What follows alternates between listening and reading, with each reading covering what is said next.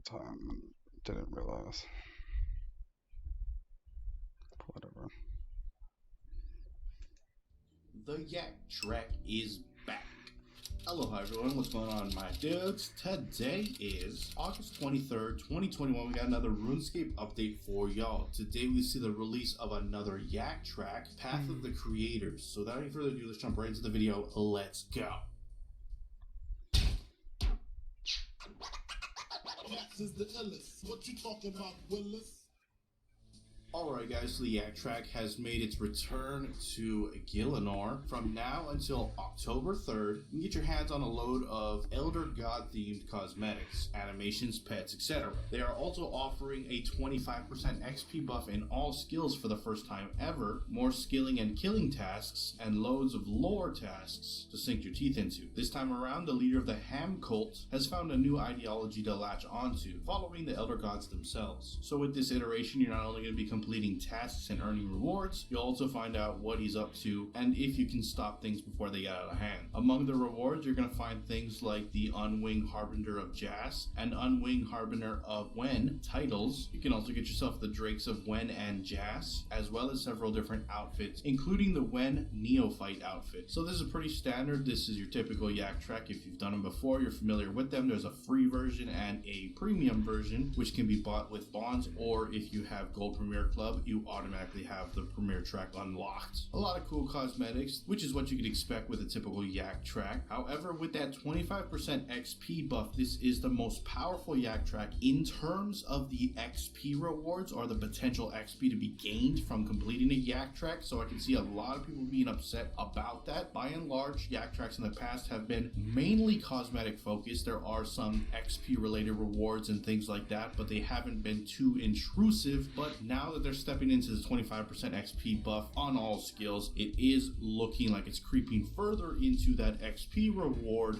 aspect, which if you are against that, I highly recommend voicing your opinions to Jagex, and hopefully this ends up just being an experimental thing for this track only, and they realize that this is something the community does not want, if that is what the community doesn't want, and then ultimately it never seeing the light of day going forward. Let me know what you guys think about it in the comments below. That said, we're going to now shift on over to the patch notes and see what's been changed in today's update, so let's check it out. Starting off with UI, they've made some improvements, updated the mobile and desktop chat system to use Noto-sans font type, expanded the chat font size to include values between 10 to 22, incrementing by values of 2. Next, we got Sentistan Archaeology. Beautiful stained glass windows now appear in Sentistan's Cathedral, and there was a hotfix where clicking outside the interface no longer prevents players from unlocking the special research Complete the Pattern, Solve the Puzzle. Looking at mobile changes, when sending a private message from the friends list, your chat window will now automatically switch to the private tab. Likewise, sending a message to other channels will now switch you to that channel. The friends chat and clan chat lists are now visually consistent with all the other chat options on mobile. A new blocking layer has been added to the mobile chat box, and they fixed an issue which caused new mobile users to log into the game without a ribbon. Looking at the Birthorpe path, they have moved the high tanning option on the Birthorpe crafting tutor to a separate tanner NPC at the edge of the cow field so that interacting with the crafting tutor is less complex. Adjusted the background color for the activity tracker ribbon button from blue to green to match the quest icon and adventure's parent ribbon button. Additionally, tooltips for the ribbon buttons no longer overlap and are positioned based on the location of the ribbon. User interface tutorial pop-ups on desktop now use the same font size as on mobile so that tutorial text is more comfortable to read and digest. Looking at the latest Ninja Strike, players yet to log in since the action bar update will not have their additional action bar positions reset on custom interface layouts when loading them for the first time. Lastly, looking at some other changes, they have made several improvements to the Restless Ghost quest. Graphically updated the Restless Ghost with the exception of his hat and his muddy skull. You may now interact with the coffin to put the skull inside, updated various feedback messages that were only visible if chat was open to info boxes, and they've modernized the conclusion scene and resolved various defects. The prepare option on the cooking tutor's table in Beneath the Cursed Tides quest is now hidden when the player has finished preparing seaweed for the chef, instead of triggering a conversation with him that may have the wrong chat head if the chef is no longer Crassian. Fixed an issue which stops store assets from being rendered on mobile for German, French, and Portuguese localizations. Fixed an issue which prevented telekinetic grab in the mage training arena.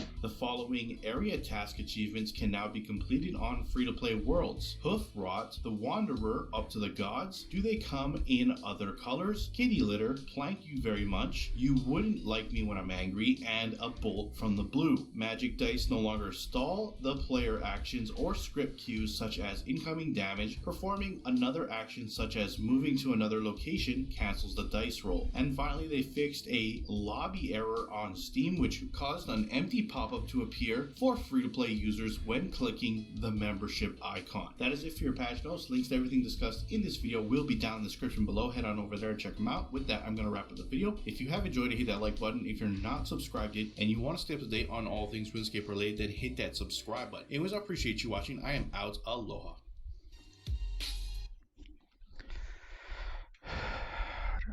How does one recover from having a streamer for 24 hours and not realizing? I don't know, but at least I'll try.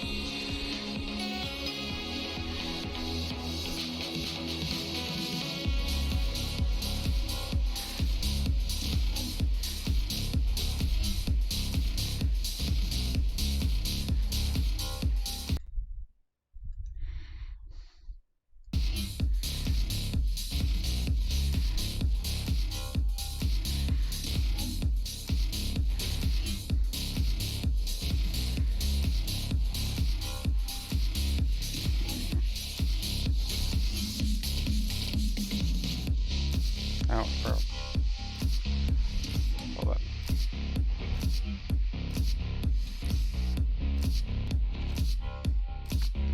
That's an interesting feature.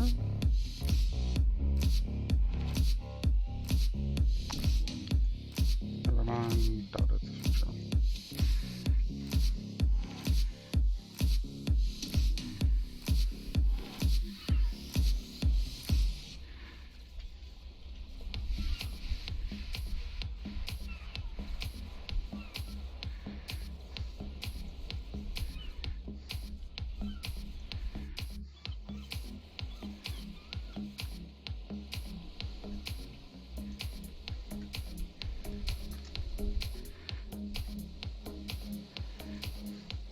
Hi, it's so cool to see you again. Well, I was about to go on one, but I could use a little advice if you're up for it. I'll give you some of the treasure I find as a thank you. Okay, so I've decided I need to pitch my fighting skills against scarier opponents than chickens.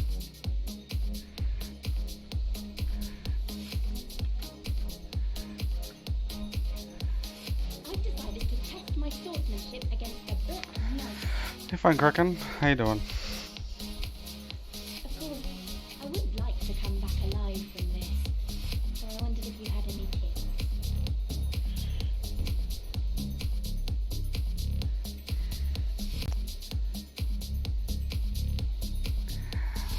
I did not realize that I kept my stream on for nearly 24 hours without realizing. So, Why? It sounds... No, I'm sure it's right. You're never wrong. I was trying to disarm you at range, but it's tricky. What do I do? no, I thought I ended my stream when I went to sleep. So, it's just playing the audio from my house.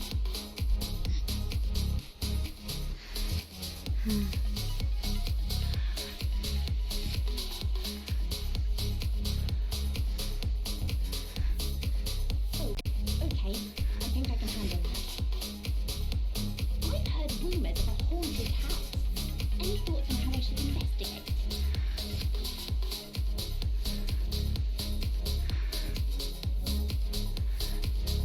Thanks for the advice. You're the best.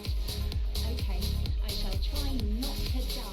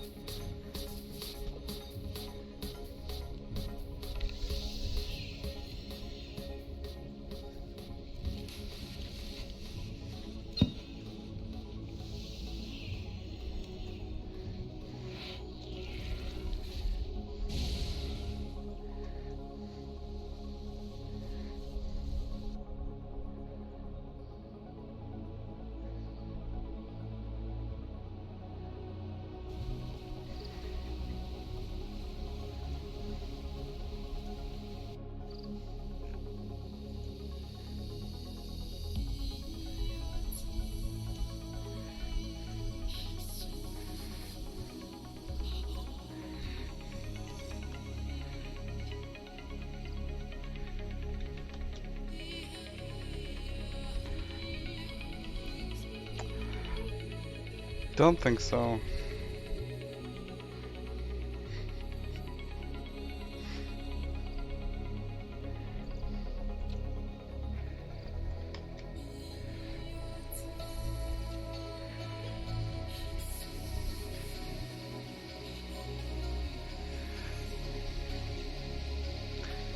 He was live earlier today, but I'm not sure if anything got picked up or not.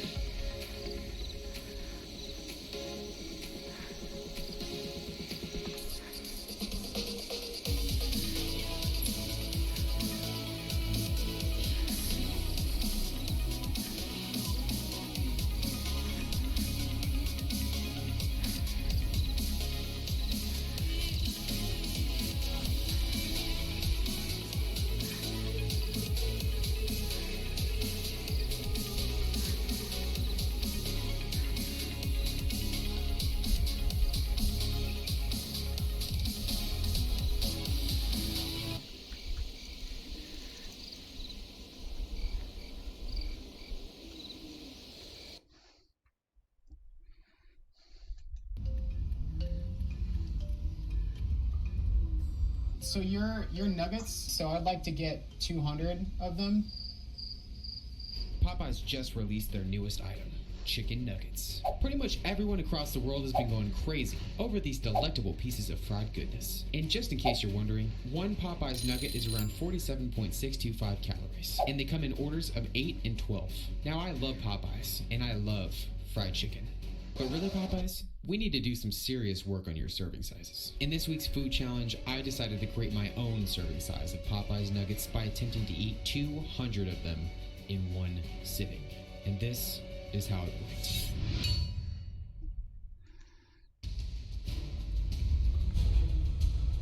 How's it going? So your nuggets, what's the sizes for those? Like, how many can I get?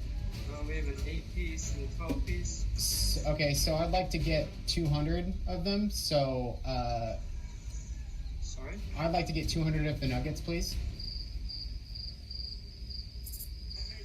I just need one quick moment. No problem. So you said 200 nuggets, anything else? And can I get 2 Diet Cokes, please? Alright, did you want exactly 200? So exactly 200 would be great. All right, thanks so much.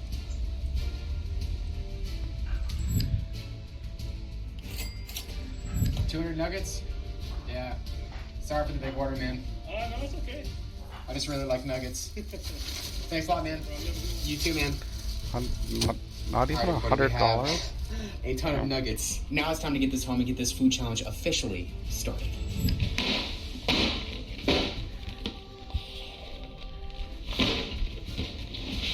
This is gonna be a lot of nuggets. That's probably too small. That's what she said.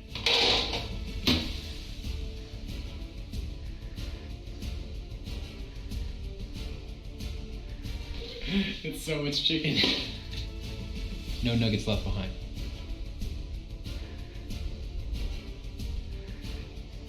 I feel like I'm playing Jenga. No.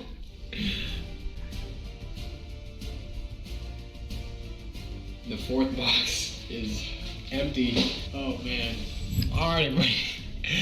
Man, I just can't even. Oh man, I can't even see you guys over this. Oh. I can't even really address you guys right now because there's this massive pile of nuggets on my table. There we have it, folks. 200 Popeyes chicken nuggets right here. I just gotta say, I love chicken and I am legit super excited for this. This is like a lot of dipping sauce. Okay, so we have ranch, mustard, buffalo, barbecue, sweet heat. I also have some other sauces on the side right here. I got some honey racha at the store. This is brand new. We have some Ket chili. Shout out to Heinz for gracing us with ketchup and chili in one bottle and combining the words ketchup and chili into one. Really cringy word. So we have that right there. I got something else too. Something that's gonna be very needed. I got some wow sauce. If you guys didn't watch the 50,000 calorie cheat day challenge and you don't know about wow sauce, let me just tell you it's my own secret creation. So I got that to the side right there. Everyone, this is around 9,500 calories worth of chicken nuggets. There's gonna be some flavor fatigue in this one. And like usual with fried chicken challenges, the roof of my mouth tends to take quite a beating. But hopefully I can get through this one. I have some Diet Coke over here. Now that I think about it, 9,500 calories is a lot of food, but I didn't get dessert. Maybe if I'm still hungry. Anyways, everybody, this is the 200 Popeyes Chicken Nugget Challenge. Let's do this.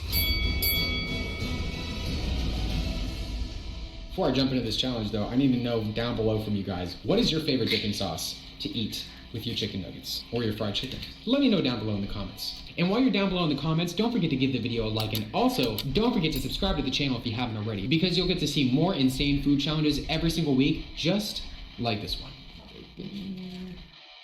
There we go. I really hope I like these, because that would really not be awesome if these weren't very good. 3, 2, 1.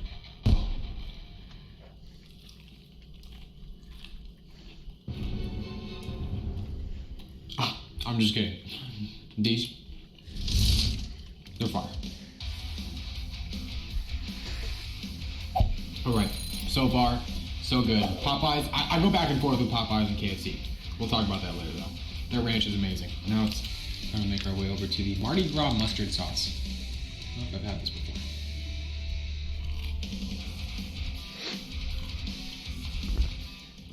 No, thank you. For real, dude.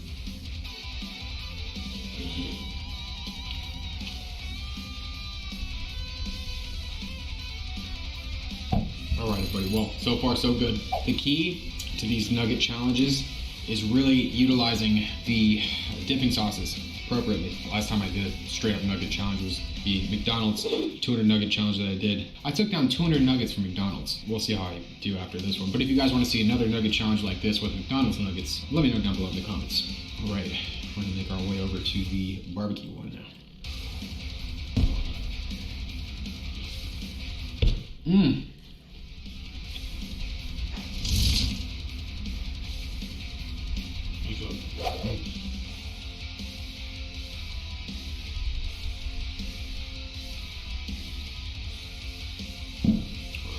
Alright, well, barbecue sauce has been exhausted.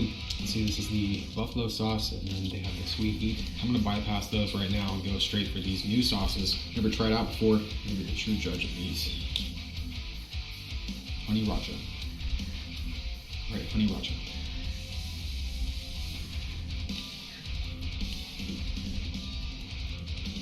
Not bad. Honey Racha sauce is solid, and that's coming from me, everybody. Someone who doesn't really tolerate spicy things. No, it's not really spicy at all. Next, we're gonna do the ketchup chili sauce.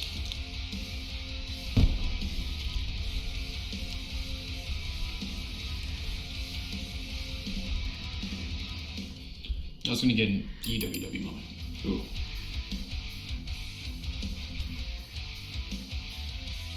Alright, everybody, well, so far it's going as good as it can go.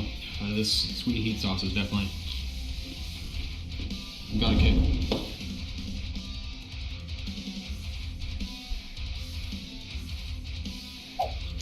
Gotta go down. Thank goodness we have another. Oh, excuse me. Now we gotta get to the wow sauce. This is a new batch. Hopefully it's gonna be wow-licious.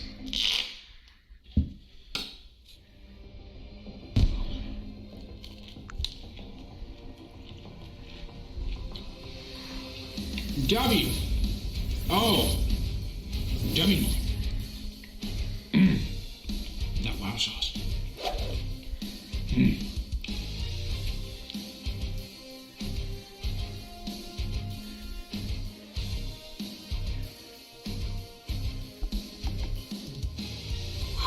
I know there's gonna be a lot of questions from you guys about the wow sauce, okay? I just gotta say that the wow sauce it's legendary, okay? And you know, if this video gets 30,000 likes by next week's food challenge, assuming I make it through this one, I'll give you guys a recipe for it. But this video's gotta get 30,000 likes, so. Smash it.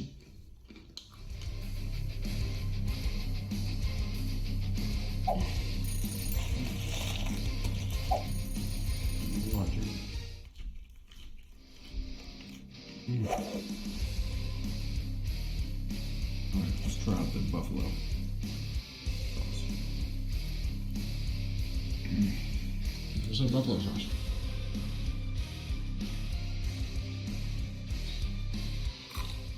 Oh, the roof of my mouth is starting to really take a beating. It's actually really not starting to. It's definitely taking a beating.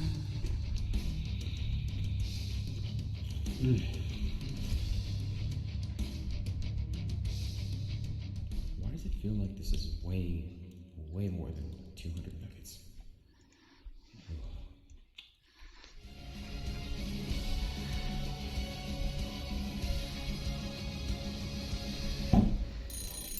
Everyone, I just gotta say, when I first heard that these chicken nuggets were coming out, I had my doubts, okay? But when I saw my man Game Drops release his Popeye's chicken nugget video, I was like, you know what? I'm going there and I'm getting those. And I'm doing a challenge. So you know what? Big shout out to my man Dane, the king of food reviews. You guys gotta go check his channel out. You have no idea. I'm gonna get back to this. Just chicken. It's proteins.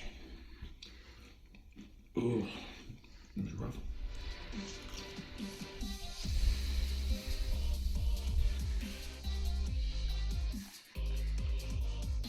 Oh man, woo, man! I'll tell you what, folks. These high sodium challenges, actually like high fat, high sodium, high protein, high everything challenges, they get pretty brutal.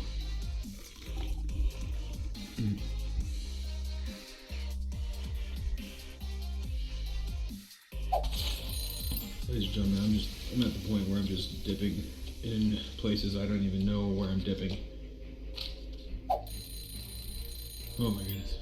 I don't know if that's a burp or something else. Hopefully it's not something else. I can't burp. Please burp.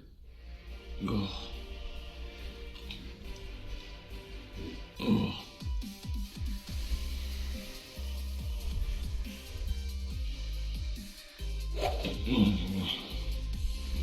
Oh.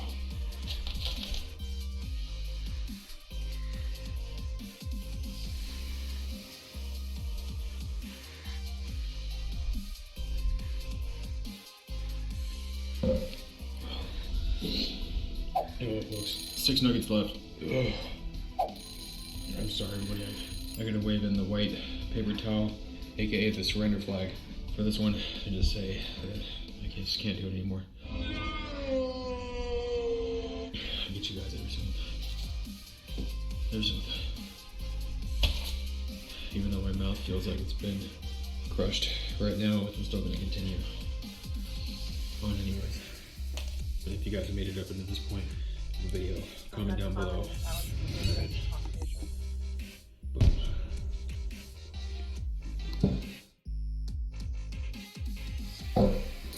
Just like that, everybody. That has been 200 Popeyes chicken nuggets. I can't believe I'm about to do what I'm about to do, but I'm about to do what I'm about to do. You guys know I love Reese's and I love Kit Kats, so I thought I would end tonight with a little dessert. Not the biggest fan of fruity cereal, but I do love Kit Kats.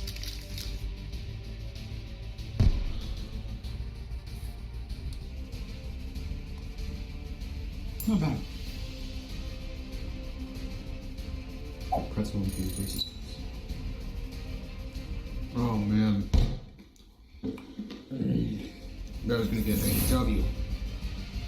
Oh.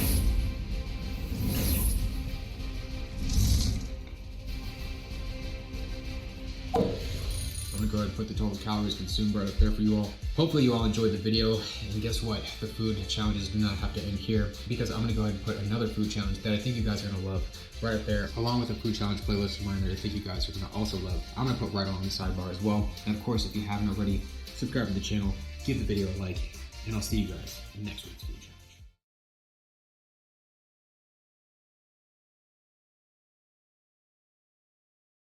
Ooh, yes. I love sugar. I also love fast food. I mean, who doesn't love the two? It's known that fast food contains an incredible amount of calories, fat, and sodium. But what about the sugar? One slice of Reese's Peanut Butter Cup cheesecake from the Cheesecake Factory contains about 125 grams of sugar. That's about 4 days worth of sugar for the average man. In this food challenge, I attempt to eat the 10 highest sugar items in fast food in one sitting. This food challenge definitely got pretty sweet. It's time to eat all the sugar.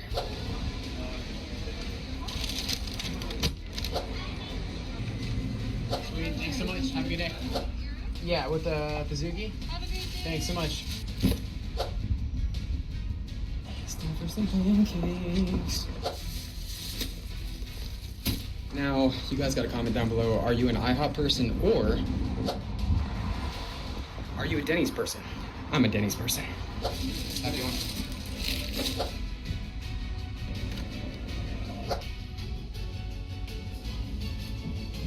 Alrighty, everybody, we have all of our sugary treats. Now it's time to get this home and get this food challenge officially started. Man, this is gonna be insane. All right, folks, so we have a lot of bags on the table. A lot of different fast food items to be consumed tonight, everyone. Before we get started, Electric Empire, I need to know down below in the comments, all right? We have Cinnabon, we got Denny's, we got IHOP, we got BJ's, we got Cheesecake Factory, we even got Jamba Juice over here. I got some Dairy Queen in the freezer along with some Baskin Robbins, but I need to know down below, very, very important, what is your favorite sugariest, is that even a word? Sugariest? Highest sugar? Whatever. Sugariest. I'm gonna go with that. What is your favorite sugariest fast food treat out there? Let me know down below in the comments. Now that I've gotten that out of the way, I'm gonna be doing this food challenge a little bit differently. Since I'm gonna be attempting to eat the 10 sugariest items in fast food, and being the sugar connoisseur that I am, if you guys are new to the channel, I feel like I'm pretty good at eating lots of sugar. So that being said, I'm gonna break this into 3 rounds. In each round, I'm gonna be letting you all know what's worth it and what's not worth it. And at the very end of the food challenge, assuming I make it there, I'm gonna be crowning a winner for the most delicious, sugariest item in fast food. So be sure to stick around until the end of the food challenge for that. I'm also gonna be showing you all a sneak peek of next week's food challenge. Cool, it's gonna be epic. Anyways, everyone, I got a lot of calories to eat, so without further ado, this is me attempting to eat the 10 highest sugar items in fast food. Let's do this. It's gonna come in handy. You guys know the drill. Give the video a like if you happen to poop today. And while you're down there giving the video a like, don't forget to subscribe to the channel if you haven't already, because you'll get to see more crazy food challenges like this every single week. Now it's time for round number 1 to begin. Alright, so first things first, we got some Jamba Juice. This is the peanut butter mood at Jamba Juice. Looks delicious. And then I got Denny's over here. Yeah, definitely gonna have to jazz those pancakes up. Beautiful. I also forgot to let you guys know I got some Doritos 3D. Okay, these are gonna really help with the flavor fatigue here. I gotta start with these pancakes first. Alright, everybody, 3, 2, and 1.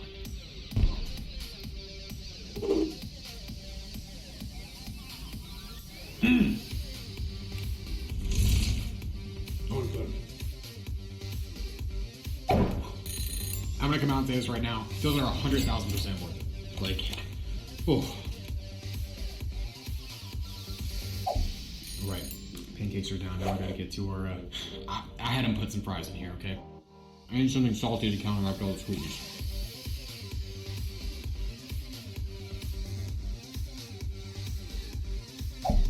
Alright, everybody, well, first 2 items are down. Chocolate peanut mood, whatever this is called.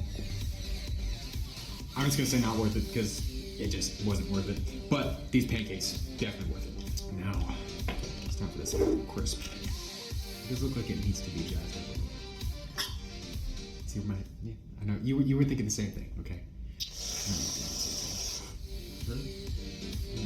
Yeah, why not? I've tried it before. Maybe it'll be good.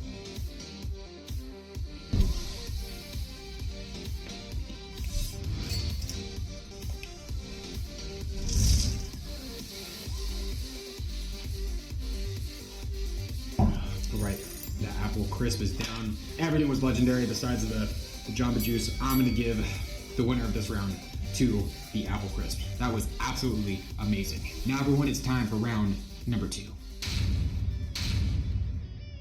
Put that like right there. I'm feeling Dairy Queen.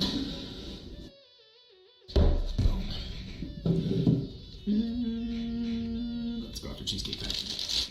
There we have it. That is the Reese's Extreme Cheesecake. Cheesecake Factory right there. It's kind of falling over, unfortunately, but hey, you know, it's still a cheesecake. And then we have an item that's meant to serve 4 people, between 2 to 4 people, according to Cheesecake Factory.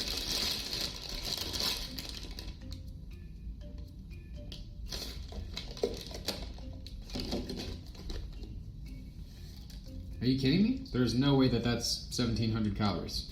It serves 2 to 4 people. Is this for real, dude? I feel like I just got ripped off. No shade, Cheesecake Factory, but what are you talking about, man? This is just unacceptable. There's just no way we're doing that tonight. Yeah, I clearly have to jazz this up. Clearly. Supposed to be a lot of jazzing. It's supposed to be a jazz concert in here. Like, are you kidding me, Cheesecake Factory? Like, come on. I mean, you can make that 1,300 calories. This is the Godiva dessert on their menu. I mean, I don't know. Good thing I always come prepared. I always like jazzing things up. You guys know me. So I came prepared with some ice cream, you know, because we already have a banana split in the freezer for this. Alrighty, ladies and gentlemen. So I feel like I've jazzed this up thoroughly. Actually, not thoroughly enough because we need to do the Godiva sauce mix. Ooh, yes. There we go.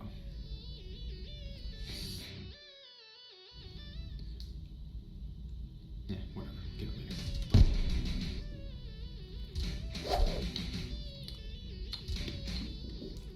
That's good. I wonder how much sugar I've eaten this year. Actually, I probably will.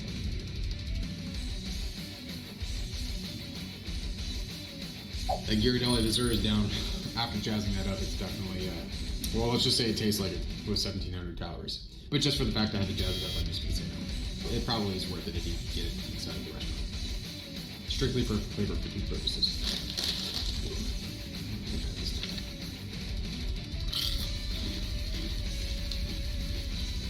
Not bad.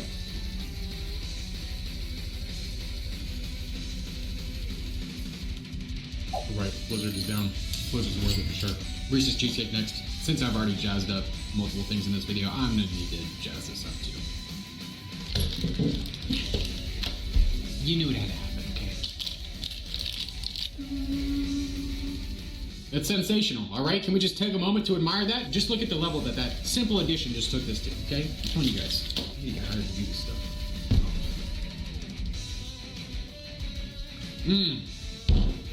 W. Oh. Just.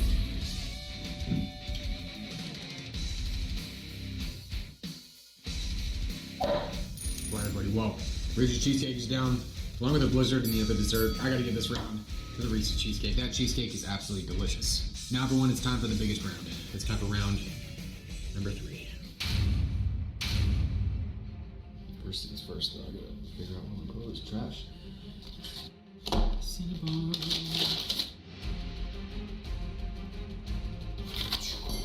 I got a bazooki. Ice cream soup. Not excited. I really feel like I need to take this up a few more notches. Got an idea. Alright, everybody, this is the last item. I mean, it was supposed to be a banana split. As you can see, it, well, doesn't really resemble a banana split, but I mean, trust me, there's bananas in there.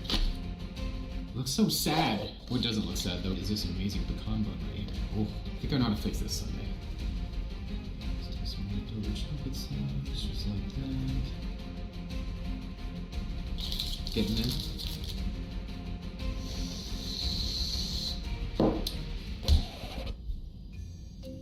Now, I know what you're thinking. You're going, Eric, what are you thinking about doing to that sundae? And everyone, I have to remind you all that this is a sugar challenge. Sometimes I do things that are just a little bit reckless, okay? And, you know, I pay the price for them, usually the next morning. This is most likely going to be one of those things, okay? Sometimes I just believe in going above and beyond, okay? When you don't really need to. This is a perfect example of that, okay? Don't worry, just like 8 sugar cubes. It's not a giant one. That would be ridiculous. I mean, who would want to do that?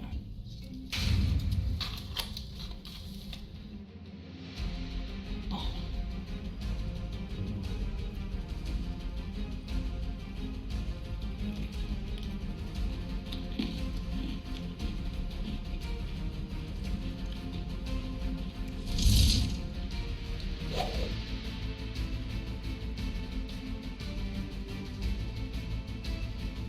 Sunday's amazing. I mean, there's some banana for my friend today.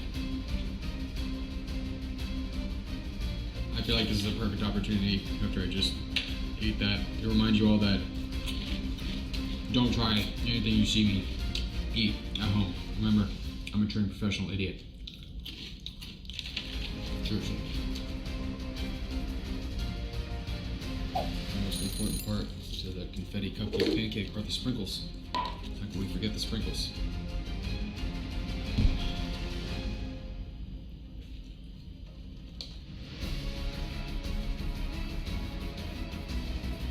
Thank goodness for the Diet Coke. Maybe I should put sugar on these pancakes. Actually, it'd probably be overkill. Incredible. Well, pancakes are down. Yeah, I'm gonna say that those pancakes are not worth it because they're not worth it. Got a lot better pancakes in my life. This Sunday was most definitely worth it tonight, but it's not gonna be worth it tomorrow. We have this glorious pecan bun right here and this bazooki from BJ's. And since the ice cream was a little bit melted earlier, you can just add our own ice cream. Tonight, I'm good with one scoop. I don't want to go too crazy.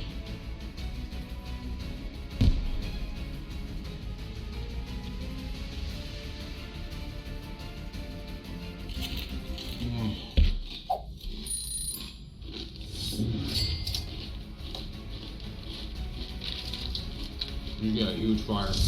No, shout out to Doritos. Okay. And our final item tonight is the Cinnabon pecan bun.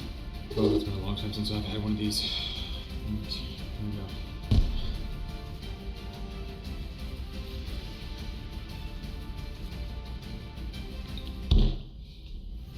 Yummy. Oh. Yummy.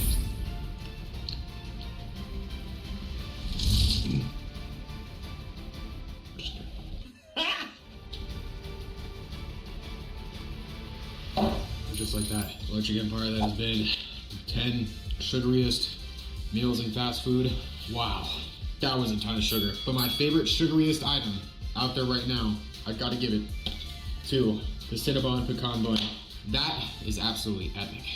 It's almost as epic as next week's food challenge. Man, spinach just sounds absolutely amazing right now. Yeah, did you really think I was serious? Come on, people. Who craves spinach?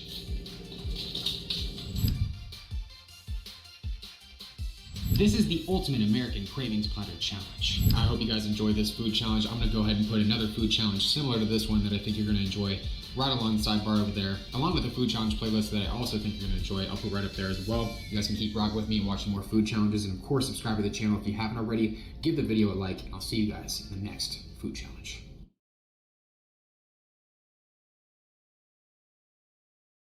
Just look at it. One massive platter full of the most highly craved foods in the history of mankind. Everyone has cravings. Some people go for salty food, some people go for sweet food, some people even go for sour food. Me, I go for everything. In this food challenge, I attempt to consume the most highly craved foods ever, all piled on one massive platter. This is how it went.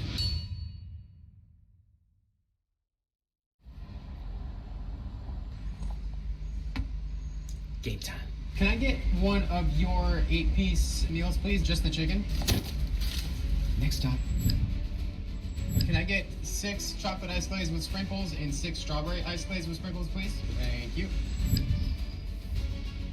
I'm gonna go ahead and get 3 Big Macs, please. Can I get those with no pickles and no lettuce on them? 3 large orders of fries, 2 medium Diet Cokes, please. Thanks, man. Appreciate it. Alright folks, we have a McDonald's along with our other goodies. Now it's time to make an epic platter of deliciousness. What I'm actually craving isn't fast food. All these weeks of eating all this junk food. Man, spinach just sounds absolutely amazing right now. Did you really think I was serious? Come on, people. Who craves spinach? Let's make our epic platter of deliciousness. This epic platter starts with 2 breakfast staples, donuts and pancakes, all stacked to perfection. I felt like it was time to add something essential. McDonald's French fries. Only 1,400 calories worth though. I didn't want to get too crazy. And since I was at McDonald's, I got some Big Macs and a cinnamon roll. Obviously the big challenge here is eating all this food. The other big challenge, trying to fit all of it on this platter. Anyways, I decided it was time for some fried goodness. So I threw in some KFC and some chicken nuggets. Oh, and about 900 calories worth of egg rolls. And then it was time for the centerpiece to this epic platter of deliciousness, mac and cheese. That was followed up with a little over 1,000 calories worth of mozzarella sticks. You can't have a cravings platter without mozzarella sticks. And for the grand finale, I went with 3 massive cupcakes, with extra sprinkles of course, with a side of chewy, delicious Chips Ahoy cookies. 13,000 plus calories of deliciousness. Oh my gosh. Everybody, can we just take a moment to just admire that? That is a massive platter of deliciousness. I know I probably said that like 8 billion times in this video, but here we are. We have it. The massive platter of deliciousness. Ladies and gentlemen, we have McDonald's, we have fried chicken, we have egg rolls, we have amazing looking cupcakes, cinnamon rolls, cookies, mozzarella sticks, donuts, pretty much all the foods that you can possibly crave at one time. That being said, everyone, I think it's time to get into this food challenge. Without further ado, my friends, my family, members of the Electric Empire, this is the ultimate American Cravings Platter Challenge. Let's do this. All this food, it just has my heart. Oh, and speaking of hearts, what you guys should go do down below right now is give that video a like, even though the like is a thumbs up button. Anyways, guys, smash that like button. Also, subscribe to the channel if you haven't already, because you'll get to see more food challenges just like this every single week. And if you still haven't liked the video yet, second opportunity, because you can smash that like button if you poop today. I think we should start with breakfast first. Cannot eat those without syrup. We got our syrup. Now it's time to get this challenge started. Yes. Did you feel that? Did you feel? I felt that. Gotta love those moments. All right, everybody. It's time to get this started in 3, 2, and 1. Boom.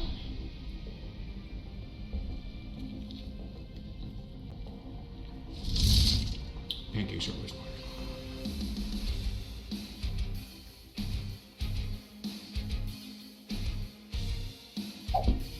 All right. So far, so good. I love breakfast food. And speaking of more breakfast food, we gotta get into these donuts right here. Krispy Kreme.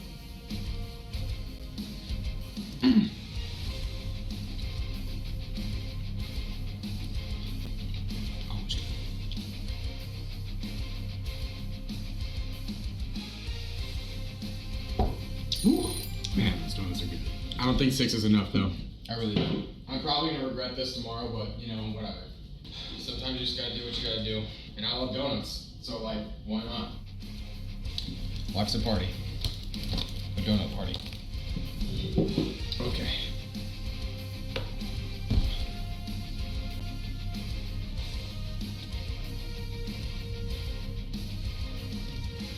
You guys see that? No pickles.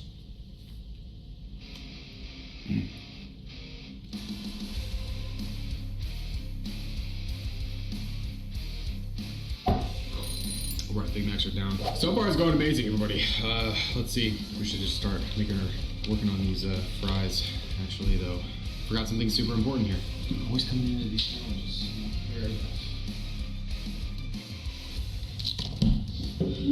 I mean, I'm sure you guys definitely know what's coming. If you guys are new to the channel, we exoterize around here. And if you don't know what exoceration means, well, you're about to find out. All you gotta do to exoterize, just get some wild sauce, just like so. There we go. That was a really bad exit, but that's wild sauce. Sometimes it doesn't always come out looking pretty.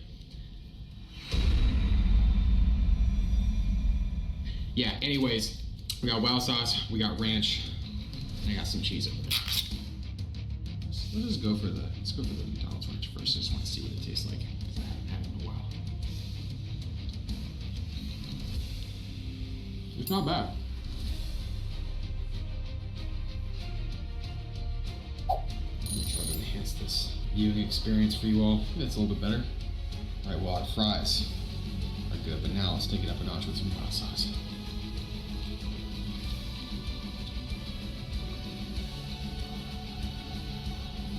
W. Oh. W.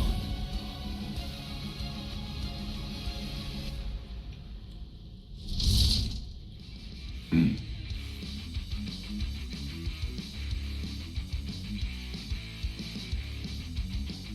wonder if this is what it's like to be pregnant.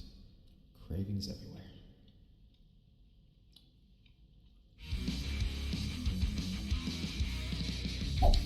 Alright, everybody, well, our fries are all down. Everything so far is going great. This is quite a unique challenge, okay, because I'm eating all my cravings for the day. I feel like I need to address that right now. The elephant in the room, there's going to be people out there that are going to be like, why do you have sweet food right next to savory food? It's just weird. And everybody, have you not tried chicken and waffles before?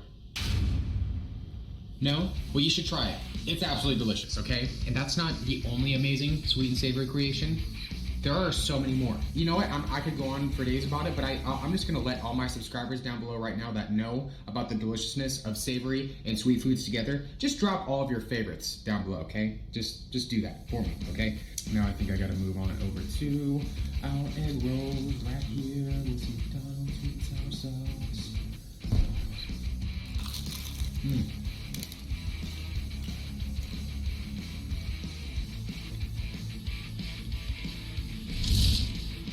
Oh, good.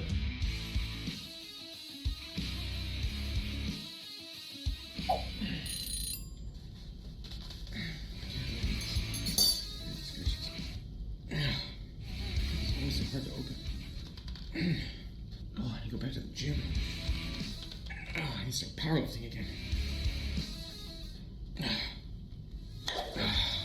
Goodness. Next on our list, we have some fried chicken. And I've done this before, and yes, it's extremely unnecessary, but I'm doing it again. We have fried chicken and cheese. I'm gonna move that away from the donut, because that's one combination I won't indulge in.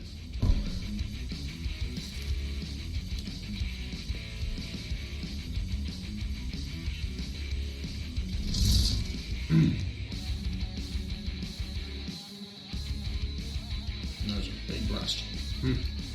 Yep, I have the maturity of a 12-year-old boy.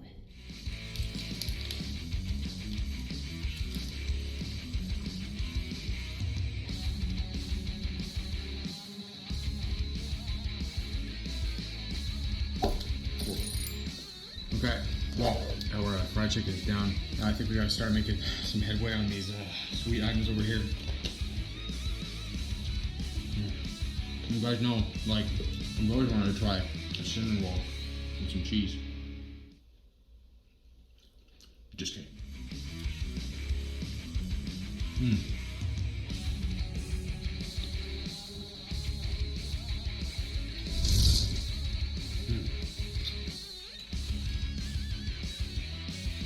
Team crunchy cookie or team chewy cookie?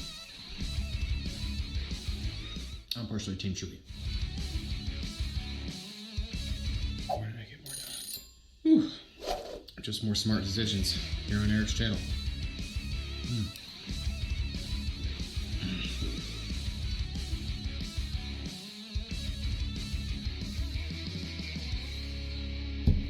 Okay, folks, well, looks like we have 3 items left. We have these mozzarella sticks, mac and cheese right here, and then these 3 massive cupcakes. Sauce right here. Mozzarella sticks and wild sauce. See that?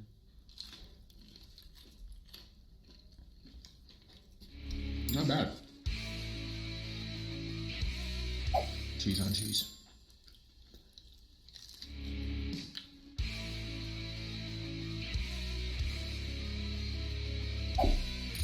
Right. Pancakes and mac and cheese. Cupcakes and mac and cheese left. I'm just warning you all right now, this is not going to be pretty. There's no appropriate way out there to eat a cupcake without getting frosting all over your face. So let's just get it out of the way.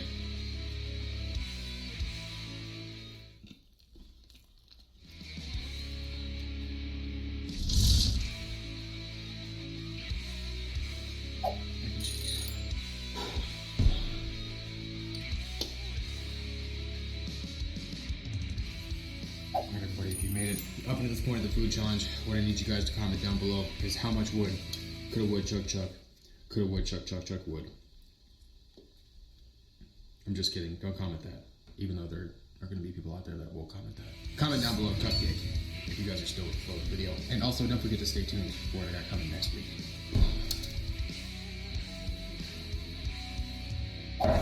Whew. And just like that everybody, that has been another food challenge. Hopefully you guys enjoyed it. I'm going to put the total calories consumed right up there, along with the total macros. Those will be right up there as well. And like I mentioned, I got something big coming next week. Alrighty guys, so we are at the mall right now. I'm gonna give myself 2 hours to take down as many calories as possible. Without further ado, it's time for the ultimate American Food Court Challenge. If you guys enjoyed this food challenge, the party does not have to end here. I'm gonna go ahead and put another food challenge similar to this one right along. Just another day at the office. The food court, a wondrous place where millions of people dine every single day. Wetzel's Pretzels, Panda Express, Shake Shack, Mrs. Fields Cookies. The possibilities in a food court are endless. And in this instance, the calorie limits are also endless. In this food challenge, I'm giving myself 2 hours to eat as many calories as possible in a food court. This is the Unlimited Calorie American Food Court Challenge. Alrighty guys, so we are at the mall right now because I'm about to take down a ton of food. My boy Will Tennyson recently did a video and called me out, challenged me to take down 10,000 calories from a strip mall at 4 different places. But since I'm at the mall and there is a lot more than just 4 places, I figured I would try to take down as many calories as possible at the mall. I'm gonna give myself 2 hours to take down as many calories as possible. But I do have a calorie minimum and I'm gonna set that at 20,000 calories. So 2 hours, 20,000 calories. This challenge is gonna be super difficult because I have no idea how many calories is gonna be in the food I'm gonna be eating. And plus I have no idea how long it's gonna take each place to make all the food. So I'm just gonna figure this one out as I go. But everyone, this is gonna be a lot of food. Without further ado, let's get into it. First up, ooh. How's it going? I actually wanted to order one of your custom cookie cakes. Can you do something like this? Chocolate with sprinkles? Okay, cool, thank you so much. Before we start the 2 hours, it's time to scout out the food we have. This is a pretty big food court. Who knows what's gonna happen here? I just hope we don't get stopped by security. We're filming. Ramen, Panda Express. This is hard. You gotta have like strategy. Oh, Wetzel's Pretzels. Oh yes, okay, well we got cupcakes here. That's definitely happening. All right, you guys, before we get into the action right now, you gotta comment down below with what your favorite food court food place is. Drop a comment down below. Oh, we got Shake Shack. Shake Shack. That's also definitely happening.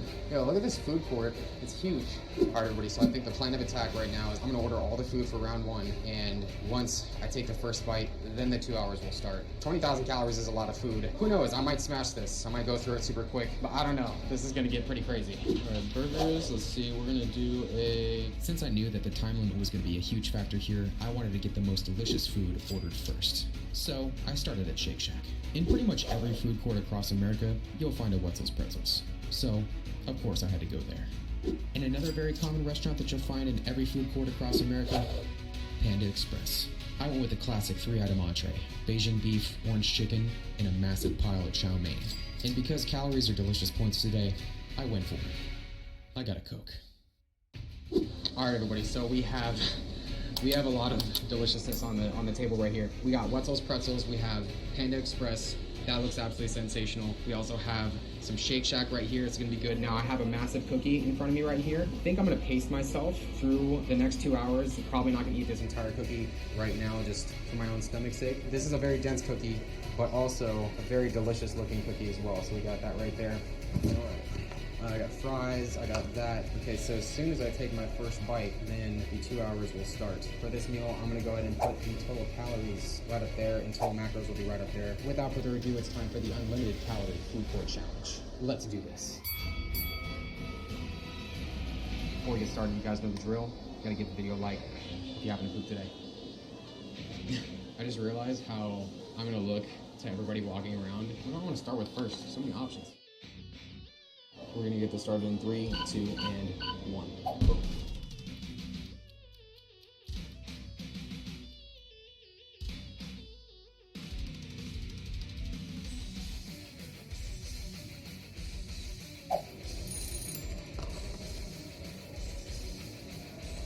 Further down. Can't go wrong with Shake Shack. Cannot go wrong.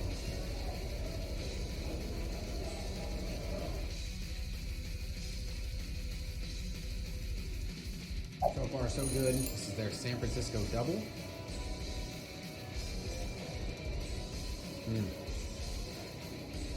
That's gonna get a fire.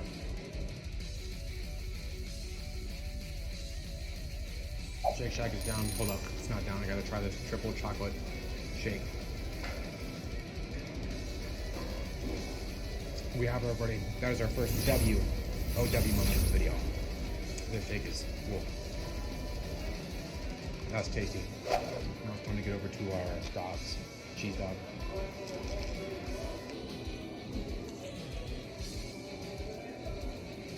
Cool.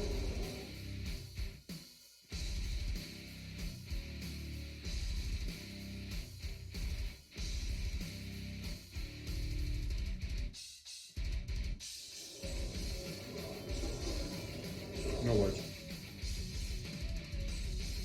Now it's time for our pizza bites. This looks sensational.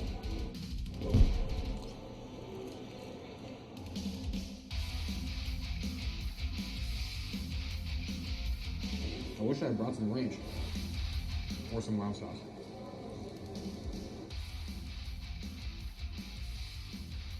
Oh man, there's nothing like a tray of Panda Express. Boom.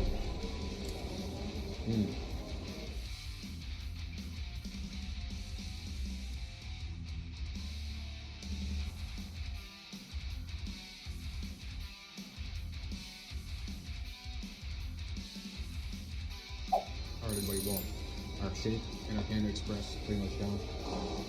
So far it's going absolutely amazing. Now it's time to get into this massive cookie right here. This is gonna be legendary.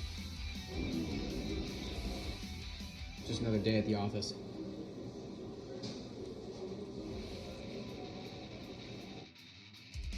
By far. Oh. That tastes like a 5,000 calorie cookie. Goodness gracious.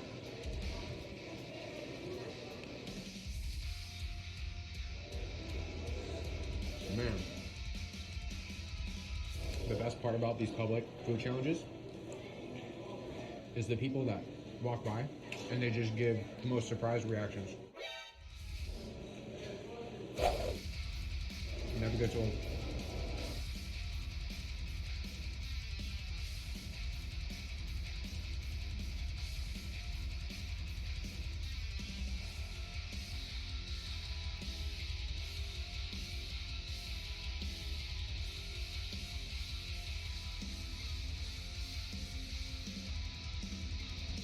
Alright, so we're 28 minutes in right now. Got probably about 65% of the cookie down. Feeling good so far. Forgot one thing that I really need to know about here. You know what my fortune is. Yeah, this is my motto right here. Set your sights high, along with your calories. I'm gonna go ahead and put the total calories consumed right up there, and total macros consumed will be right over there as well. Now I think it's time to set out and get some more food. Do your cupcakes come in like sets? Do I get like 4 at a time or like? Actually, we need to get some ice cream too. I'm sorry. I'm gonna do a 6 ounce of the strawberry cheesecake. Then I'm gonna do a 6 ounce of the birthday cake, and that's gonna be it. There you go. Awesome. Thank you. Thank you so much. You have a good day. All right. Bye. Bye bye. Thank you. All right, everybody, so we're back. It's time for round number 2. So we're about an hour and 14 minutes in right now. We gotta get this started. I got ramen right here. My first time ever trying boba. We got some boba tea right here. This is an Oreo brulee boba milk tea. All the sweetness in there. I got some sweet potato fries right here. Some delicious looking mac and cheese. Some gourmet cupcakes as well right there. I got the rest of the cookie. Some strawberry cheesecake ice cream. Some birthday cake ice cream, along with my Jamba Juice right here. And almost forgot my Belgian waffle. So I'm gonna go ahead and put the total calories right up there for you guys, and total macros will be right there as well. Without further ado, it's time for round number 2. 3, 2, and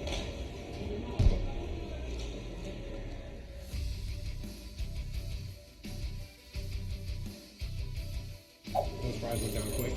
All right, now this is the Belgian waffle. It's good, but we need some sweetness.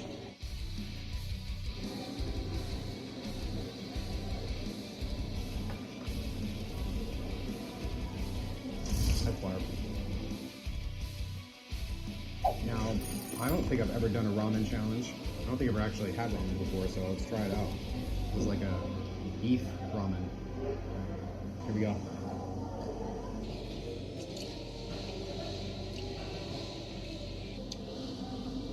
That was amazing. That was gonna get a W. Oh, W. Wow, that is some flavor right there.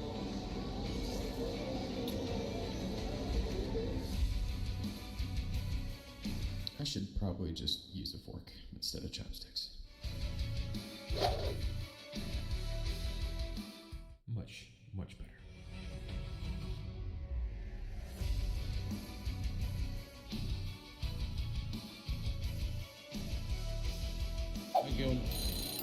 Miss Electric coming in clutch with the Diet Pepsi. Health.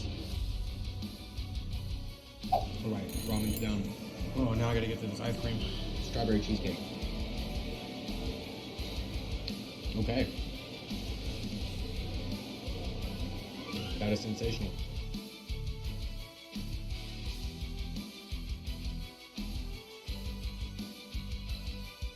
Ice cream's down. Now we gotta get to our gourmet cakes right here. I think this is this snickerdoodle right here.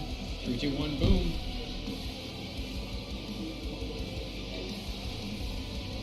That's a cream cheese frosting right there. One more fire. That's good. Wow. Right. Jamba juice is down. I don't know what this one is. Strawberry, maybe strawberry cheesecake?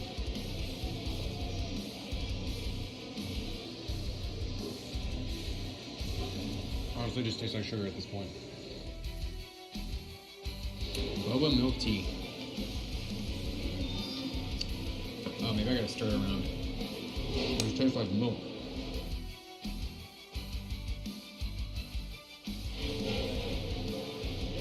Oh, wow.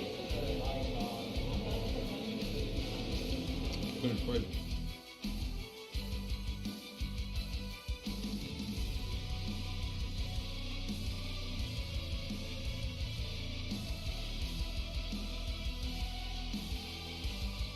Alright, cupcakes are all down.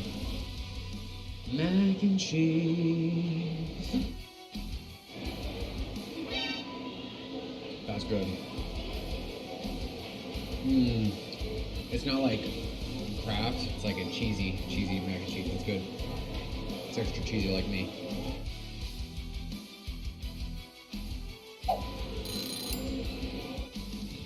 Oh man, I'm not gonna lie to you guys right now. I'm kind of over the cooking. But you know what? It's there. It's just so chocolatey.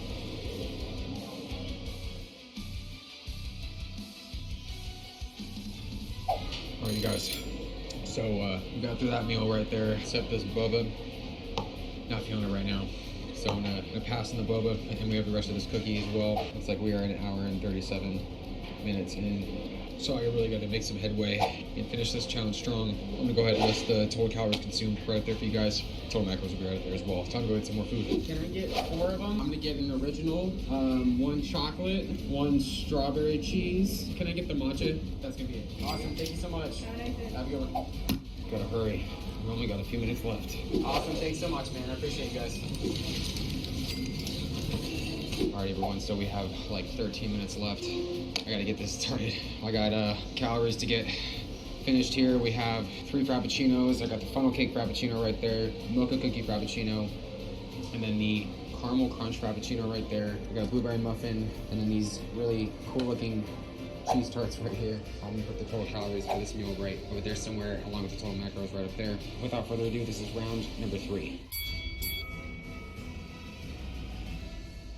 Start with these cheese tarts first.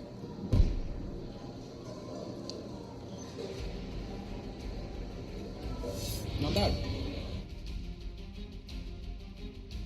They spell my name with a C. What's with that Starbucks? Come on.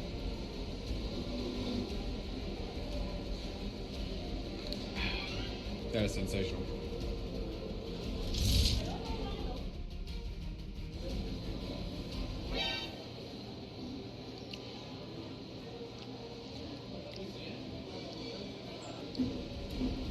That is going to get an EWW moment. Green tea, cheese tart, no thank you.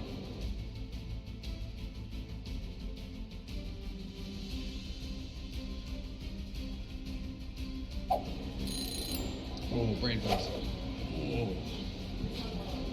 Oh, that is some serious brain freeze. Of course, Frappuccino's down. Goodness gracious. I just need to shut up and eat. I have like 8 minutes left.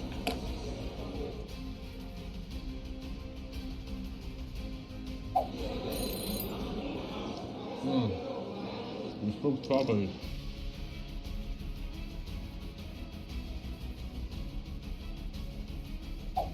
Oh We got about 5 minutes left. What was this crunch time? Well,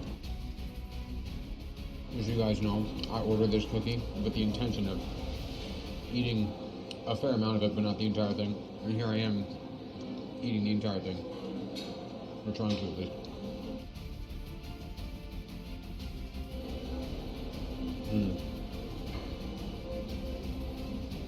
Wow, whatever that is, it's amazing. Funnel cake frappuccino, 3.5 minutes left.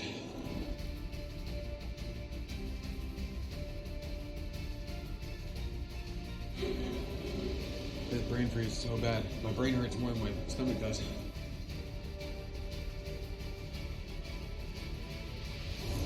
Alrighty folks, well we've officially reached the 2 hours. I'm gonna put the total calorie count right up there for you guys. And total macro count will be right up there as well. Let me know down below what you guys loved about this challenge. If you guys like these food challenges, out in public, restaurant challenges, all that good stuff, let me know down below in the comments. I'm gonna go ahead and put another video that I think you guys are gonna enjoy right along the sidebar over there, along the playlist of mine that I think you're gonna enjoy as well. Subscribe to the channel if you guys enjoyed this video and you guys wanna see more food challenges. Don't forget to like the video, and I'll see you guys in the next food challenge. It's weird, I haven't watched a Deluge video in so long. Okay, this is going to be a fun video. Tell me if you've heard something like this recently.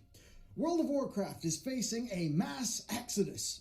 Everyone's leaving. The cities are empty, the guilds are dying, and the only people left are the boosters and the boosted. It's worse than ever before.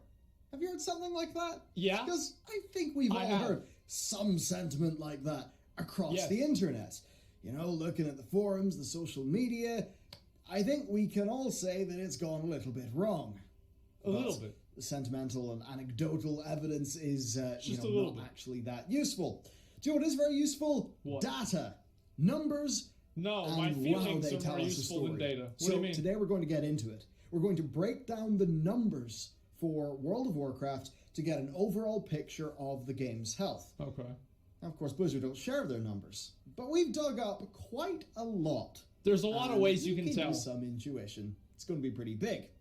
Okay. But like with your intuition, which is probably saying that it's time to get a great site together with today's sponsor, I knew it. squarespace.com/BellyerGaming, where you'll get a free trial. I knew and it. The code I knew it was Gaming coming. gets you 10% off your first. It's like whenever the vocal change, there it is. Purchase. Like the tone the link change. is down below. I knew I was about to get hit by an ad. Squarespace are the fastest and easiest way to get a great looking site quickly.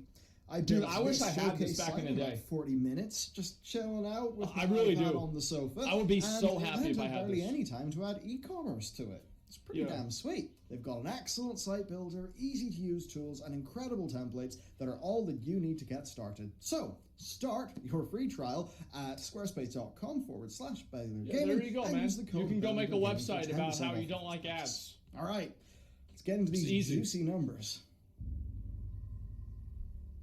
Okay, I'm not going to beat around the bush here. This might get a little dry, so here's something to wet your appetite Time is with. extremely valuable, though. That's why I'm on Twitch. World of Warcraft almost certainly has less than 2 million active players right now. A generous estimate is around the 1.6 million mark, but it could be as low as 1.2 million. And that's as of 9.1, by the way. These numbers actually don't take into account the recent explosion of bad PR. Moving from 9.0 to 9.1, World of Warcraft lost about half of its player base. I mean, literally half the active characters and half the raiding guilds stopped. Mythic Plus activity is down substantially, and PvP What the fuck? What the fuck? Look at that blue line. Oh, I guess it went away. Oh, it went away because the expansion. Yeah, of course. And BFA. PvP Yeah, I was participation confused has for a fallen second. off a cliff, as has activity there. Wow. Player retention is rather in the bin, and we do have evidence here. First boss and also, last boss. at a rough estimate, just over 10% of active characters actually raid. We'll explain that later. Okay. Now, for Blizzard overall, user numbers are actually their lowest in years. And that's actually in the same quarter as 9.1 and TBC Classic. That is crazy. Take a second for this. When do you think Blizzard's numbers have recently been the lowest? If you're thinking about sweaty orcs, pounding drums, and an I would say that they probably... I think that I think right now they are the lowest than they've ever been. I think right now. Because the difference between now and 2014 or 15 or 16, whenever WoD came out and WoD was the expansion, is that there were not a lot of alternatives for other games. I think that now, because there's a lot of other alternatives, it's easier for people to make a switch quickly and then come back later on if they want to. Expansion cut short, and then you're right. Because the last time that Blizzard's monthly active users were this low, well, it was before Legion, it was before Overwatch. In Q1 2016, they had 26 million monthly active users. In Q2 2021, despite TBC Classic going live and patch 9.1 releasing on the last day, they're back down there again at 26 million. Wow. Now, for a comparison, their peak was 46 million in 2017. That was like right after Overwatch. With Overwatch pumping, Diablo launching the Necromancer, and Hearthstone popping off, all while Legion was in the midst of patch 7.2. Which was good. But that was Mage how Tower. does this 26 million monthly active users apply to World of Warcraft? Well, it's time to bring out our secret weapon, reading in between the lines. Because when talking about World of Warcraft, all they said in their investor slides was that net bookings grew, driven by TBC Classic's launch. 6-month subs, store mounts, and the Dark Portal Pass, they did their job, right? They Turning sure did. existing users into whales, meaning that bleeding players isn't as big a deal to your bottom line. No. The most important thing is that Shadowlands was not mentioned specifically, and I think that means that they basically had nothing nice to say to their investors about it.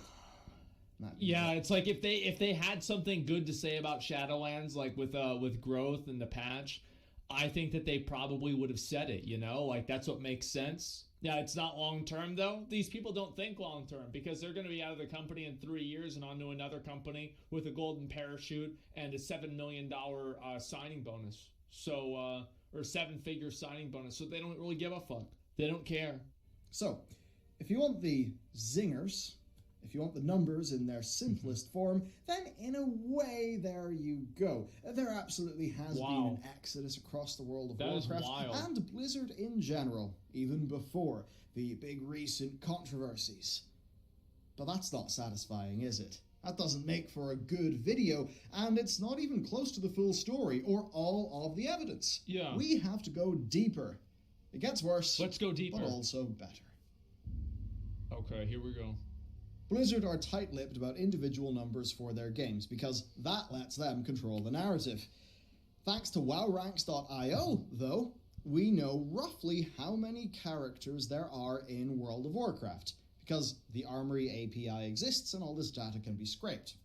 In the 28 days before August 2nd, there were just over 3 million characters who logged into World of Warcraft at least once and belonged to a covenant. On February 2nd, that same statistic was 6.1 million. That is less than half the active characters after 6 months. Not good.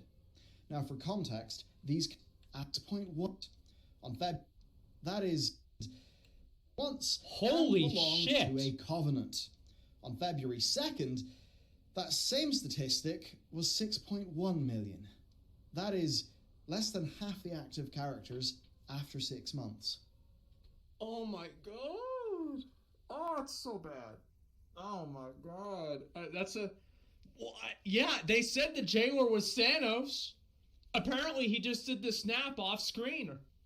It makes sense. Yeah, he did the snap off screen. The same as like most things in the plot happen. Not good. That's crazy. Now for context, these characters must be either max level or currently broke the fourth doing wall. Threads of Fate in order to have actually picked a covenant. Yeah. And that's what makes them be included in the dataset.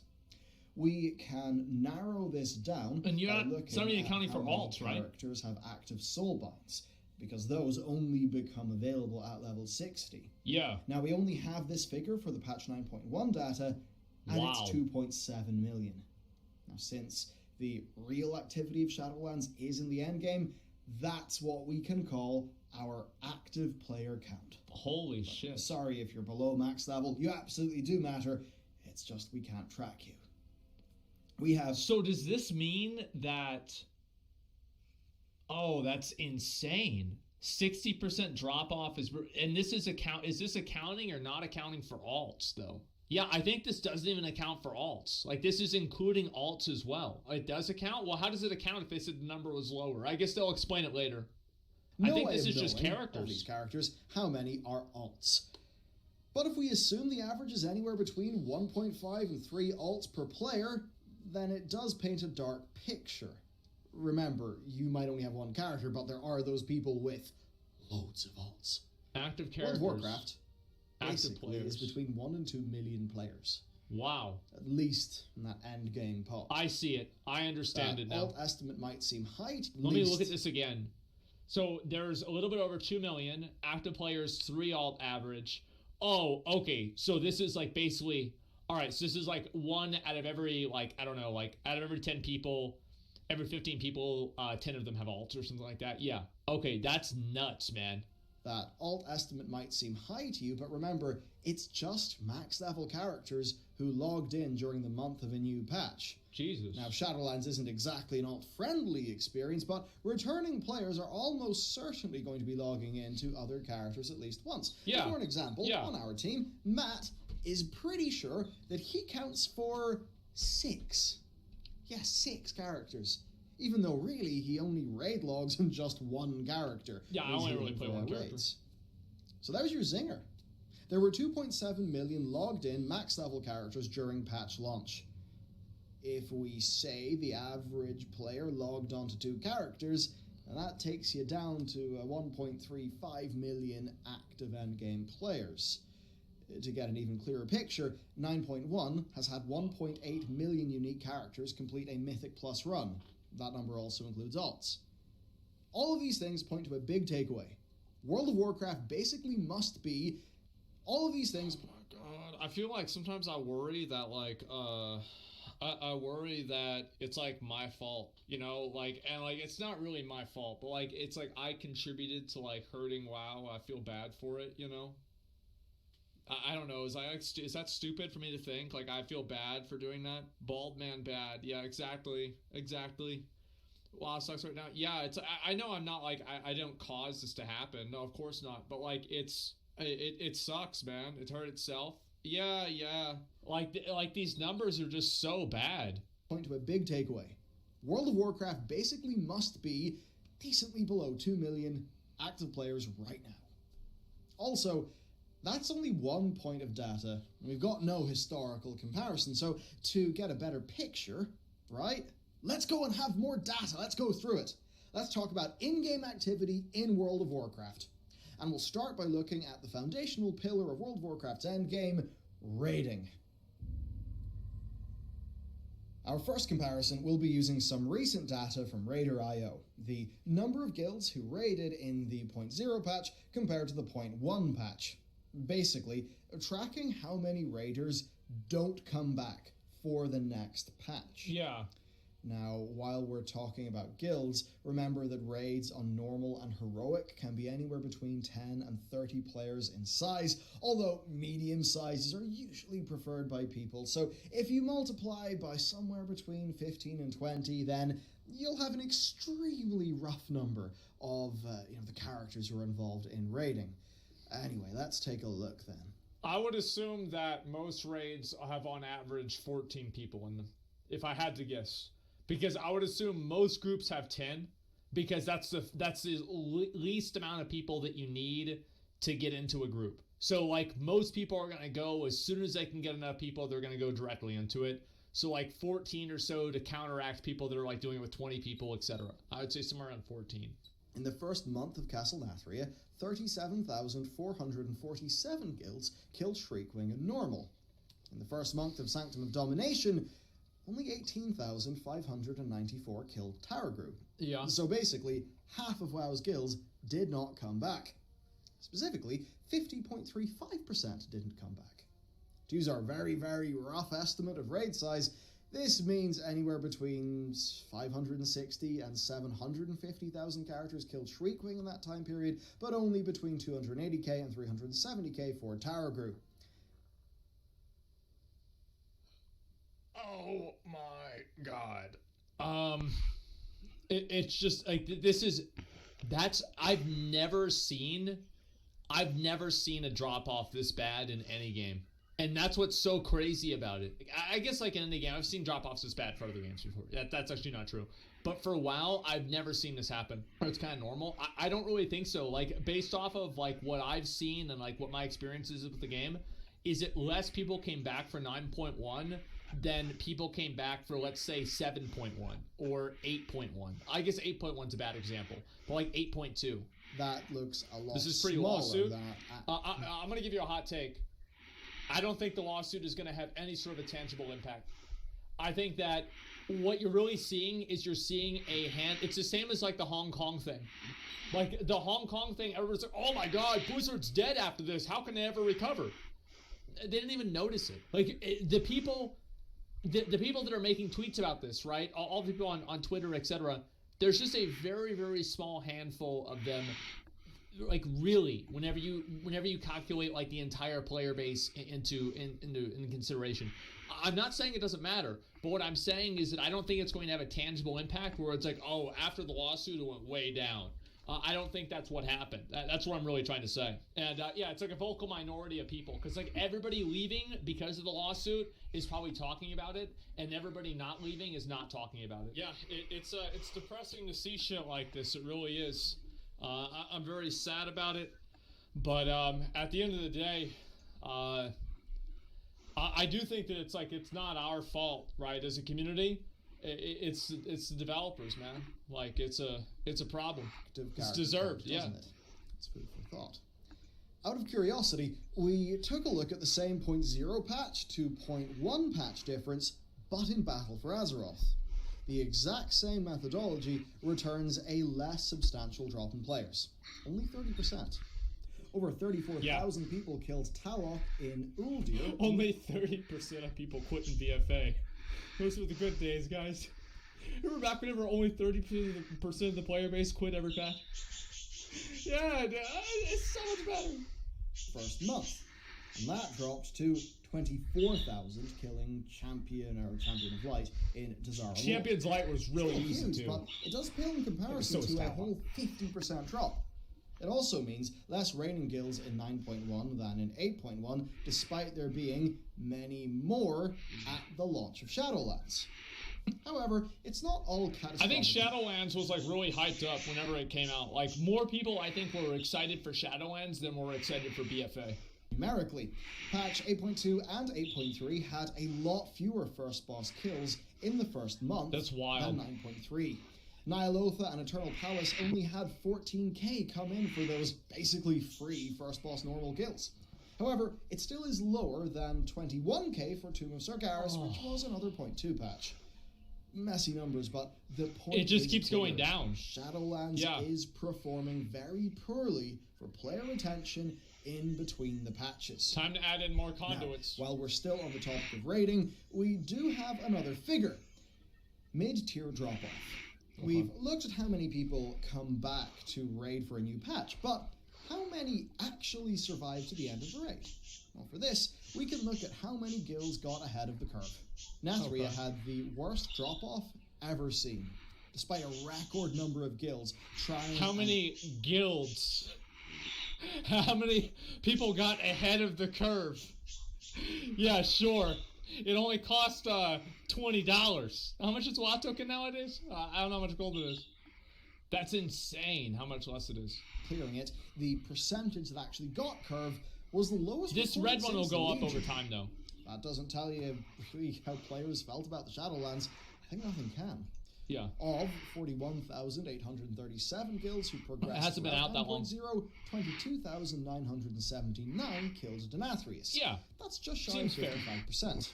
Pretty high was actually completion rate. similarly bad. Only 56% of 34,000 guilds made it to Gahun. That's actually really good. That is insanely fucking good. Because Gahun was a motherfucker. Like, in my opinion, I think Gahun... Oh, actually N'Zoth too, both of the old god fights were just absolute fucking garbage. I hated that fight. Even now, going back and doing Gahun now is still annoying. That's how bad the fight was. Most of the other raids that we've got data it was the first month of both raids. True. So you're saying the data here is shown for This is just the first month? Wow. That's a lot less people. 4,000 kills made it to Gahoon. Most of the other I raids didn't see it. that we've got data for are in the high 70s. So either the 0.0 raids are harder, or the less dedicated, sort of new expansion players generally don't come back for the later patches and stick with it for ages. Now, to Shadowlands' credit, more guilds killed Denathrius and Heroic than any other end boss in modern WoW. So I guess it's a big shame about Sanctum then. Yeah. If you want a TLDR for raiding, this is it. Point number 1. A record number of guilds jumped into Castle Nathria, and a record number stuck through to kill Denathrius. Because people wanted to kill Denathrius. Denathrius was an awesome boss.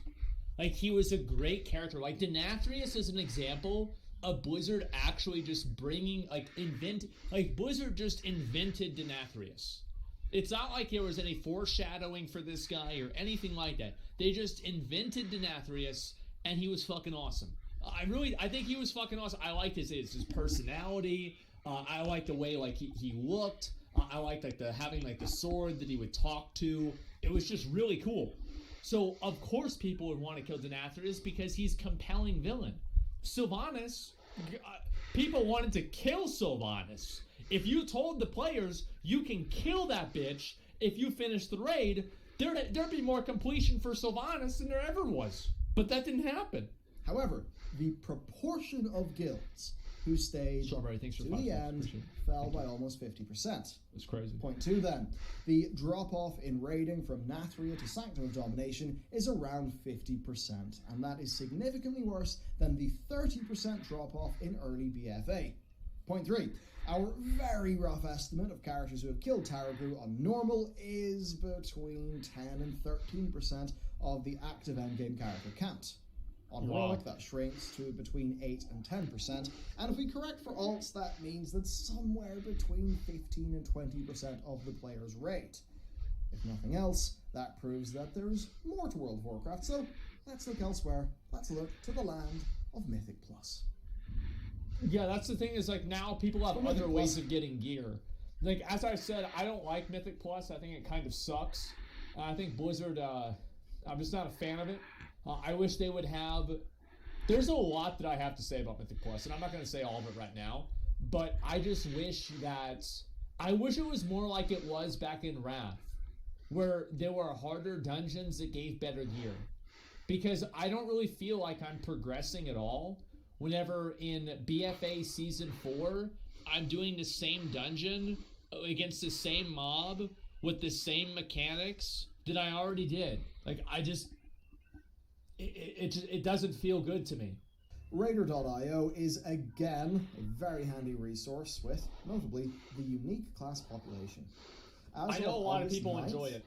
I'm just not really one of them. 1.8 million unique characters complete a Mythic Plus run. Of those, 1.2 million have done a 10 or above, and 700k have done a 15 or above. Yeah. Now, remember our figure from earlier, that there are approximately 2.7 million active endgame characters in 9.1.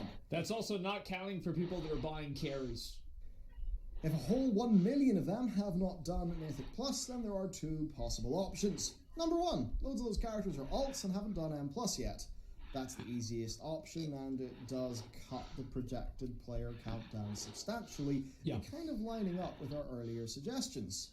2, they are unique players, but don't actually do Mythic Plus. Yeah. Now, since Mythic Plus is one of the 3 activities to do in endgame World of Warcraft, and PvP, also does provide raiding, the Mythic best, easiest source of gear for most, that doesn't bode well for the game. No, but it does not. Unique characters don't tell the whole story. What about engagement in the Mythic Plus system? Okay. Well, thanks to Best Keystone, we can actually track that via completed runs. What? So here's a look at the 3 most recent seasons. It's early days, but the lower starting point for patch 9.1 is instantly apparent. You can see Battle for Azeroth Season 4 started off strong, just below 1 million dungeon runs per week, and it fell off slowly over time. Shadowlands Season 1, for comparison, was... Oh, it's the yellow bar. I see it. Start, but there actually are 2 factors there. Factor 1 is gear scaling. Mythic Zeros were providing gear for more players for longer before they needed to hop into the Keystone Dungeons. Right. Factor 2 then is the release date of the expansion, because you can really see participation pick up in week 5, and that is when the Christmas period was well and truly over. Yeah, that's when our people are playing the game. But what's kind of funny about it is that I actually feel like, how is it that BFA Season 4 had as much participation in Mythic Plus as the first patch of an expansion? That's what's so crazy to me. Is like BFA Season 4 had as much, it's like the worst of BFA was still higher participation than the best of Shadowlands. Is that it? The corruption, and that's the thing, is like going back at it, like looking at BFA Season 4, I actually thought that was fun to play. And I'm sorry, like like Twilight Devastation's dog shit, but it was fun. It was really fun. It was fucking fun. There were a few things that were really bad with corruption, but I actually thought that corruption was a good mechanic. Like, yeah, corruption was a genuinely good mechanic that Blizzard stopped doing because they implemented it badly, and they didn't cut down bad extremes, like infinite stars. we're here to talk about the current numbers. Then I think you can see that so Season 2 is off to a very slow start. No, you guys didn't like it? Dude, I loved it. The time or gear barriers exist. I thought it was In fact, awesome. It's the opposite, since players with existing gear can immediately hop into the higher level keys. But even in each of the first 2 weeks, only around 720k runs were finished. In Season 1, it took until around week 18 to dip that low. That's crazy. It's hard to draw a meaningful comparison here, but patch 9.1 is trending to be 30 to 50% lower in engagement than 8.3 and 9.0. We don't have time in this video to go too deep here, but there are other interesting things, like the breakdown of classes and specs in Mythic Plus is a bit tragic. 37% of runs use a Guardian Druid tech, for example, and the bottom 6 DPS specs make up for less than 4% of overall DPS. See, this is the problem. I know you guys can't see it. I'll show you the whole thing real quick. Look at that. Demonology, Survival, Feral was down there at like less than 1%. Arms, Fury, like that's so crazy that they can have balancing like this. It's so crazy that you have, because like the reason why you see breakdowns like this is because the balancing is just completely bad. And I understand why. And I made this chart. I want to show you guys why balancing is so bad. Because I was comparing Palace of the Dead with Torghast. And this is the way, like, for Blizzard to balance Torghast, they have to accommodate and make content that can fit all of this power gap right here. You're getting so many different buffs, so many different things, so many different items, that it's changing your character's power level by so many different ways. But in Palace of the Dead, all you really have is your 50% stack at the beginning of the fight with the Pomander of Witching, or whatever it is, or not Witching, of Lust, and then you have your 30% power Pomander, Strength Pomander. That's it. So because there's so many variables in WoW, like you think about it, right? You have like the spec, you have the talents, you have the covenant, you have the conduits, you have the shards of domination now. You have all of these different things that you have to simultaneously balance together. And because of that, there's no way. Like, there's no, like, this is to be expected. Like, they're doing a good job. And that's the saddest thing. They're doing a good job because they're trying to balance 80 different things against each other in 3 different simultaneous systems. Like, imagine how much easier it would be for Blizzard to make content and balance the game if they didn't have all of these verticals to work with simultaneously. Of runs use a Guardian Druid tech, for example, and the bottom 6 DPS specs that is make wild. up for less than 4% of overall DPS. They've got a buff warrior. So, that's This not sucks. done. What of PvP? PvP. Now then, the last part of our puzzle, PvP. Our first source will be Geeves. PvP was huge at the start of Shadowlands. To Massive. hijack their summary from the end of July, PvP participation is down to around 1/3 of what it was in Season 1. This is likely due to the general people leaving, but also... It's because you're not getting a gear. Like, that's a huge reason. PvP gear at the start of Shadowlands was insanely good. It was ridiculously good. And so there's a big part of this that is completely independent from the actual quality of the content. So perhaps a lack of PvE relevant rewards. Using a sample of 250k characters, they found that 7.3% so far have played a 2v2, 4.6% have played a 3v3, and 3.3% have done an RBG. People are like, oh, no, it's not, Asmund. It's because the classes aren't balanced. Please find me the Clack video from every season in BFA where it showed the same clips of people getting one-shot. They've always been broken. They've always been bad. Let's be honest. That's not a lot of participation, although the lack of PvE rewards, I guess, could be to blame. Let's just take a look at the raw numbers then. So here is a chart from Zunimate tracking the amount of games played each day in Season 2. Alright, no prizes for guessing when this season started. That huge spike of activity fell off extremely sharply before stabilizing. That is insane. As of August 8th, there are around 18k games of 2v2s, 34k games of 3v3s, and 8k games of RBGs being played on the daily. From May to June, it stayed around... What I find is really interesting here is how 2v2 was way more popular at the beginning, and then it dropped off. That's what I think is really interesting there. Like, there's actually less people doing 2v2 now than doing 3v3. That's 7k it's in boosting and 1k RBGs per game. I think it's because it's easier to play. Boosting probably plays a factor too, though. For sure. Numbers from the start of Season 1. Oh, 3v3 is boosting. I get it, yeah. The peaks That's are a good point. larger in 2s and 3s, and the general fall-off is a lot slower. We're limited by the numbers we can actually check here, but let's use 3 weeks as our cut-off point. 3 weeks after Season 1 started, there were around 80k arena matches and 20k RBG matches being played each day. And now, at the same point in Season 2, there's around 50k matches for the arena and 8k for RBGs. And that is getting close to a 50% overall drop-off, which roughly does match the rest of our numbers. That sucks, In conclusion then, Shadowlands has screwed the pooch. That's just what it is. We have the numbers. The beginning of this expansion had record raid numbers, over 6 million active characters, and a healthy blend of PvE and PvP. For all the quality and systems issues that Shadowlands had, it did bring people to the game excited and ready for some content.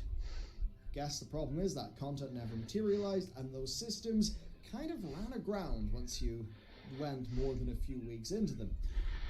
The big reason, in my opinion, is because the content didn't come out fast enough. Here's the thing. If Blizzard cut out all of the catch-up mechanisms, not all, but like 90% of the catch-up mechanisms, 80%, at least 50% of the catch-up mechanisms, and then they also made the raids progressive. Like, you had to do one raid to go to the next raid, and then they brought out raids regularly, they wouldn't lose players as fast, because people would be continuously progressing through the content. The problem is fundamentally that you go into the new patch, if you come and you play Shadowlands right now, you come into the game, you don't even play Castle Nathria anymore. There's no reason. So like Final Fantasy. Yes! Yes! And this was the same thing as Burning Crusade too. Burning Crusade was great. Just that systems heavy expansion and perhaps also the lore direction just turned people away from World of Warcraft. The lore is a problem. Now, just after 9.1's launch, there are almost certainly less than 2 million people playing World of Warcraft, at least at the end game, which really is most of World of Warcraft. With that drop-off basically being across all activity measurements.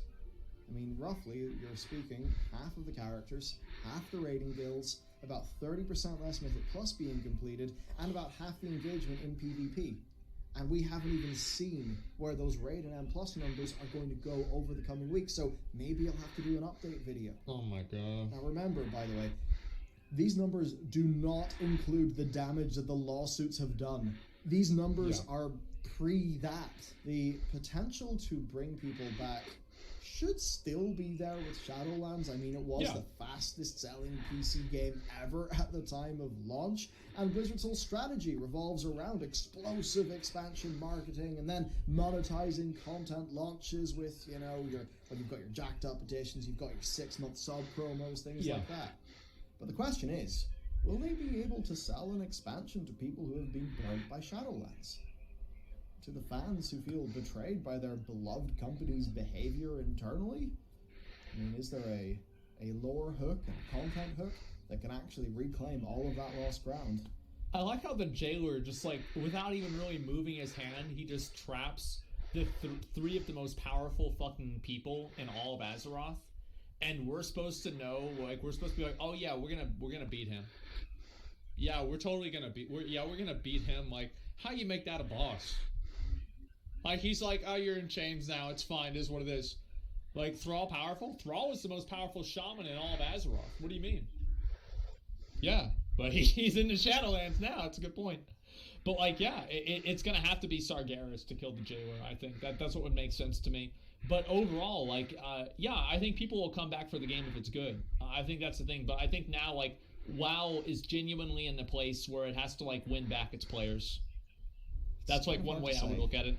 I guess we'll just have to follow up when we get next month numbers, you know, so we really know what's going on. It may not be pretty. It's a rough situation. I would like to say a big thanks to Squarespace, especially in these rough times. Having sponsors like Squarespace stick with us is just an awesome thing. It really helps us, and the great thing is they're an awesome company. They've got an awesome set of tools. We use them, so check out the link below, and a big thank you to them for helping to make content like this possible. Sure. That's it for me. Let me know what you think. Take care, and see you next time. I'm glad I saw this video. I really do like seeing the actual numbers. I think seeing the numbers and getting an idea of, like, what's really going on is very enlightening for me personally. Like, especially seeing some of these. Like, this is just crazy. Like, losing. How's it going, everyone?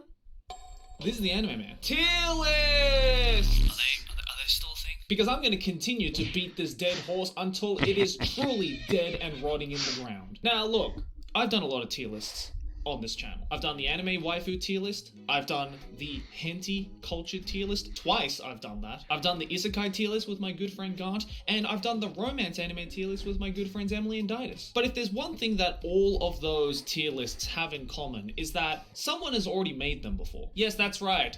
I have run out of originality with my tier lists, so I had to think to myself, I need to make the one tier list that nobody will be stupid enough to make, because it is going to rot the brain of the person who will even attempt to try and make it. And since nobody on YouTube was up to that challenge, it was my time to shine, baby. Now, if there's one thing that a lot of us anime fans are just absolutely terrified of in every aspect, even just hearing the words will send a shiver down your spine, is when you hear the words live action anime.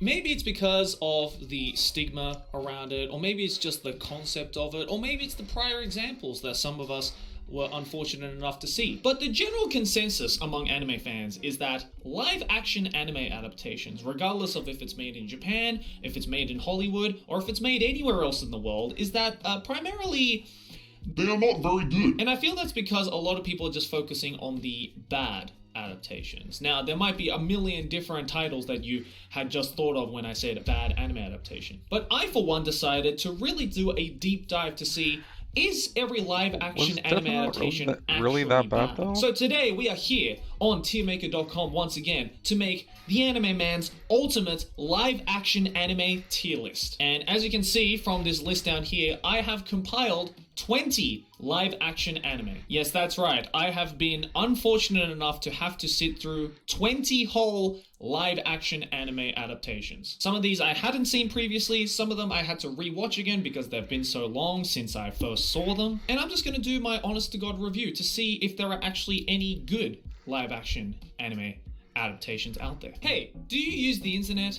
Of course you do. And you don't want people looking at the weird sites you're visiting every day, right? Well, searching the web without a VPN is kind of like driving a car without your driver's license. Only fools partake in that. Your internet service provider can see all the sites you visit even when you're in incognito mode. And in some countries, they're legally allowed to sell that info to advertisers. That's messed up. But luckily, I've got a great solution for all of you. It's called ExpressVPN. Not only does ExpressVPN reroute and encrypt 100% of your network data to help protect your online privacy, but it can also help you change your online location to get around geo restrictions. So now I can access Crunchyroll from Japan and thousands of new shows on Netflix like Crazy Rich Asians that aren't normally available in my country. Not only is it super fast and super easy to use, but I have it on all my devices, phones, laptops, even routers. Plus, ExpressVPN is the world's #1 rated VPN by TechRadar and countless others. So if you want full control of your internet experience, then make sure to use my link, expressvpn.com/animeman, to get 3 months of ExpressVPN for free. Thank you to ExpressVPN for sponsoring this video. Back to the show. Now, mind you, I have not seen every single live-action anime adaptation, thankfully. So I decided to pick 20 that I think is a good mixture of the different variations of live-action anime there might be. Also, I realized there's a lot of live-action anime TV series. I have not included any of those. These are all just feature-length films, so keep that in mind. Alright, so to start off with, let's start with this one right here, Urasao Naoki's 20th Century Boys. Now, there are actually, I believe, 3 or 4 of these movies to have come out. I only ended up seeing the first one, and I absolutely adore Urasao Naoki. I think Urasao Naoki is just a hidden genius. He makes some of the most compelling, character-driven drama stories, I think, out of any mangaka out there. Obviously, I can't give enough praises to the original 20th Century Boys manga because it's just absolutely brilliant. Please go and read it if you haven't. But even you anime-only watchers out there will probably know some of his other works, like Monster, for example, an absolutely incredible drama thriller show with probably one of the greatest and most humanized villains in all of anime. And my god, the soundtrack is beautiful. Everything about that is absolutely gorgeous. Now, 20th Century Boys, like a lot of Urasao Naoki's works, is very human-driven and is very much rooted in reality in a lot of ways. So that's already one good step for making into a live-action adaptation. I feel the best ones are the works that don't rely too heavily on the CG, because God forbid Japan cannot do CG to save their goddamn life. And the casting for this was pretty good. Some of the technical effects on it were kind of meh, and I don't know what it is about Japanese acting that is just so not good. Like, I get that that's probably like the norm for Japanese cinema, but especially when you compare it to like Hollywood acting or just Western acting in general, I don't know what it is. Something about it seems really campy and over-exaggerated. Like, I feel Western actors are able to do subtle emotions really well, like very realistic portrayals, whereas Japanese actors, when they're asked to portray a certain emotion, they, for some reason, portray that emotion while also on cocaine. And so yeah, I feel every Japanese live-action adaptation in this tier maker video is probably going to get points deducted just for that. But 20th Century Boys, the live-action at least, I feel was pretty decent. The storytelling was pretty good. They didn't change around the story all that much. Some of the scenes were genuinely unnerving and thrilling. And overall, I feel it's in no small part thanks to Urasao Naoki's incredible writing that this movie was actually pretty decent. So I'm going to throw it up in the B tier. A strong start, but let's head on over to the Hollywood side of things with Alita Battle Angel. Yes, this is actually based off a manga series of the same name, I believe written around the 90s. For some reason, someone in Hollywood was like, finna turn that into a live action, even though no one has read the original manga. Joke's on you, I've read the original manga because I'm the fucking anime man, goddammit. And listen, for starters, what the fuck did they do to Alita in this live action? What did they do to her? Why are her eyes so massive? Like, this is rule number 1 for live action anime adaptations. Don't make the characters look like they're using the anime filter on Instagram. Like, that's rule number 1, and they just straight up broke that rule. And for some reason, they only use this filter on Alita, but no other character. Like, the professor looks fine, all the villains look pretty human. For some reason, Alita is the only one. Maybe it's because she's like the only robot, or I guess cyborg, android, however you want to call it in this movie, but my god, I just couldn't get over the massiveness of her eyes and just her whole facial features in general. It looked like I was staring into a human that had been morphed from an insect. And yeah, because they don't actually go through the entirety of the Alita Battle Angel story, especially when you're following it with the manga, the movie just kind of ends really abruptly and just gives you the biggest blue balls of your life. But I will give points to the movie for Christoph Waltz's performance, because he is an incredible actor. I love everything that he is in, and I think he genuinely made this movie just that much more bearable to sit through. But again, if I had the choice, I would just go and read the manga, honestly. It's actually a really good manga, especially if you do like your sci-fi. This movie was just kind of a sore attempt at it. I'll give it, fuck, I don't know, maybe like a D tier, I guess. It's not horrible. Like, there's a lot of good things about it. Like, the action choreography was pretty good, and the acting was pretty good, but again, everything else, they kind of just, it's almost like they're making fun of the original source material in a way, which kind of rubbed me off the wrong way. Alright, up next, we have Attack on Titan. Oh god, this one's a doozy. Again, there are 2 movies, I think, or 3 live-action movies. I forgot how. There's more than one, basically, and I've seen all of them. I actually got the chance to go and watch this first movie as a premiere when I was still living in Australia. I got sent by the folks over at Madhouse Studios. Thank you, by the way, for that. That was really cool of you guys to do. To go and see the first live-action anime with a good friend of mine. And, yeah. What a fucking mess this movie is. For starters, let's just throw the story completely out the window, even though Isayama Hajime made an absolutely brilliant story with amazing amounts of politics, amazing amounts of action, amazing amounts of character-driven revenge and anger that just radiates from the pages of the original manga to this almost sob story spin-off that is not even a spin-off. It's not even like a spiritual successor, because they just added a bunch of shit in this movie that is not present in the original. Like, for starters, Levi, who is arguably one of the most popular characters in the Attack on Titan fanbase, is just not there. Now, I'm pretty sure I made a whole video about it back in the day when this movie came out, as to the stupid reason as to why they didn't include Levi in this movie. TLDR, they didn't include Levi in the live-action Attack on Titan movie because the director thought that it would be too difficult for the Japanese actors to pronounce his name. What? Let's just forget about the fact that, first of all, Attack on Titan is written by a Japanese guy. Second of all, none of the fucking voice actors in the anime had a difficult time of saying Levi. And if they're using the argument of Levi is a German name and the German names don't fit all too well, then can you please explain the fact that you left Eren Yeager, which possibly could be one of the most German names from an anime character of all time? And I just couldn't also get over the fact when the fucking Titan baby rocked up, that makes any fucking sense. There's literally a scene, I remember, where Hanji explains the fact that the Titans don't reproduce because they don't have any reproductive organs. That's the mystery as to where they come from. Meanwhile, a fucking Titan baby shows up fresh out of whatever crib it crawled out of. And yeah, just compared to the manga and anime, the acting was lame. The action was also lame. The CGI was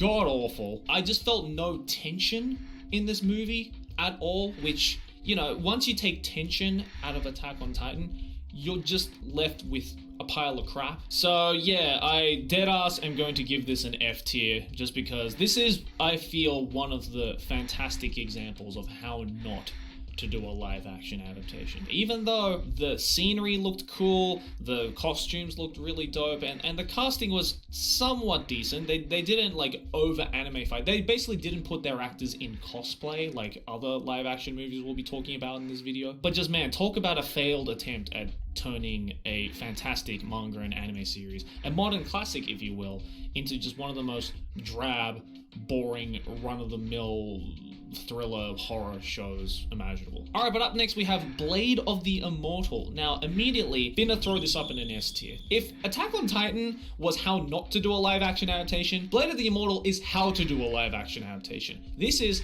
a brilliant live action adaptation, which unfortunately, because of how little the original source material is known just in the modern anime community, just completely got overshadowed, I feel. Like, yes, I have met people who have consumed the original Blade of the Immortal, and if you are one of those people, hey, fist bump to you, my boy. But man, this live action adaptation is just so goddamn good. It's not over exaggerating, the acting is fantastic, the choreography is fantastic, and again, it's because it's built off of just a really solid original source material. Like, it's just absolutely brilliant. And again, you have Japanese actors in a Japanese feudal setting, and really, already that combination together, you can ask anybody, that combination together is already hard to fuck up. So if you're gonna take anything out of this video, take the fact that Blade of the Immortal live action is a really good live action. Alright, up next we have Bleach. Oh, okay, so this is one that I actually just watched about a week ago as I've been recording this video, and is really the inspiration as to me making this tier maker video in the first place, because I remember when they first announced the fact that they were making a Bleach live action, my hand went through my forehead so goddamn fast, because there's no way they can adapt this into a live action when they could barely adapt it into an anime. I mean, fuck, the anime got cancelled because of how shit the Aizen arc was. But luckily this movie doesn't go into the Aizen arc. In fact, it doesn't even go into the Soul Society arc. It basically ends when Rukia gets captured by Byakuya and Denji to go back to the Soul Society because of the fact that she lost her Zanpakuto to Ichigo. If you know nothing about Bleach, then that probably just sounded like a bunch of jargon, but basically it covers like the first arc, the first very, very short arc of when Ichigo, our main character, discovers that he has these abilities to fight these demons. Now listen, just right off the bat, I'm gonna give Bleach like a solid B tier. And hear me out. For one thing, yes, a lot of the characters, if not most of the characters, are in cosplay. The actor of Ichigo has obviously the Ichigo hair, which is just not natural to any Japanese person. And you have characters like Abarai Denji, who is just fully dressed up in all of his like wacky clothes. And you have Kuchiki Byakuya, who is actually played by Miyavi, who I think was honestly, probably the most perfect casting choice to play as Kuchiki Byakuya. I don't think anyone other than Miyavi could play as Kuchiki Byakuya, and he actually looked really, really fucking cool. But I guess one weird casting choice in my head was Rukia. I mean, the actress who plays Rukia looks like Rukia, has the same body proportions as Rukia, but just like kind of looked a little underdressed, especially when looking at Denji and fucking Byakuya. Also, I wanted to see some more Bankais, goddammit, and we only got to see one Bankai, which was Denji's Zabimaru, which to be fair is a really cool Bankai, but I mean, goddamn, I want to see some more Bankais, goddammit. The action was pretty okay, the CGI not as bad as I've seen in other live action anime. Overall, like, I feel Bleach was like the most like 5 out of 10 experience I've ever felt from a live action. I'm only putting it on a B tier and not a C tier because at least it ended kind of nicely. It ended at the point when Rukia basically sacrifices herself to basically get herself captured by Byakuya and Denji to go back to the Soul Society. At least it kind of rounded off nicely. And I feel they had to do that because I believe the original intent for the Bleach live action was there was actually going to be a second Bleach live action that covers the Soul Society arc. I don't know, maybe the production ceased because the movie didn't do so hot. I have no freaking idea. Either way, as of right now, we only have this one Bleach live action, and to be fair, it's not too bad. I mean, if you're a hardcore fan of Bleach, you might look at this thing as just a piece of blasphemy, but if you just kind of like the aesthetic of Bleach and you can get over the subpar acting and the subpar CGI and the cosplay-esque look that everybody has, then you know what? It's actually not too bad. I can't be too harsh on it. Alright, up next we have the Death Note Netflix adaptation. Now, I'm not going to go too far into this because I've made an entire video of it in the past, so if you'd like to look at my in-depth review of that, please go check that video. I'll link in the description. I'm pretty much gonna put it in like a D tier, but not in the same way that I would use to describe Alita, because the Death Note Netflix adaptation is so far from its original source material that it's almost just another movie entirely, and even when you look at it independently from the Death Note series, it's still just like really dumb. So yeah, not much more I can say about that. Go watch my video if you want to see an in-depth analysis. And then up next we have Dragon Ball Evolution. Ah yes, the cream of the crop, the king of the hill when it comes to bad live action adaptations. I mean, look, I've talked about this on the Trash Taste podcast. This is one of the few times that I have ever walked out of a cinema, and I kind of regret doing that because much later on, I went and actually gave it a go. I decided, hey, you know what? I walked out of this because it was so shit. I mean, to be fair, I don't know what I was expecting. It was so shit. You know what? I'm gonna give it a go and actually try and sit through it all. And yeah.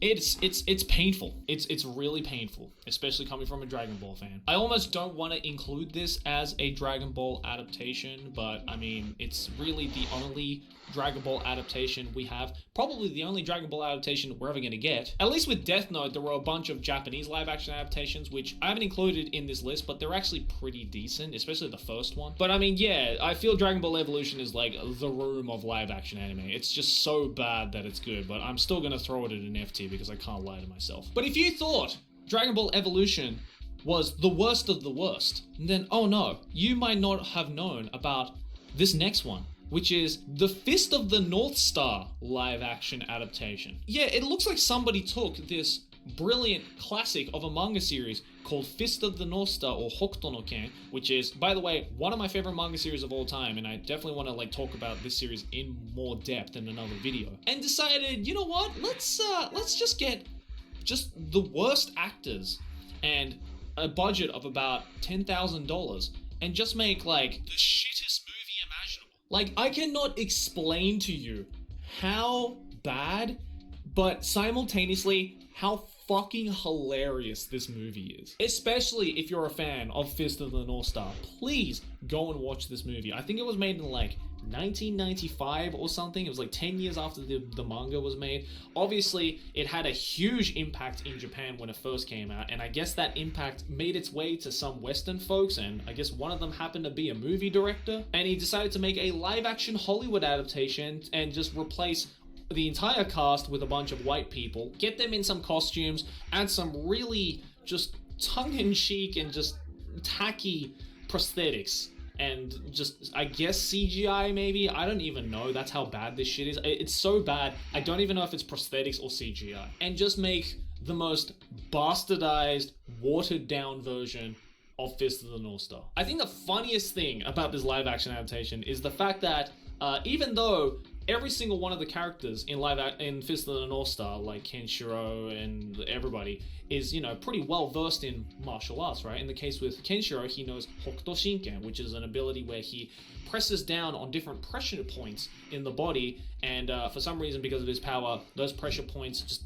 morph the body and make them explode in epic and really cool ways. But I guess they didn't have the time or the budget or both to teach the actor who plays Kenshiro in this live action movie any martial arts, so what they basically did was they made him kind of do this on the body and just like speed it up to make it look like he's doing it really fast, but it just looks like a child in like a slapping contest. And then yeah, just turn around, say you're already dead in the most deadpan voice imaginable, and then watch the prosthetics go to work. As much as I am going to slap this in an F tier, this is an absolutely hilarious movie. Fuck Dragon Ball Evolution. Dragon Ball Evolution is nowhere close to being as bad as Fist of the North Star. Like, this truly, I feel, is the room of live action anime, and I almost want to like make a video of its own about it because it's just so bad. All right, up next we have Full Metal Alchemist. Full Metal Alchemist live action.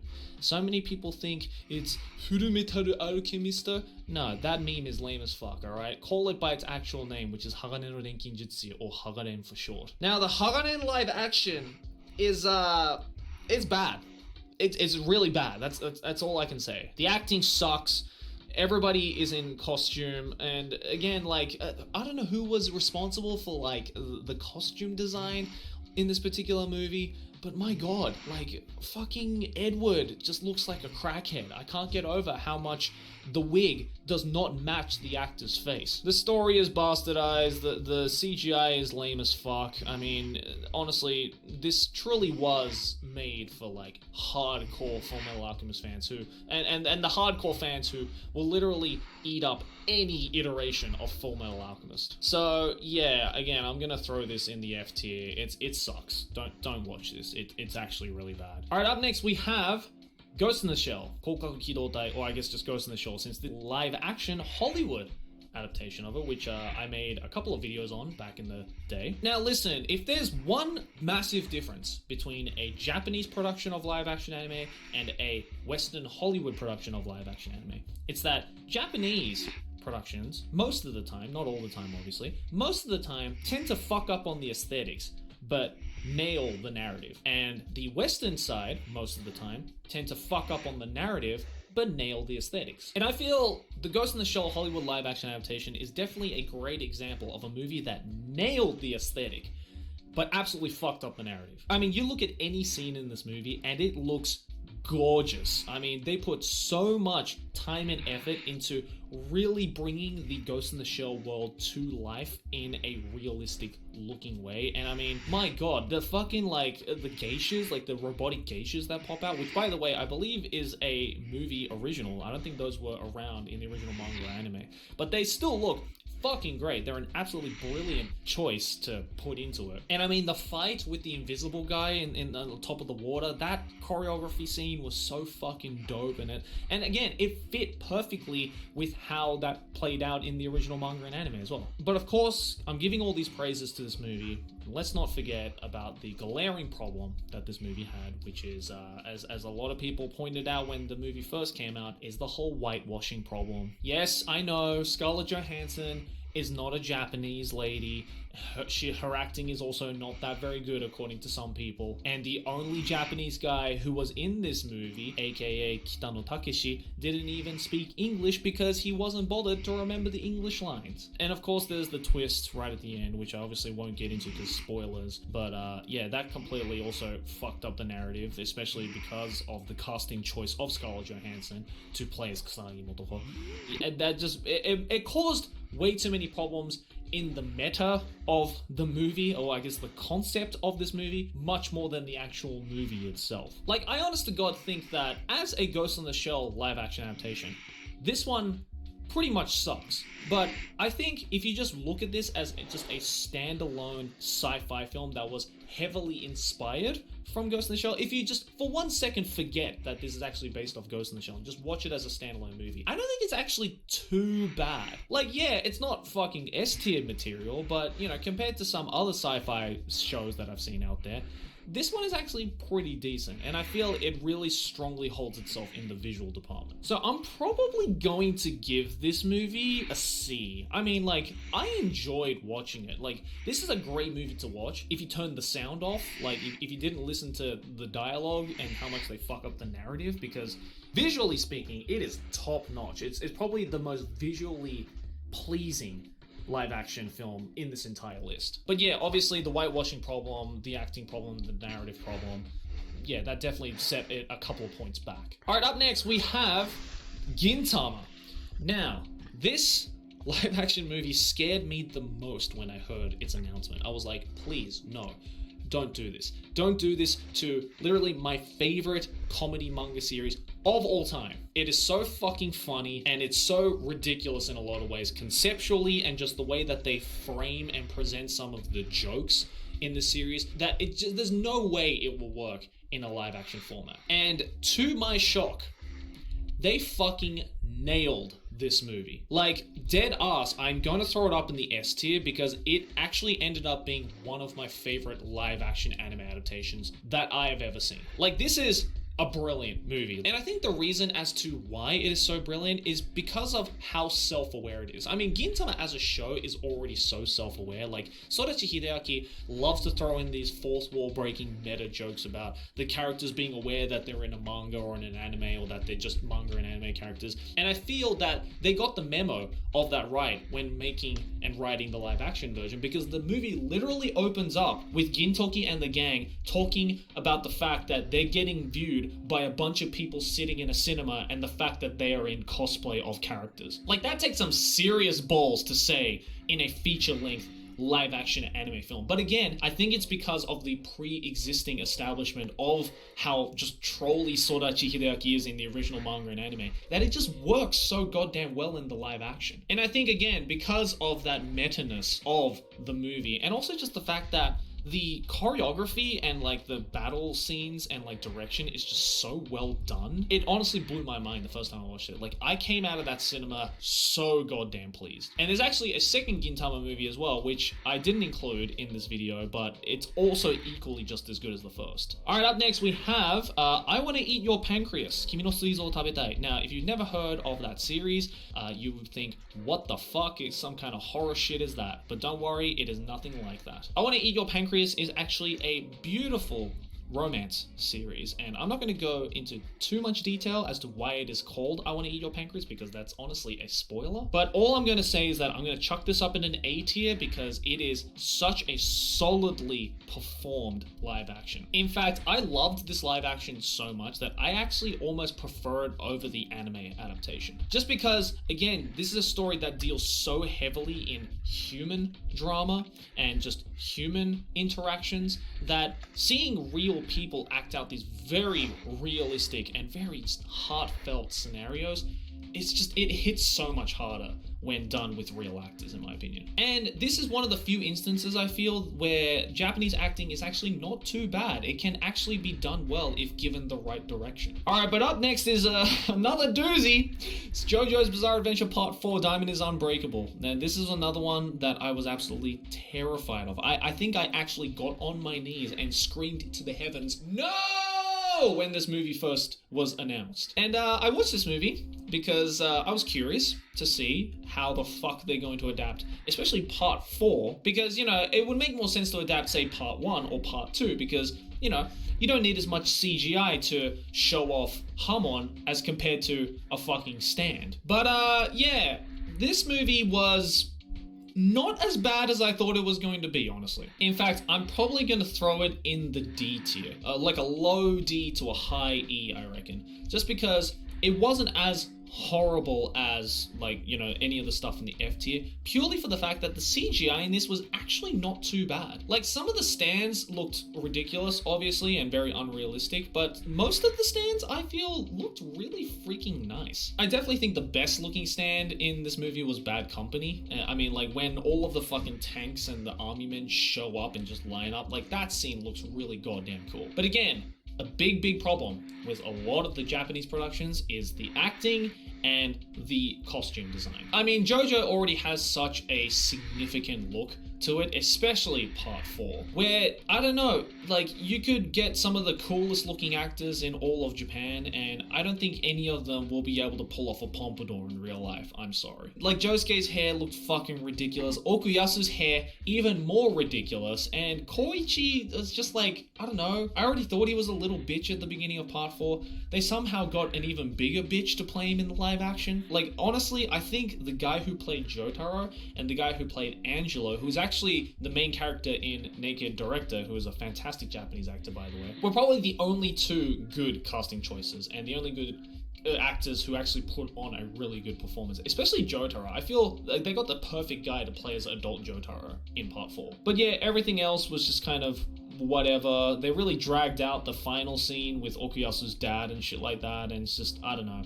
The pacing was kind of weird. I mean, some of the stand fights were kind of cool, but again, just the acting and just the ridiculous costume design just took a lot of that away. But at the end of the day, I feel it was almost a weird, fun movie to watch, especially as a JoJo fan. I thought it was kind of cool, to be honest. Alright, up next is Kite. Well, I'm gonna immediately throw that in an F tier because I've already done a video on that. In fact, it was 2 videos ago that I did a full depth analysis on this, but TLDR, this is based off of the series called Kite, made in the 90s. A brilliant OVA series, by the way. And in 2014, someone was like, finna turn that into a really boring, drab, way too edgy for my seat live-action anime that just ended up completely destroying the narrative by adding too many elements into it. The acting was subpar at best. I mean, Samuel L. Jackson put on a great performance, as he usually does. And yeah, just really bastardized and ruined a really good underground OVA series that I feel deserves way more attention. So please give my video a watch if you want to know more on about that. Okay, up next is Orange. Now, I didn't like this film. I didn't like this film at all. In fact, I don't like any iteration of the Orange series. I read the manga, hated it. I watched the anime, hated it. And this live action, honestly, is not that much better. I mean, again, much like I Want to Eat Your Pancreas, at least it's rooted in reality, so all of the characters look realistic, they act realistic, and the situations that they are put in, actually, some of the performances were pretty decent. But my god, the narrative. Just how much the narrative just does not make any fucking sense is just insane to me. Like, I don't know why anyone would enjoy this narrative and think, yeah, that's realistic. So yeah, I'm gonna throw it in an E tier, the first E tier, I reckon, because it's not horrible. Again, the acting was pretty good, but everything else was just trash. All right, and up next we have Parasite. Now look, I love the original manga for Parasite. And I like the anime adaptation as well. It was pretty goddamn good. But man, immediately, like first 5 minutes of the Parasite live action, and I had no hope for this movie whatsoever. Like, the casting was somewhat good. Everybody looked like the original characters from, especially the anime adaptation that had been released prior to this movie. But my god, the CGI. The CGI is so bad. Like, I don't know what they're doing in the CGI department in Japanese productions, but my god, man, hire some people from Hollywood or something, do something with the budget to just make the CGI better, or just don't touch an IP that requires 90% of the movie to be some kind of CGI effect that just is gonna give me a fucking brain tumor. So yeah, a low E, I reckon, to a high F. Just because, again, I do like Parasite a lot, and again, some of the casting and acting were pretty decent in it, but yeah, everything else was basically the same as everything else on the F tier. Alright, up next is, another fucking doozy. The Promised Neverland live action. Man, coming at such a timely event as well, right after the god-awful ending nature of the Promised Neverland Season 2 adaptation. Now, this, again, is a fantastic example of taking a really good concept and just making it way too anime. For one, all of the characters are in fucking cosplay, and a lot of them just look like shit. I'm just gonna straight up say it. They look like shit. Although the casting choices were actually pretty good. I mean, the main mum, like the head of the house, I keep forgetting her name, that actress was really goddamn good. She's terrifying in that role, and that character was really laid out and presented in a really horrific way, where there were some scenes that, again, were genuinely unnerving to me. And then you have the blatancy that is changing a character that was originally of a darker skin tone and just replacing it with fucking Watanabe Naomi, who is not of a darker skin tone, and just completely ruining a really memorable and, if you go follow along more in the story, a more of an interesting character. And again, that scene of when she asks the kids to play hide and seek with her, and it's just some of the most what the fuck scenes in live action anime that I've ever fucking seen. Like, I get it that in the original manga and anime, she's supposed to be this really, like, nimble, fast-moving woman, even though she has a rather large figure, but they probably presented that idea in the most visually appalling way imaginable. Like, it looked like actual trash. So, yeah, again, you're going into the F tier. Man, this movie just fucking sucked. Don't watch it. In fact, don't even watch the anime. Don't watch the live action. Don't watch the anime. Just read the manga. The manga's fantastic. Please go read the manga. Give it more love. Alright, up next we have Rurouni Kenshin. Now, I'm going to be just talking about the first Rurouni Kenshin movie, because that's the only one I've seen. I believe there are 4 live actions for Rurouni Kenshin. The last one, which is, I guess, supposed to be the prequel, the first prequel, came out, I think, only about a couple months ago as of me recording this video, and I heard amazing things about it, and I fucking loved this first movie.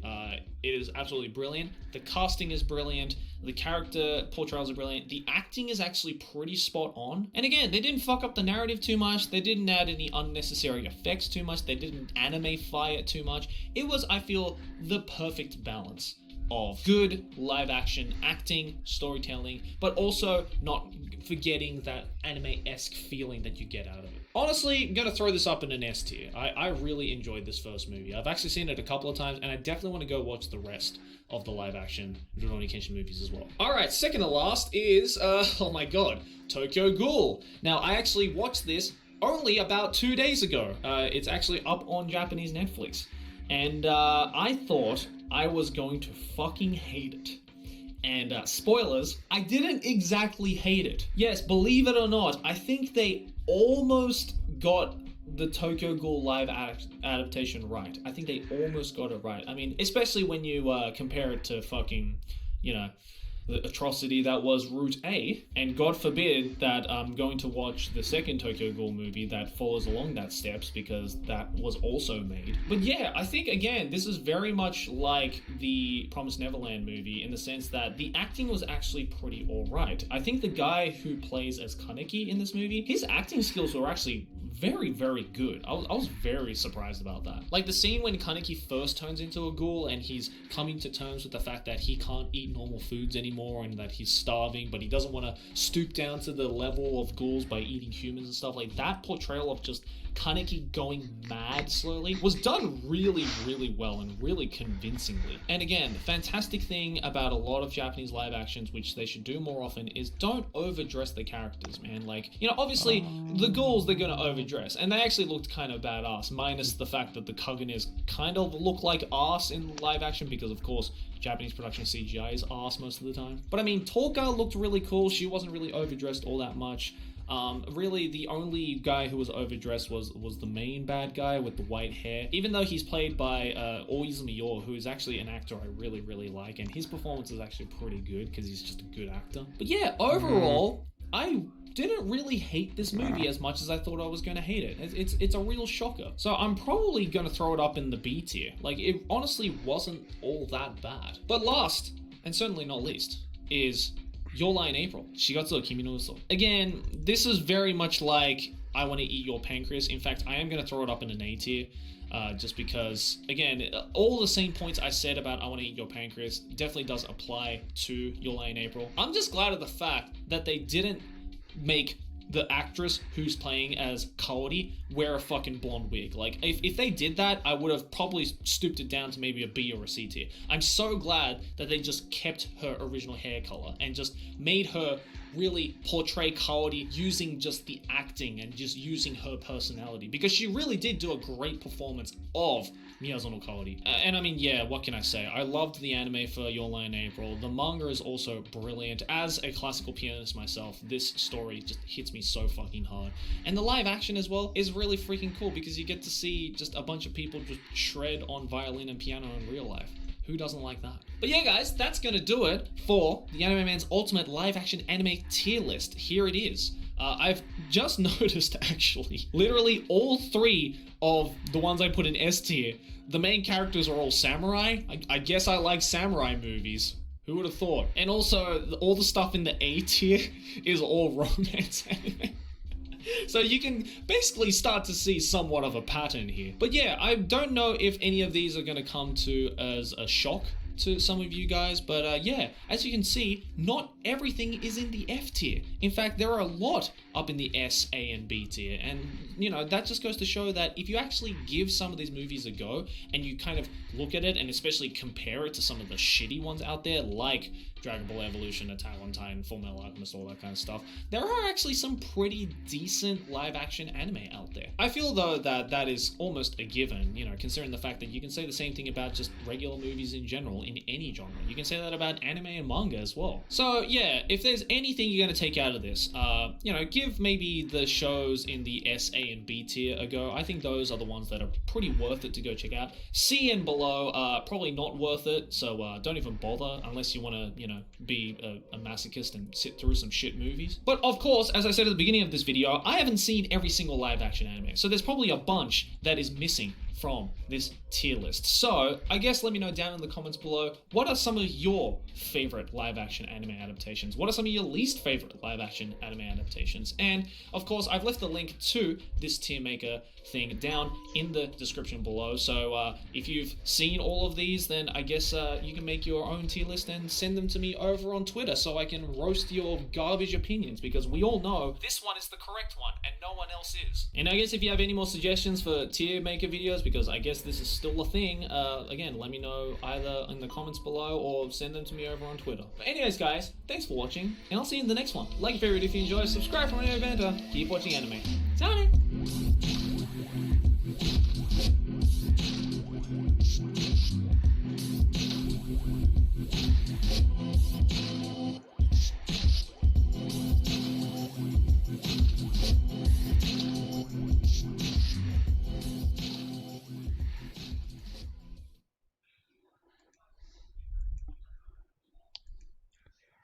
Hunter or archaeology?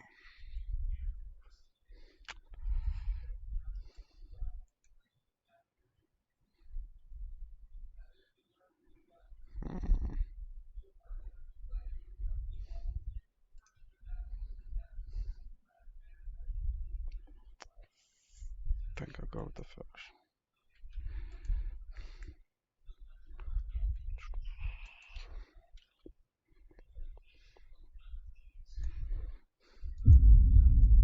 Earlier this year on April Fool's Day, Food Theory released an episode about Grubhub's bizarre 3D animated campaign. Taco Guy looks kinda like Jimmy Neutron all grown up. Red t-shirt, atom on the chest, 3 electron orbitals. It's Jimmy Neutron's shirt. The millennials in the Grubhub cinematic universe perfectly match up to the cast of Jimmy Neutron. New Grubhub evidence has come to light. Grubhub somehow tracked down my address and sent me this cryptic package with the word confidential actually scrawled across the front. There's a USB drive in here. Wait, there is? There are 3 particular pieces of information that I'm gonna make available to you right now, theorist hive mind. We here at Food Theory have uploaded these 3 files in their entirety and full resolution for you to sink your teeth into at home. You responded with hundreds of ideas. Today, we chew on them.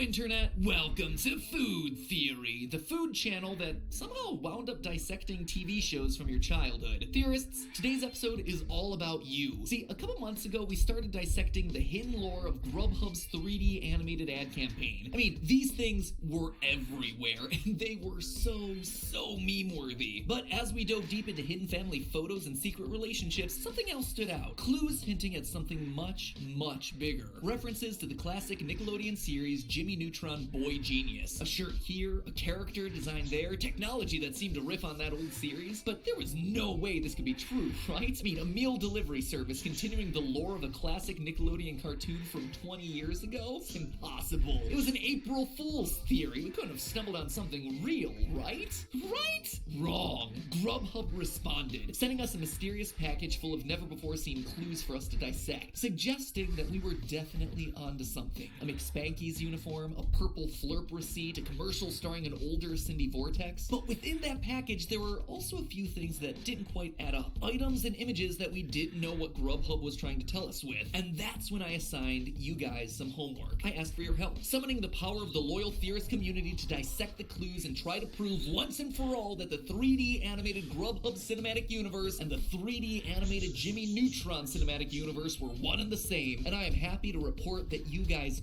crushed it. I am giving you all an A+ on your homework. Print this episode up and put it on that refrigerator, friends. Teacher Matt Pat is proud of you. You pointed out a ton of little things that were really helpful, like how Taco Guy's dog, aka Jimmy's robot dog Goddard, is holding one of Milkshake Lady's socks from another commercial spot, thereby proving the theory that Milkshake Lady and Taco Guy may have had a relationship in the past. Another great detail that I absolutely loved, pointed out by Abigail Grizzle, is that there are $2 bills in the picture with the circled house. It's a really unusual detail, so Abigail went digging and found that $2 bills are printed exclusively at the Western Currency Facility in Fort Worth, Texas, which, as we established in the earlier episode, is near Jimmy Neutron's hometown of Retroville. And that's just the small potatoes, friends. What the theorist community collectively uncovered over the past few weeks has led us to a major breakthrough. Let's just say that one of Nickelodeon's most popular characters might actually have wound up a cold-blooded murderer after his series stopped airing. Yep, things are about to get dark, friends, so without any further ado, let's blast off. Of the 3 things that I uploaded onto the shared drive for all you to look at, the one you loyal theorists tended to focus on was this picture Grubhub mailed to me with a circled house. So let's start with that one first. We received dozens of comments suggesting that this tan 2-story house seen in Grubhub commercials is in fact the same tan 2-story house that Jimmy Neutron grew up in. And I gotta admit, that was the first thing that popped into my mind when I first saw that circled house too, but there were a few reasons why I stopped short of declaring it Jimmy Neutron's childhood home in the previous episode. For one thing, the trim color's different. It was green in the early 2000s series, but not so much in the present day. For another, the Grubhub neighborhood is just a lot denser with houses than Jimmy Neutron's in the show, in which the houses are separated by Texas-sized yards. Granted, it's been a couple decades, people tend to repaint their trim and neighborhoods grow, especially in the rapidly growing Dallas-Fort Worth area, but it wasn't the slam dunk that I was looking for.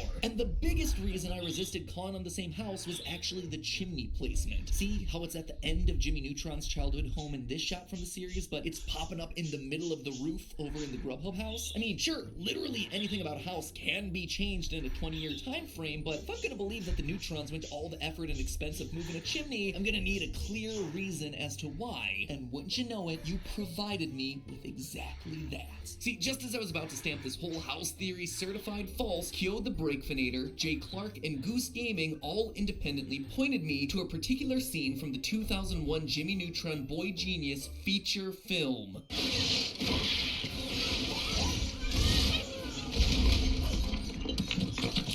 Well, what do you know? The chimney fell off again. That's right. Basically, the first time we meet Jimmy Neutron, he knocks the chimney off his family's house. Now, does this mean that the Neutrons built the chimney in a new location? No, not right away, at least. We know this because the Neutron's chimney continues to appear in its end-of-house location for several more seasons on Nickelodeon. But there's a line that's really important from that scene that we just watched. Well, what do you know? The chimney fell off again. Theorists, it means that this happens on a regular basis. It's happened in the past and it'll probably happen again in the future, which means that the Neutrons would have a good reason to eventually move the chimney, saving money. See, in its current position at the end of the house, every time Jimmy crashes into the chimney, it topples completely, all the way down to the ground. A 2-story brick chimney will likely cost over $5,000 to entirely rebuild, but if the chimney suddenly gets moved into the middle of the roof, suddenly it becomes a lot tougher to demolish the entire height. Instead, Jimmy's rocket ship would probably only topple like 2 or 3 feet of the chimney sticking out of the roof. At about $150 per linear foot, rebuilding the chimney stack in its new location actually saves the Neutron family over 90% every time Jimmy knocks over a chimney. And you better believe that those Neutrons are going to be interested in saving that kind of money. Would I like to have a 6-foot dog sculpture with a year's supply of free pie? You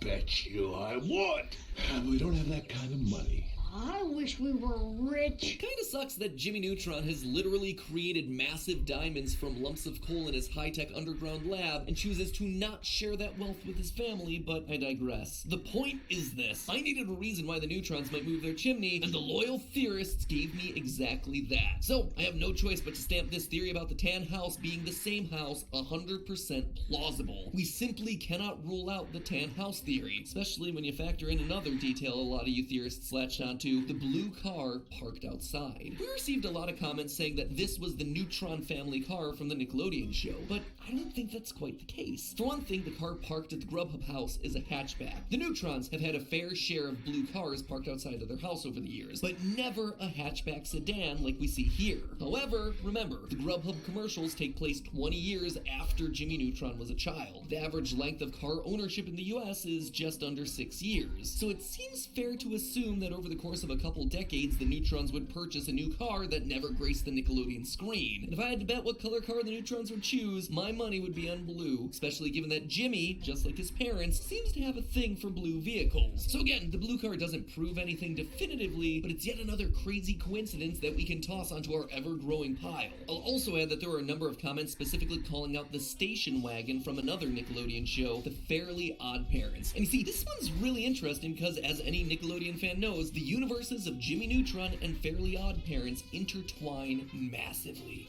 I wish I was in the greatest lab in the universe. Whoa.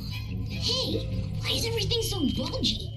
That's right, Nickelodeon made the Jimmy Neutron and Fairly Odd Parents universes as one and the same with their crossover extravaganza, the Jimmy Timmy Power Hour, named after the star characters of both shows, Jimmy Neutron and Timmy Turner. In the Jimmy Timmy Power Hour, Timmy Turner has a thing for Cindy Vortex, while Jimmy Neutron goes two-dimensional in the Fairly Odd Parents style. The TLDR of that is that the crossover is significant. So if we were to believe that the Grubhub universe is the Jimmy Neutron universe, and there's no way around it, the Fairly Odd Parent universe becomes a part of this whole mess too. too. Now, honestly, I don't think that the blue car from the Grubhub spot has anything to do with the Turner's car. Their car color of choice is green for one thing, but a handful of you pointed out a Fairly Odd Parent link that seems really solid and is worth exploring. You'll all recall that we were able to match every millennial-aged main character in the Grubhub universe to a millennial-aged main character in the Jimmy Neutron universe. All that is, except for one. Milkshake Lady, former love of Taco Guy and the one that ultimately dies by being crushed under a giant Grubhub delivery bag. Now, when we were putting our initial Grubhub episode together, we considered that Milkshake Lady could be the grown-up version of Jimmy Neutron's sometimes love interest Betty Quinlan. However, the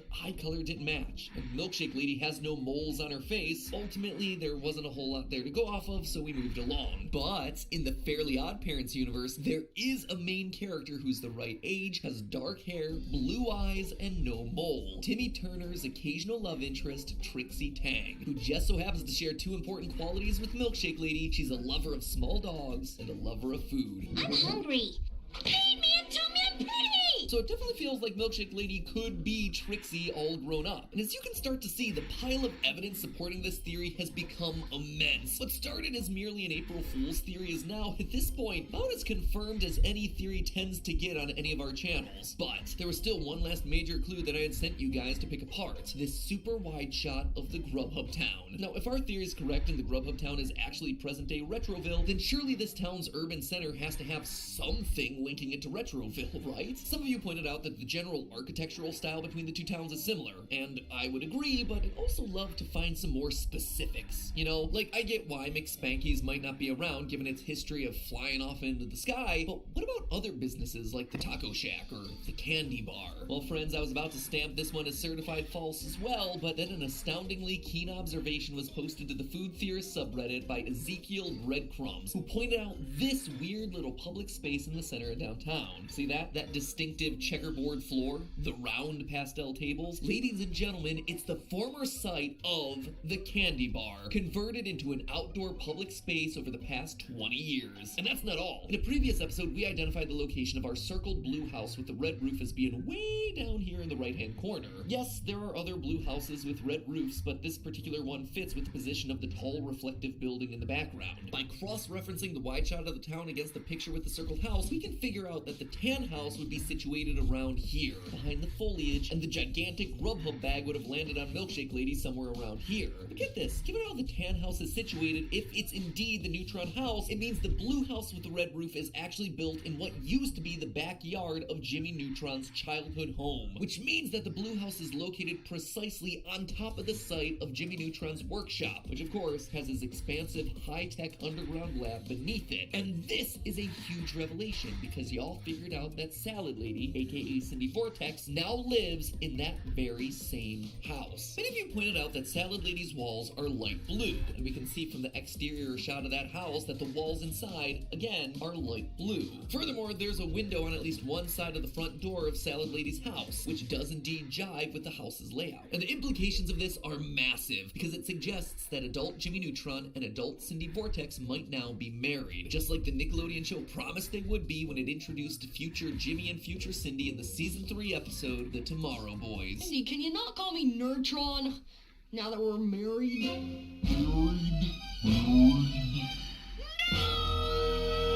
Gotta say, the similarities are definitely there. Future Jimmy even has that slightly unshaven taco guy look going on. Point is this, surely Jimmy Neutron wouldn't just let any old stranger build a house on top of his ridiculously awesome lab. He'd be super reluctant to give that real estate up. So if Cindy Vortex is indeed living in the blue house with a red roof like the loyal theorists seem to think, that probably means that she's living with Jimmy Neutron and her mother. I had to gut the lab so Cindy's mom could move in. Her feet require constant care. And this info gives us the complete taco guy / Jimmy Neutron romantic timeline. According to Nickelodeon canon, circa 1998, 11-year-old Jimmy Neutron had an on-again off-again schoolboy crush on his classmate and neighbor, Cindy Vortex. Shortly after the final season of Jimmy Neutron Boy Genius ended, the Jimmy Timmy Power Hour airs, and Timmy Turner, star of the Fairly Odd Parents, comes to Retroville, sweeping Cindy Vortex off her feet. But this is also when Jimmy Neutron visits Timmy Turner's home and meets Trixie Tang. The New York to Fort Worth plane ticket suggests that the two had a long-distance relationship. relationship, perhaps even when Trixie went off to college in New York. Based on the receipt that we unboxed in the previous episode, it seems that by July of 2012, Trixie, now Milkshake Lady, has finally moved to Texas to enjoy the shakes she adores so much with her taco-loving boyfriend and his wonderful dog Goddard. But Jimmy and Trixie's relationship would soon end, because per Nickelodeon canon, we know that Jimmy, 15 years in the future, aka 26-year-old Jimmy Neutron in the year 2013, was married to Cindy Vortex. So in late 2012 or early 2013, Jimmy Neutron abruptly dumps Trixie Tang and immediately gets serious with Cindy. However, Cindy's never been much of a fan of Goddard. Hi, Neutron.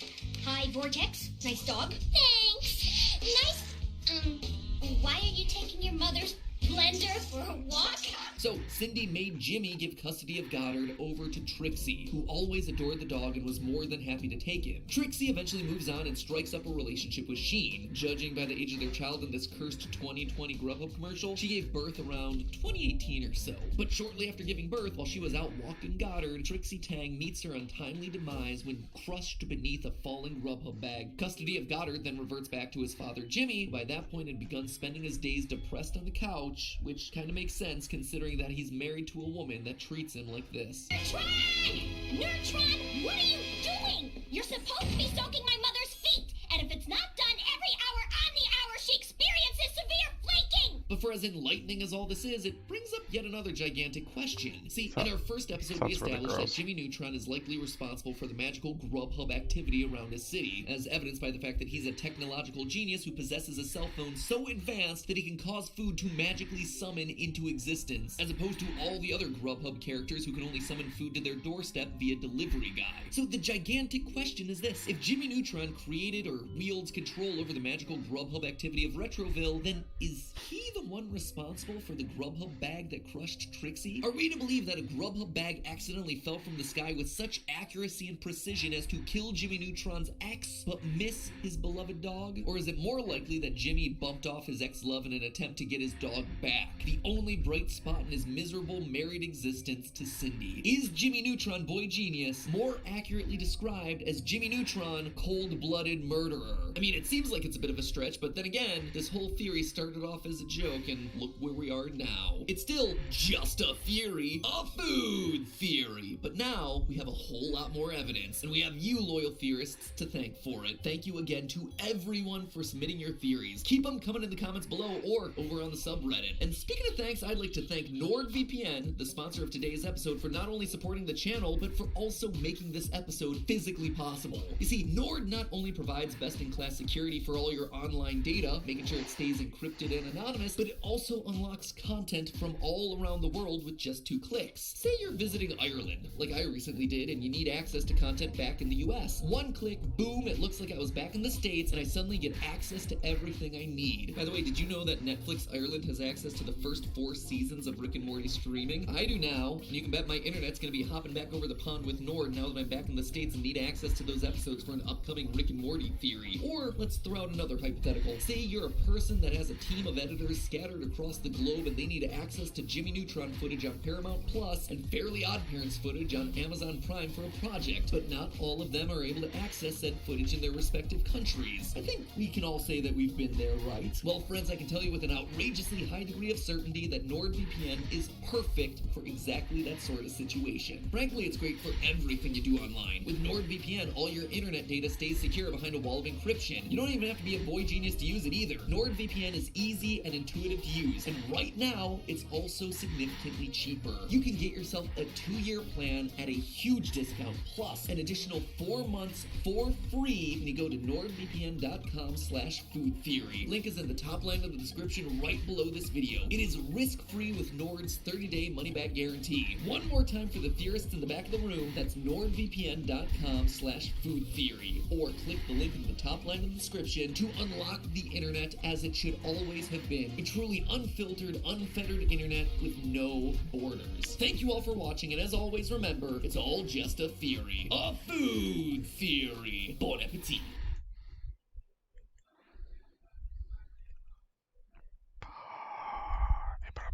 Hello everybody, my name is Markiplier and welcome back to Power Wash Simulator. This one isn't going to be nearly as long as the others because we have arrived at the last thing that is available in Power Wash Simulator, the recreational vehicle. I have done every level in every way possible.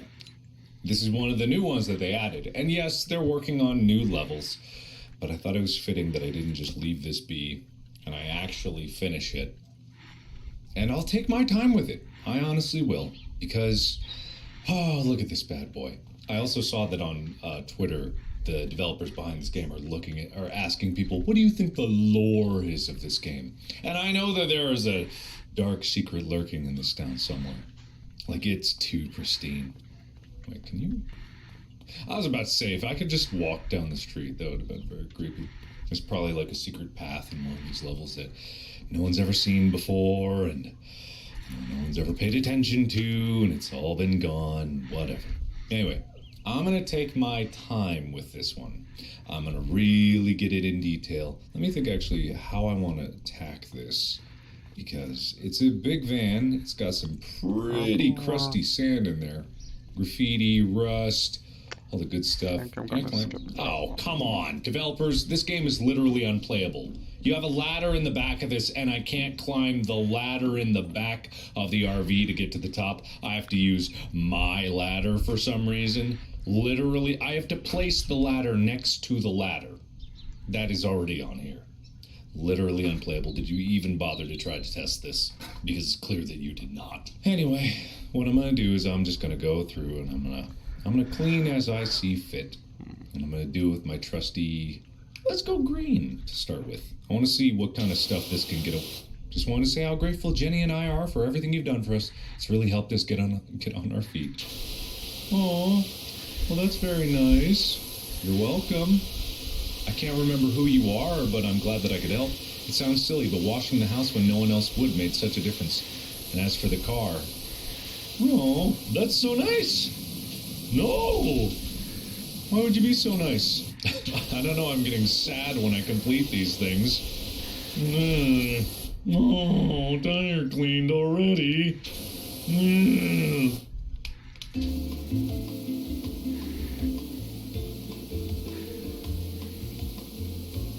That's the good stuff.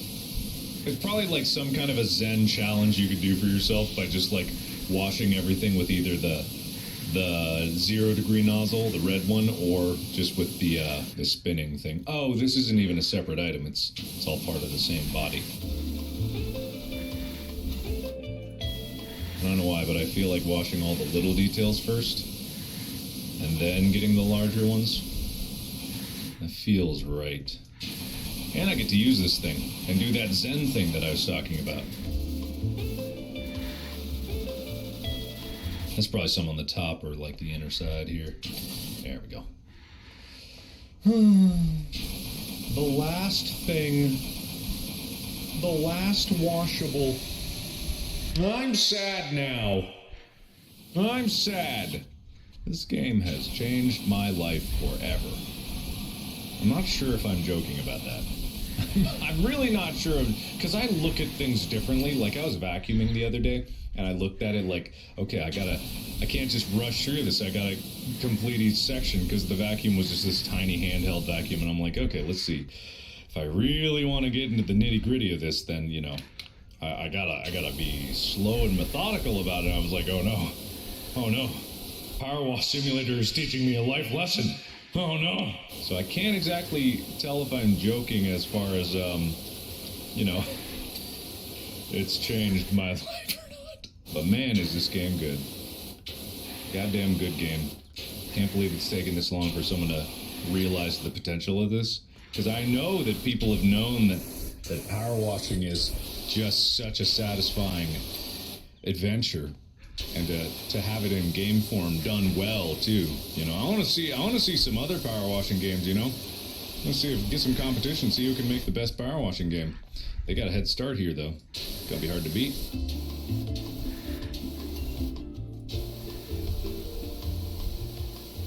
Is that rust?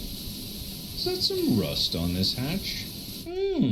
This is definitely the slower approach, but, you know, there's real, like, this van's gonna be done before I know it. I'm just gonna be like, oh, crap. I guess I maybe shouldn't have rushed it. Oh, who drew flowers on this? That's lovely. Very nice.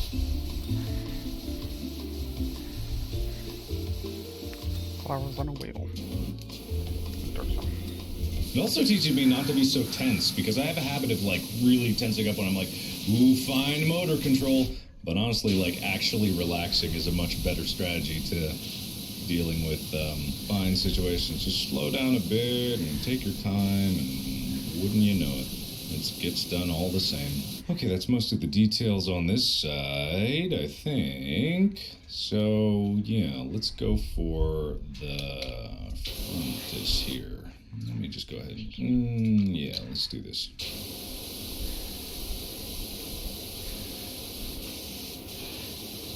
Oh, that's some rust in there. Oh, we're gonna need to take our time with this. Oh, that is some built-up rust. I could use a metal cleaner, but, you know, I gotta save my money. Who knows when the developers are gonna put an even better washer in here. I'm really hoping that what it is like they'll have washers that are specialized for certain types of grime and stuff. I know it says in the description that it kind of is that way right now, but given that there's only 3 washers, one is clearly way better than the others. So, you know, this one is the most powerful, and it's just a situation where you're like, yeah, I guess I'll use that one, you know? And by the way, I do know about tab, but it's cheating. Much like many things of this game. Like soap. It's cheating.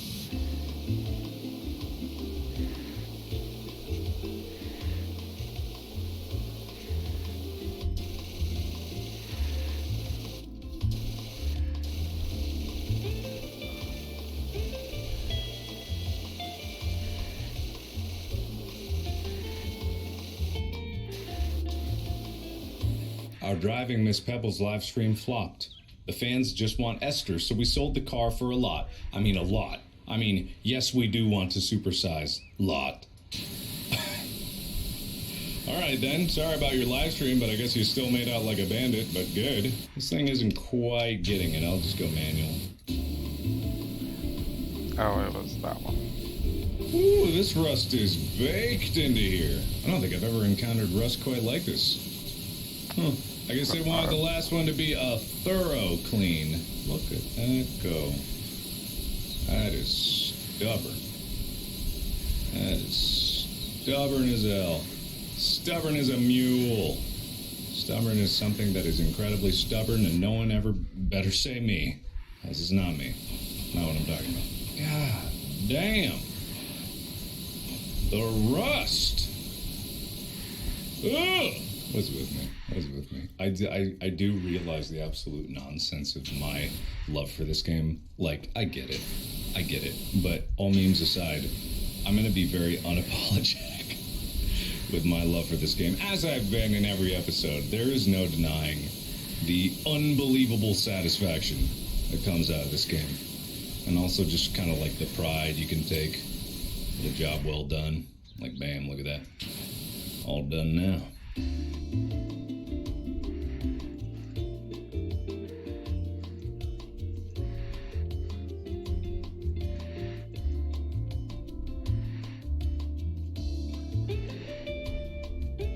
Come on, you're clean. You're clean, come on. You're clean, come on. There you go. Good, good, good. Very good. Very proud of you.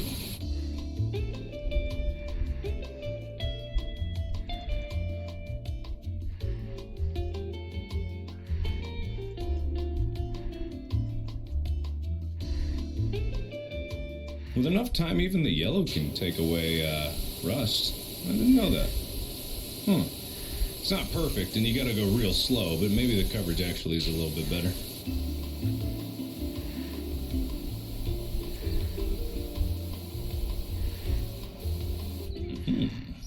Very nice.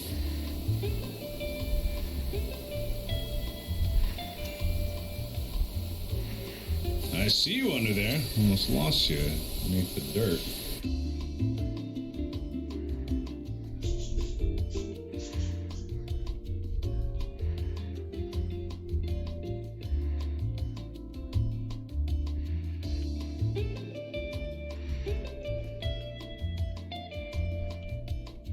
I'm just, you know, just having a good time.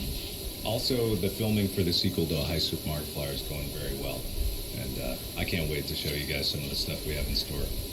going to be a bit. You know, we got a lot more left to film, but man, I've been having a good time out here in Austin filming. Just something that I've been planning for so long, finally coming in to reality is just very, very nice. I do like it. It is nice. Not everyone gets to do that. I know that. And I cherish that.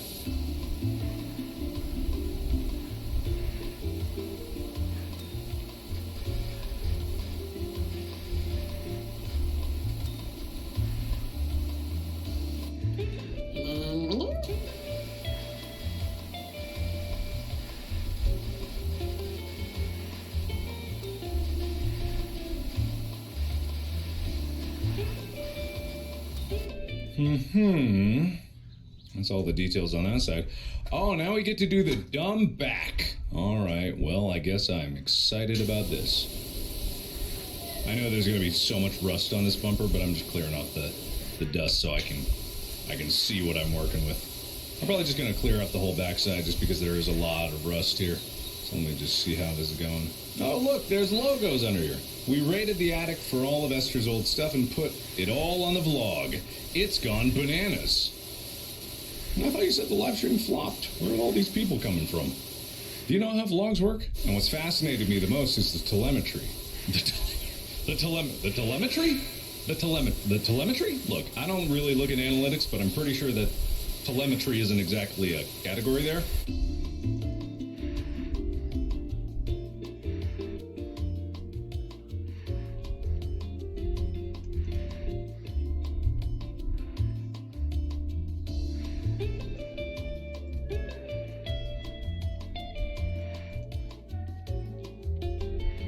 Oh, the underbody! I didn't even see the undercarriage there. Okay. Alright then. Not a problem.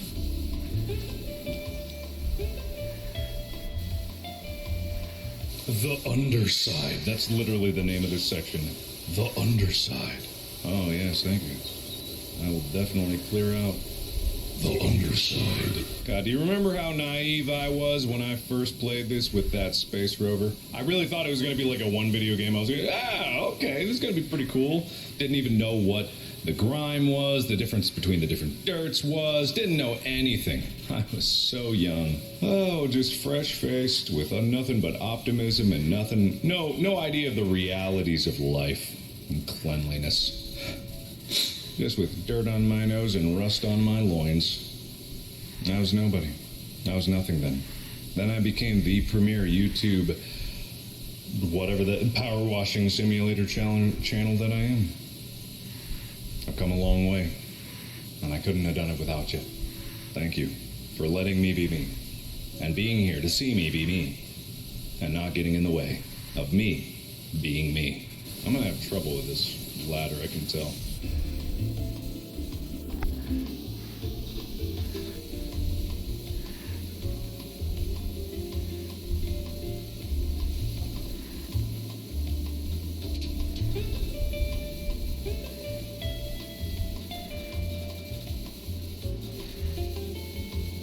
Okay, that's probably all that I can do from this angle. I think I actually do have to get up before I'm able to get anything else. You know, I almost feel like the white nozzle is a little useless.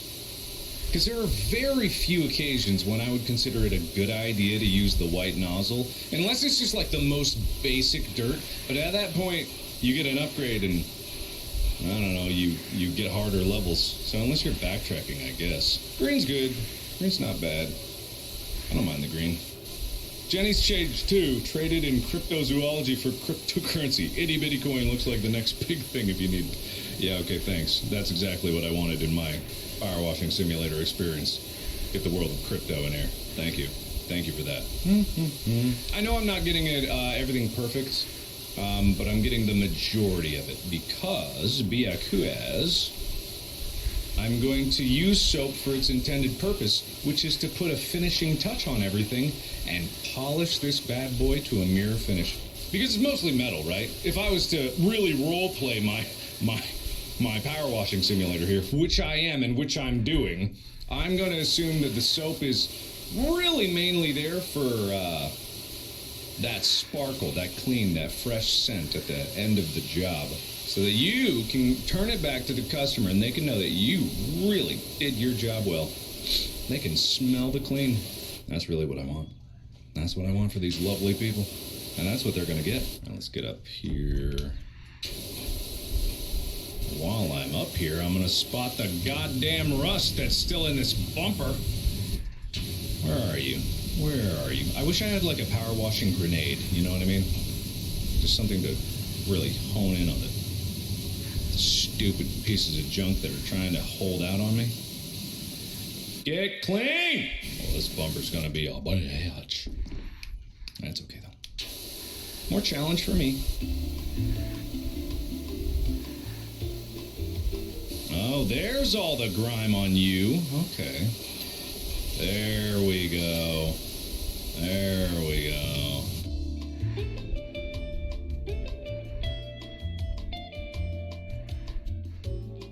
The upshot of all this, we want you to have... Oh! For me! Oh!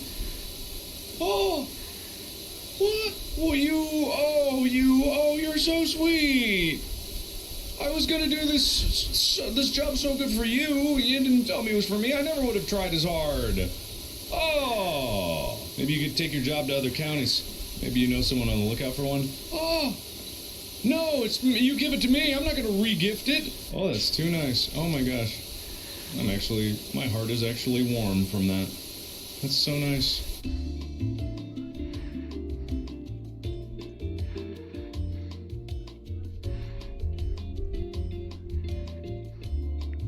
I actually hit a dead end. Didn't think that was gonna happen. Bam. Okay. So that is all. Oop, what? Meant to stay up there. Hang on. Dramatic finish. Oop, no, that's rust. Okay. So that is all of the grime. I think all that's left now is regular old rust. So, as I said, I'm going to use this for its intended purpose, which is as a polisher at the end of a job well done. Really spit shine it up. Really get this thing all nice.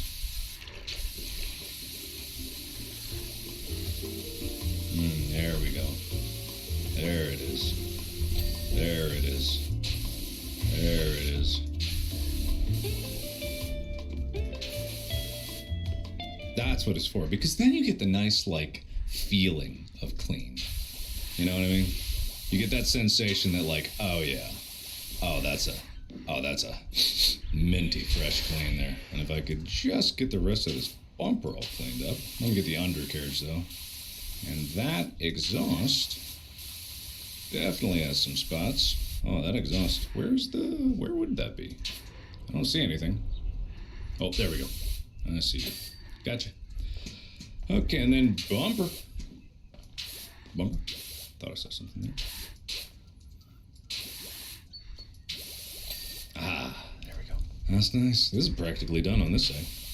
Well, let's give her all the old spit shine.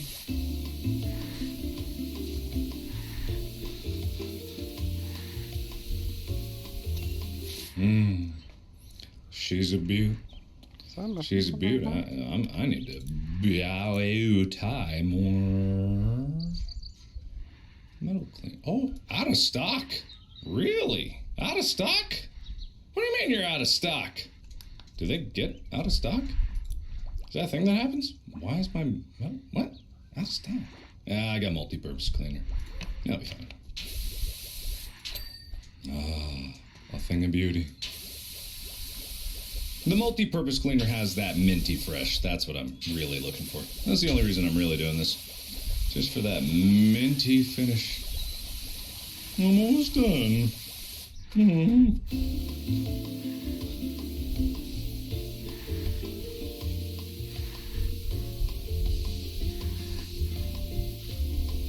Well, this one definitely doesn't do metal as well, but I only got the tiniest bit of metal left. But let's put it up there.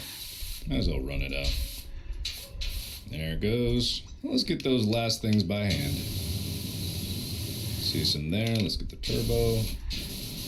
Yeah, these guys at the top are still a little bit of a bother. I'm not sure what these X's mean. Oh, there's still some dirt on the side here. I know there's dirt all over this, but I didn't think... Man, that multi-purpose cleaner does not do as well as I thought it would.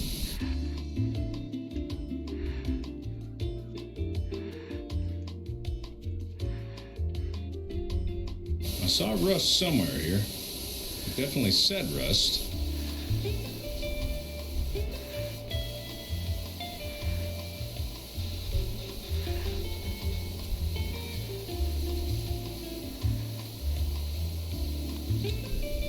I don't know why it's telling me that I need something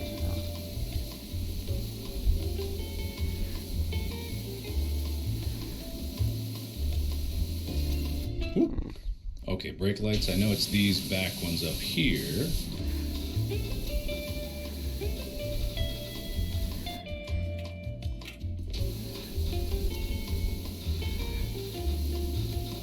Brake lights. Oh, this bumper still? Oh, this bumper. No way. No. Is it the front bumper?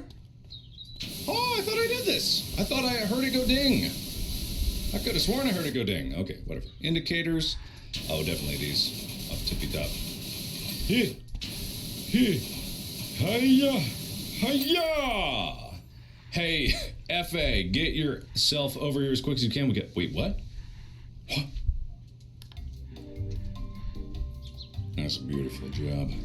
That's a beauty of a job. That's beautiful. That's beautiful. Oh, that's a thing of beauty. That's a thing of beauty. But what did you say? Is it... I thought that was the last one! Ooh, well, if that's the case...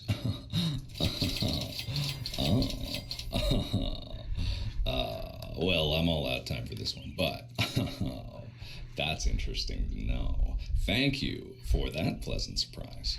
Thank you, everybody, so much for watching. I'll wait until there's another, substantial update before I do that one, because then maybe I'll get something else, or maybe I'll just do that one on my own. But thank you, everybody, so much for watching. Thank you for watching this series with me, and thank you for enjoying the luxury of power washing and the satisfaction of a job well done and a job well clean. So thank you, and as always, I will see you in the next video. Bye-bye!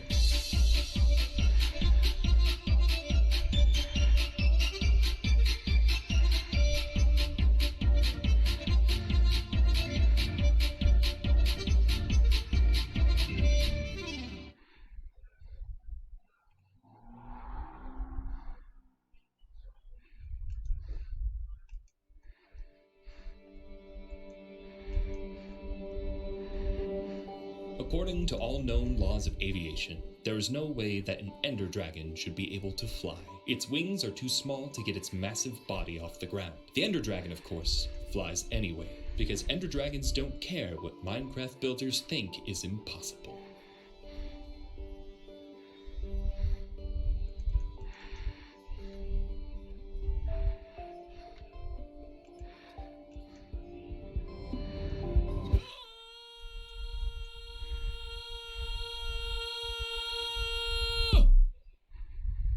Hello, Internet! Welcome to Game Theory, the show that's closing in on 15 million subscribers. By the way, did you know that every time you ring the notification bell, an ender dragon gets its wings? It's true. Try it.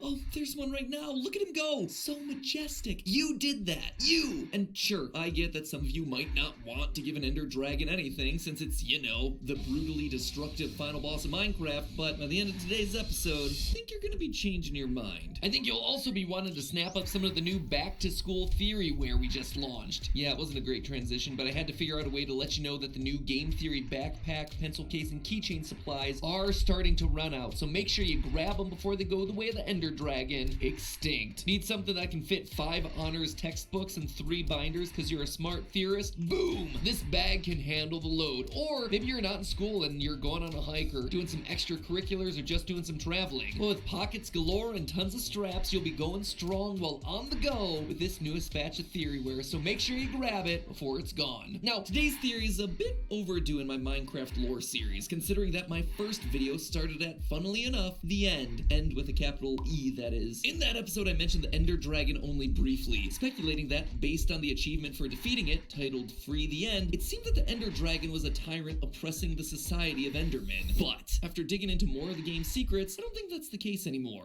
Or, at least it's not the full story. Sure, it might be easy to look at the Endermen, the descendants of an ancient builder civilization transformed by spending generations in the end and subsisting off of a diet of chorus fruit, and presume that they must be at the mercy of this powerful dragon that rules over them. But if we dig into the evidence, it actually tells us something very different. So today we're gonna focus on Jean and her story. Oh, sorry, is that name not ringing any bells for you? Well, it should. It's confirmed by Minecraft creator Notch and other members of the Minecraft development team that Jean is the official canonical name of the Ender Dragon. Apparently Minecraft Steve got his name the exact same way, a random comment by the franchise's creator, so as far as I'm concerned, these two names are equally official. Anyway, today is all about Jean and how we as the player have been ignorant to the fact that for the past decade the game has been begging, nearly screaming at us to not kill her. That's right, we're supposed to spare the Ender Dragon. But to understand why, let's start at the beginning of the end.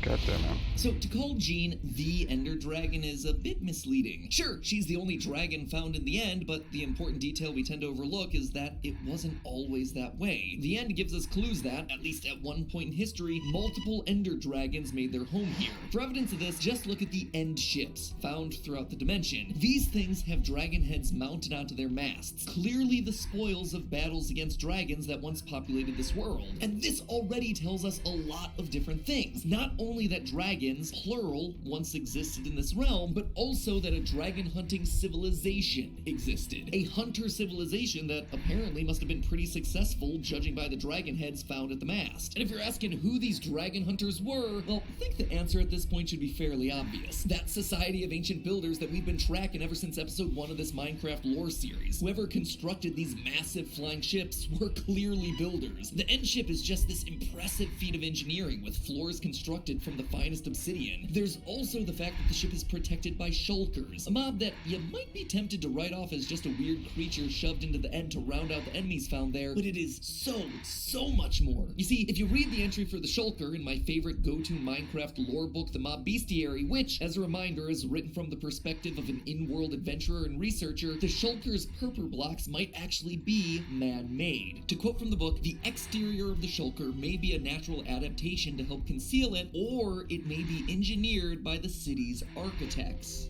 That is a weird thing to call out there, book. What a huge logical leap to make. I don't know about you, but it seems to me like it's heavily implying that that is the right answer. That the shulkers were actually engineered by builders. Still, whether these shulkers are a feat of bioengineering or just an instance of cleverly domesticating a native End species, one thing is clear, whoever built the End ships were serious about science. So why were the builders hunting dragons? Were they merely trophy hunting, tracking down the biggest and most dangerous game just because they could? We've talked in past theories how the civilization demonstrated a lot of hubris, convinced that their ability to build gave them the power of gods, with power over life and death. So could the war against dragons just be another extension of that? Maybe, but I don't think it's just that. Case in point, the Elytra capes that enable the player to fly. These capes are kind of like the final reward in a traditional game of Minecraft. You beat the dragon, you get access to the End ship, and boom, you find this unique item that can only be found here. And not only are they exclusive to the End ships, but they have a texture and use that all but screams that they were made from the remains of defeated dragons. We clipped their wings so that we ourselves could obtain the power of flight. I don't think it's a coincidence that the one major flying item that we obtain is being done in the one world where the main mob is a giant flying dragon. When the builders got to the end, they saw something they had yet to conquer, the skies, and so they were determined to tame those skies, just like they had done to the overworld and later the nether. Fun fact, by the way, even though Elytra seems to be a made-up fantasy word for dragon wings, the Elytra wings are actually based on real-life biology. Many insect species, especially beetles, possess Elytra, though in the real world, Elytra wings themselves aren't used for flying, but instead as a protective outer coating covering the hind wings that the beetles actually use for flying. Anyway, with that little biology lesson out of the way, what I'm really interested in here is the story of the Ender Dragon, or I guess I should say stories agrees, because when you actually look at the evidence inside the game, it seems to suggest a tale of multiple competing forces. On one hand, we have the end ships, which seem to be pretty clear evidence that there were builders who were into dragon hunting. So the builders must have been anti-dragon, right? That's where the story gets complicated, because as anyone who's tried to take down the Ender Dragon knows, there are Ender crystals spread across its habitat that are capable of healing it. Someone or something clearly wanted to keep this creature alive. And not only that, but the End crystals themselves are not naturally forming. They're objects that are constructed artificially by combining an Eye of Ender and a gas tier and then encasing it all in glass. But what's especially telling about the End crystals is where you find them, on top of obsidian pillars and inside of protective cages. In short, it looks like someone has gone through a lot of steps to make this Ender Dragon harder to kill. Not only by creating the End crystals, but by putting them on top of pillars that would be a challenge to reach, and then encasing them in a further protective barrier. And something tells me that Gene lacks the opposable thumbs capable of forging glass. Something else is going on here. Some series of builders really wanted this dragon to stay alive, and so they built an elaborate security system to make sure that that dragon stayed alive. And so we have evidence that suggests two conflicting stories. A ship that seems like the product of builders who are into slaying dragons, and a dragon protection defense grid that seems to be built for the opposite purpose. So what is going on here? Was there like a civil war? Did the builders who came to the end split into two factions? One side taking the role of dragon slayer and the other taking the role of dragon worshipper? If that was the case, why would anyone in their right mind side with the dragons? After all, the Ender Dragon is a hostile mob. Why would someone take it upon themselves to defend the dragons? Well, it seems to suggest that the hunters were too successful, to the point that they nearly hunted the Ender Dragon species to extinction. In real-world ecological studies, there's something called K-selection theory that basically aims to explain how various animal species ensure that their offspring survive. K-selection theory is founded on this constant trade-off between quality of offspring and quantity of offspring. On the quantity side of things, you have insects who can produce hundreds, thousands, even millions of tiny little babies in a lifetime. Needless to say that when you're laying that many eggs, each individual ant baby is not going to be getting a whole heck of a lot of tender love and care. On the complete opposite end of the spectrum, you got whales, with some species of whale like the sperm whale having a single baby every 5 to 7 years. This means that each individual whale baby is going to get a lot more parental investment. Its whale parents are going to spoil that thing like an only child. I bring this biological detour up because it brings up an interesting point about the animal kingdom. The larger an animal species is, the more likely it is to favor quality of offspring over quantity of offspring. Smaller animals like insects, rabbits, and birds can afford to have a lot of babies at once, while larger species like whales, elephants, and rhinos are much slower to reproduce. The Ender Dragon seems to fit with that latter category. It is massive, and it only leaves behind a single egg. But what this reproductive strategy also means is that megafauna, the big animals, while being attractive targets for hunters, are also the species that are most at risk of being hunted to extinction because of how slowly they reproduce. During the 1800s, for instance, the eastern Pacific gray whale was hunted for their blubber, nearly reaching the point of extinction. And mind you, these were not high-tech humans. These were guys in wooden ships powered by sails and armed with harpoons. Still, even with rudimentary tools, those guys were capable of making some substantial damage. More recently, the African elephant population has fallen from an estimated 12 million near the start of the 20th century to a mere 396,000 in the span of 100 years, with the main culprit being human hunters poaching them for their ivory tusks. Heck, even as far back as the Ice Age, many scientists believe that, while yes, the changing climate wasn't doing the woolly mammoth any favors, a major contributing factor to its extinction were humans, at a time when they were just literally cave people throwing around pointed sticks. And when you put it that way, what the End ship represents looks far less heroic. It seems a lot less like valiant heroes defying the odds to defeat an insurmountable foe, and it starts to look a lot more like humans doing what humans sadly do best: find a large, attractive target, hunt it down, and don't know when to stop. In fact, it's quite possible that there was no civil war between one faction of dragon hunting builders and another faction of dragon worshipping builders. Honestly, it could just be a simple case of a single civilization population hunting the ender dragons to the point of extinction, and then realizing, whoopsie, we're on the verge of wiping this thing out. Time to reverse course. In fact, not only are we gonna stop hunting these things, we're gonna do everything in our power to preserve the only one that we've got left. And hence we have the still remaining defense mechanisms put in place to protect Jean, the last ender dragon. And believe it or not, but this lines up perfectly with the behavior that we see coming from our endermen, the evolved versions of our ancient builders. The endermen peacefully coexist with Jean, neither attacking the other, but true to their roots, the endermen are still capable of dragon hunting if forced to. If they're hit by splash damage from one of the ender dragon's attacks while you're fighting it, the truce is off. They retaliate and begin fighting for their lives. That old dragon hunting spirit dies hard. Unfortunately, any hopes that the endermen might have for restoring the ender dragon population are meaningless. Sure, they may have decided to stop hunting, but they were too late. While the ender dragon does leave behind an egg, that dragon egg is inanimate. There was just a female dragon, Jean, to lay the egg, but due to the lack of a male dragon, her egg isn't fertilized. It's incapable of hatching. Nothing more than a trophy for whatever hunter might arrive to slay the last of the ender dragons once and for all. This is also why I suspect that the player is unable to craft elytra wings. Canonically, we lack the materials. Jean's body can't be plundered and harvested for enough materials, and there are no other dragons that we can get the proper resources from. Therefore, we're left with the only elytra wings that exist in the world in the End ship. Players of Minecraft,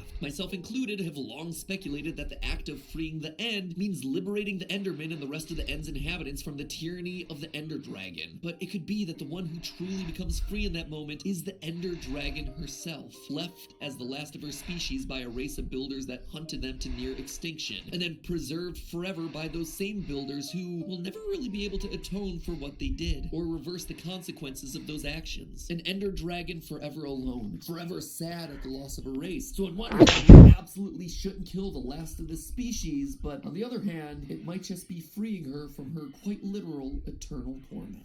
But hey, speaking of eternal torment, school is back in session. So whether you're 15 or 50, consider this your last call for our theory backpack and keychain. The backpack especially was built with storage and security in mind, so it can hold a lot of your stuff and keep it safe no matter what it is. So you have plenty of room to fit your diamonds and books and laptops in there while keeping them safe. Links for that backpack and all the other new Theoryware items are right below this video. And as always, remember, it's just a theory. A game theory. Thanks for watching.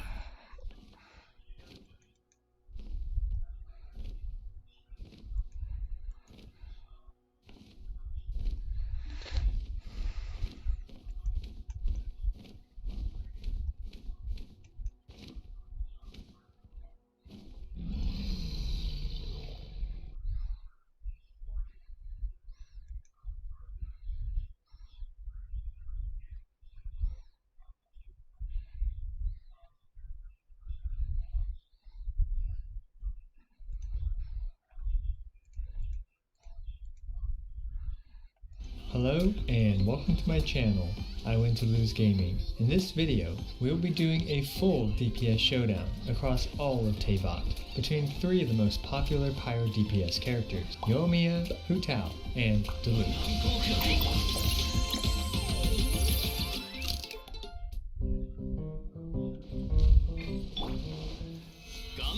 What kind of I Win to Lose DPS showdown would this be without half the video being about builds, methodology, and disclaimers? Starting off with why these three characters. In case you aren't aware, there are 7 Pyro DPS characters in the game. Since my DPS showdowns have never had more than 3 characters for the interest of time and my own sanity, I polled you guys and asked who you wanted to see in a DPS showdown against Yoimiya. And Hu Tao overwhelmingly came in first place at 45%, with Duluth in a convincing second place. So there you go, that's how the contestants were determined for this video. Let's take a look at my characters' builds. Starting off with everyone's favorite and likely only known fireworks maker, 5-star Amber. Naganohara Yoimiya. Besides helping children responsibly play with explosives, Yoimiya has been met with extremely mixed perception, ranging from content creators calling her complete trash to her being a decent character. My Yoimiya will be running a few different builds throughout this video. The first one is with the Shimenawa's Reminiscence. With Pyro Resonance and with Child in the party, this puts her normal attacks at 80% damage potential. Now there's going to be a lot of different damage potentials used throughout this video, but for my Yoimiya, her basic attack damage potentials are typically between 78 to 83%. As for her other gear, she is using a Refinement 5 Thundering Pulse, she's at Constellation 6, and her talents are at 9, 11, and 11. Next we have the quirky prankster and cheerful 77th director of the Wangsung Funeral Parlor. Hu Tao set records when she was released, both in single target DPS metrics and with the largest nuke in the game. Her first build is a build that fully utilizes her Constellation 6, which provides her 100% crit rate for 10 seconds, once every minute when Hu Tao's HP goes under 25%. This allows for Hu Tao to build full crit damage, some HP and attack, and also elemental mastery when needed. Here is her raw Pyro Constellation 6 build, which ranges between 80 to 86% damage potential, but not all situations are good for a Constellation 6 no crit rate build, and for my non-C6 Hu Tao builds, her damage potential ranges from 70 to 73%. She is using a Refinement 5 Staff of Homa. She's at Constellation 6, and her talents are at 9, 12, and 13.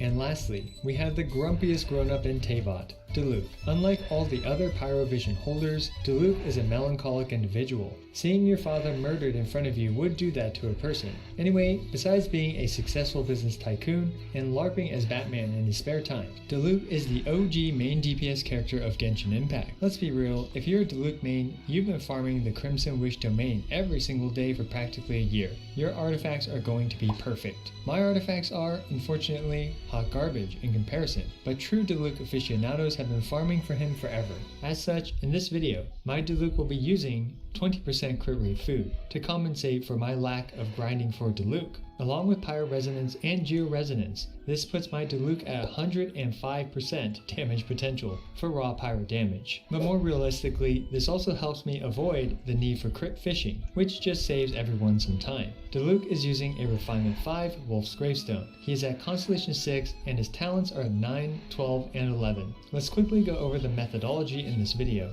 Zongli's shield will be used in scenarios where it saves time. There are a lot of different scenarios in this video, ranging from single-phased fights to multi-phase fights to a vape showdown and even a nuking showdown. We'll also be taking all three of them with full teams for a spin through Abyss 12. And now for everyone's favorite section of the video, the disclaimers. First and foremost, any conclusion you reach is for you to decide. All of these runs are simply the best times I could muster given the constraints set in place in a reasonable amount of time. I did each of these runs multiple times and picked the best runs for each character in each situation. I have no agenda and nothing to prove. I make these comparisons because I find them interesting and enjoyable. There are most certainly oversights, unfairness, and execution errors, so feel free to point those out in the comments below. And with all that out of the way, without further ado, let's get started.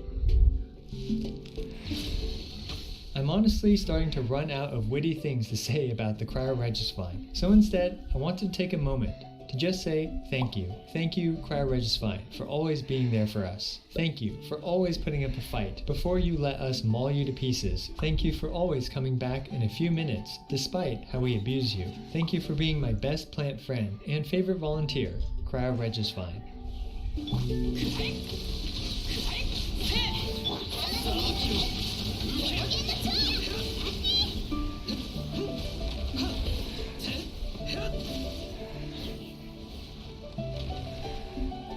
And what better way to thank our poor plant friend than to murder it with a dozen flaming arrows. Yoimiya's raw pyro single target DPS is actually quite the spectacle, and mercilessly slaughtered our #1 volunteer in just 3.4 seconds.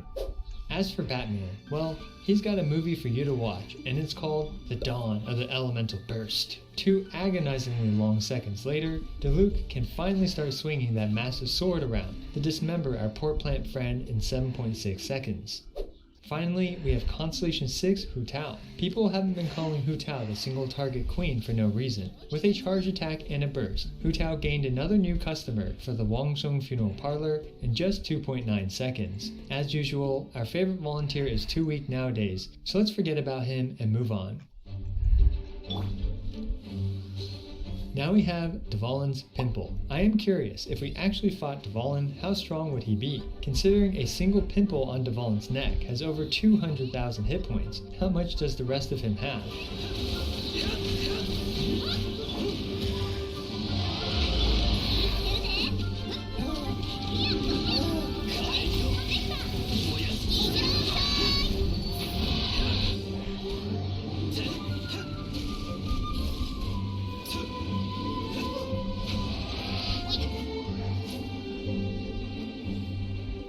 While Yoimiya often struggles to hit moving targets, giant pimples typically don't move, and if it does, you might want to get it checked out.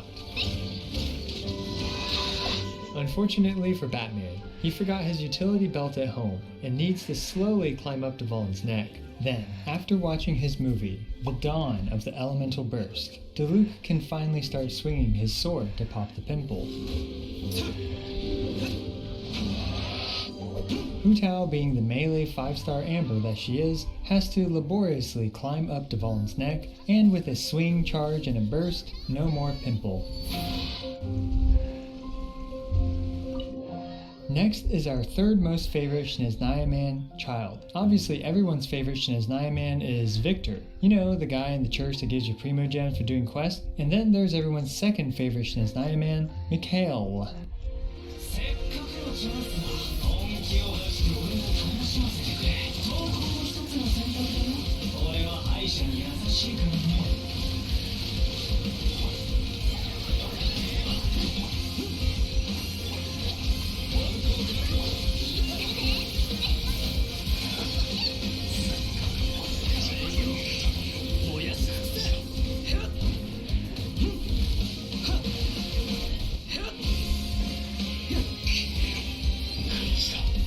Thanks to Yoimiya's high single target DPS and her ability to take out Child's first and second forms in a single infusion window, it took her nearly no time at all to take out 2 Sneznaya men. Then, third form Sneznaya man, despite looking extremely cool, stood no chance against someone playing with some fireworks.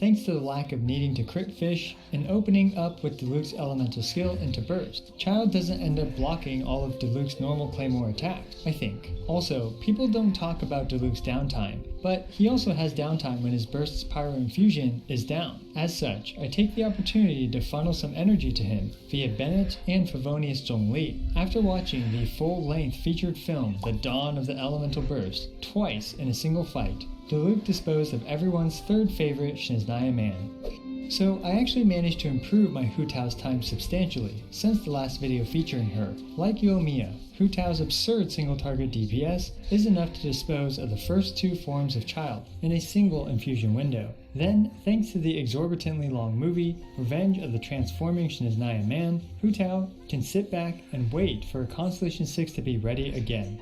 Hu Tao also saved a significant amount of time by not needing Zhongli's shield. Skipping ahead to another multi-phased fight where Hu Tao and Yoimiya cannot bypass their cooldown issues, we have the Magu Kenki.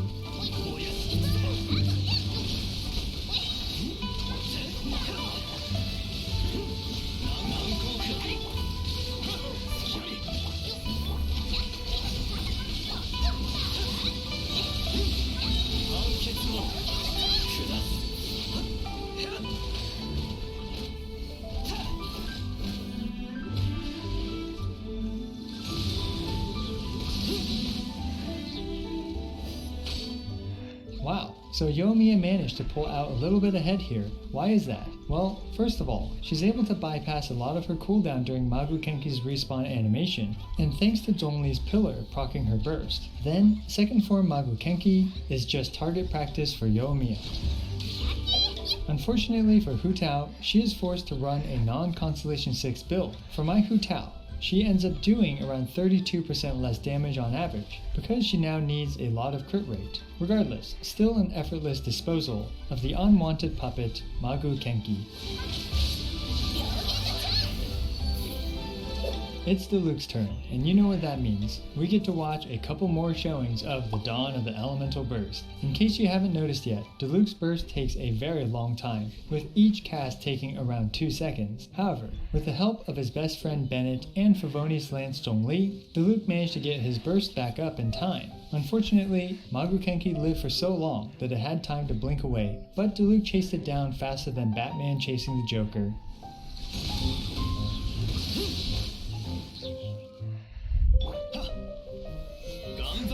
And for the last multi-phase boss fight, we have the Perpetual Mechanical Array, or our Lego friend.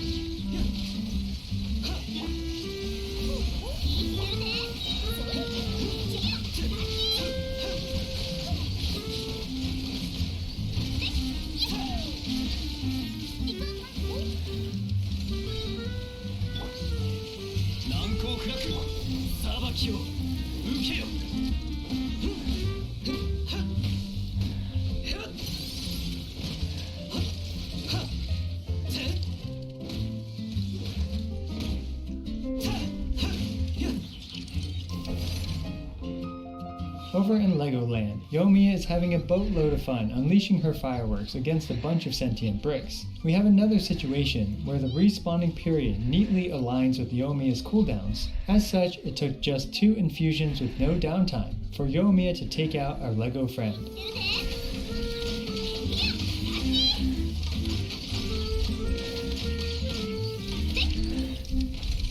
Hu Tao's run is very similar, but again, thanks to her needing to run crit rate, her charge attacks are much weaker than they were. Nonetheless, Hu Tao reliably took out its first form in time.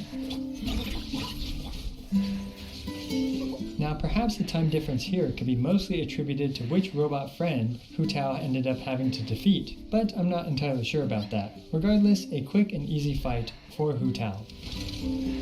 No man, don't worry, I won't subject you to the entire Diluc fight, but Diluc wasn't able to take out the first form of the Lego boss before his pyro infusion ran out. Even worse, the boss managed to get 2 attack cycles off before summoning his Lego friends. The boss will not go into panic mode and summon its Lego friends until it finishes whatever attack animation it's currently performing.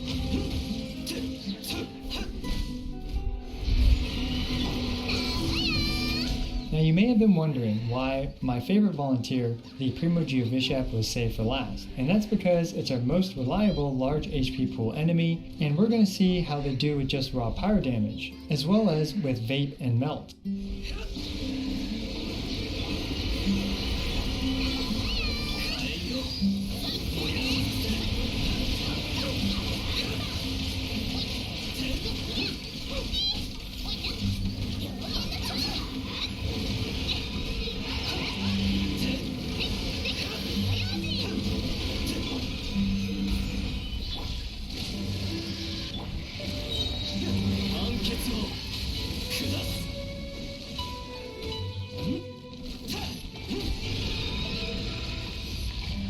Well, we're back to the previous trend of Constellation 6 Hu Tao stomping everyone. When you sacrifice all your crit rate for crit damage, this is the kind of damage you get. Unfortunately for Yoimiya, she is just shy of the amount of damage needed to one cycle the Primo Geovishap. I do, however, believe that it's possible. Thanks to a couple of procs on her burst due to Zhongli's pillar, Yoimiya got her E up again a few seconds faster. Well, we're starting to see a clearly established pattern for single target boss showcases for Diluc, thanks to his long burst animation, worse single target DPS, and downtime on his pyro infusion before getting his burst up again. Diluc falls far behind the other two for single target DPS. But in this video, I'll also be showcasing Vape with Xingqiu as well.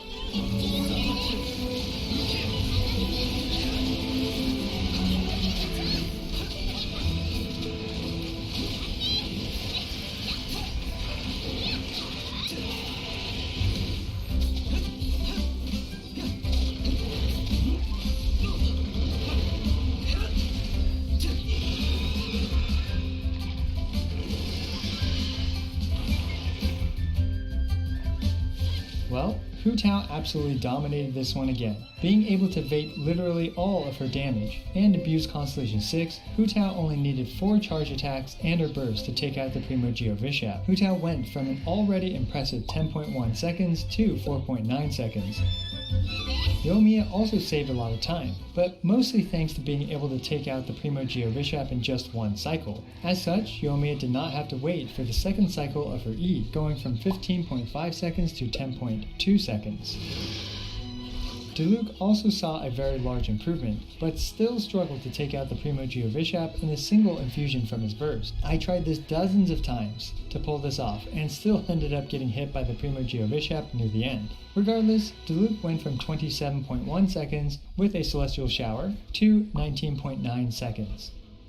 If we look at the DPS improvement and also factor in the Celestial Shower for Diluc's run, we can see that Yoimiya had a 51% DPS increase, Diluc had a 60.52% increase, and Hu Tao had a whopping 105% DPS increase. Yoimiya's DPS increase is mostly due to her taking out the Primo Geovishap in a single cycle, so this doesn't necessarily reflect how much more damage she's actually doing.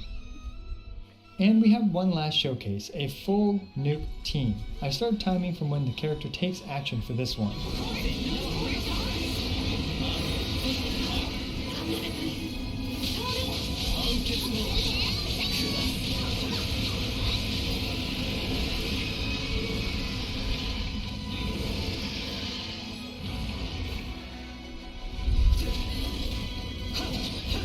That was a lot of stuff and took me ages to compile all those clips. But now let's dive into the Abyss, where there are multiple targets to smack around. Perhaps Diluc's AoE multiplier can help Batman catch up to the 2 Ambers. But really quick, let's take a look at their team. Diluc's team will use the tried and true Diluc, Bennett, Xingqiu, and Zhongli. Now I wanted to keep the teams fairly similar, so Yoimiya will replace Xingqiu with Kazuha. Let's be real, Diluc without Xingqiu is very painful to use, but Yoimiya really does not rely on Xingqiu at all. Hu Tao, on the other hand, can't really use Bennett or Kazuha without a second Pyro teammate, so she gets Amber instead. Why Amber? Well, Amber provides Pyro Resonance, her Constellation 6 provides 15% attack, Noblesse Oblige provides 20% attack, and a Refinement 5 Elegy provides 40% attack and 200 Elemental Mastery. Barring another DPS character like Ayaka or something, Wailed Amber is one of the better supports for Hu Tao. Also, since I only have one Staff of Homa, Zhongli on her team will be using the Primordial Jade Wing Spear. Please remember that there are a few disadvantages for Hu Tao's team due to her restrictive team building and me only having one Refinement 5 Staff of Homa.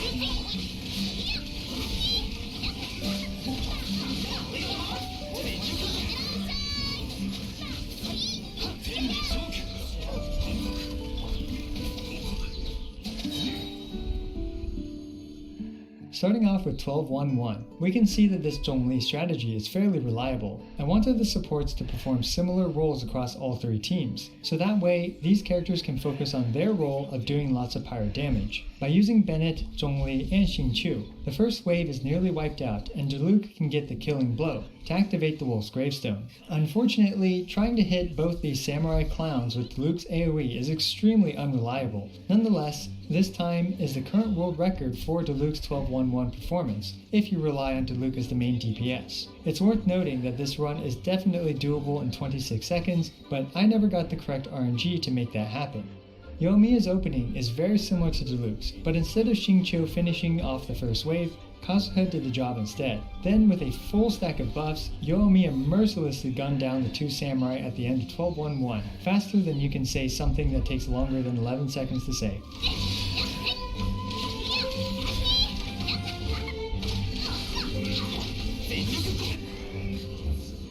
Hu Tao actually struggles in comparison in Abyss, at least for the first chamber. The reason is that she starts with full HP. Nonetheless, with a bit of help from Xingqiu and Amber, we can still save Hu Tao's E infusion for when the 2 samurai spawn. Even after her E infusion ends, she can still chuck Xingqiu's water swords to finish the job.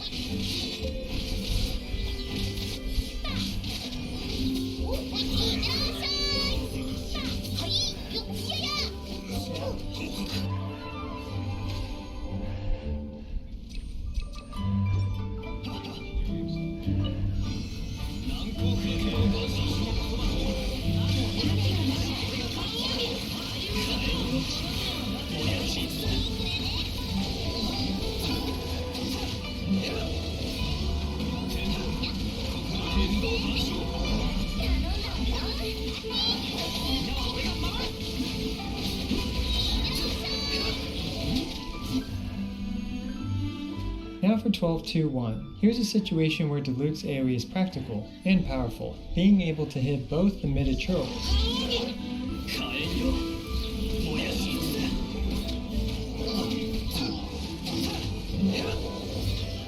And then after Zhongli's burst, Diluc was able to hit both the Abyss Mage and the Lava Troll for a quick clear of 12-2-1.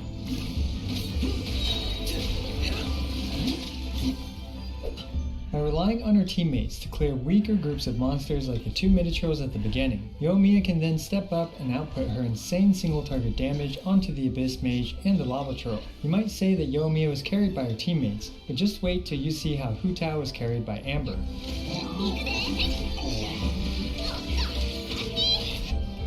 Thanks to Amber's elegy buff, damage, and pyro amplifications, Xingqiu is able to one-shot the mid-trolls. Then simply bait the Abyss Mage and Lava Troll to the edge of the map and petrify them with Zhongli. Afterwards, Amber's burst is back to break both the Abyss Mage's shield and the Lava Troll's shield. By removing both their shields, Hu Tao is able to apply Hydro onto them in order to Vapor Burst.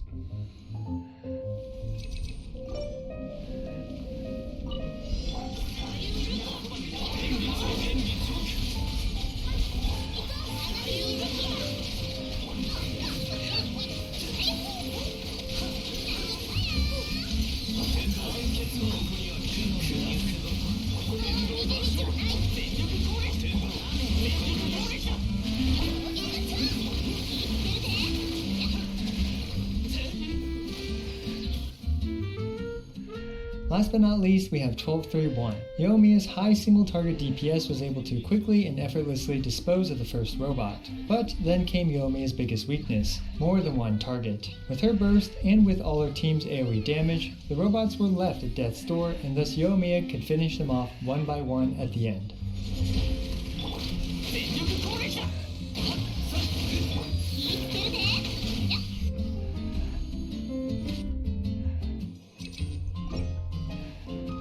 While Diluc's single target damage is poor, Xingqiu's is not. Xingqiu's Vape and a gazillion water swords helped Diluc clear out the first robot pretty quickly. Then it was Diluc's time to shine, by hitting multiple petrified robots within his AoE. Admittingly, this took a lot of attempts to line up the robots just right, but it was all worth it in the end. This is by far Diluc's most competitive performance to the other two Amber reskins.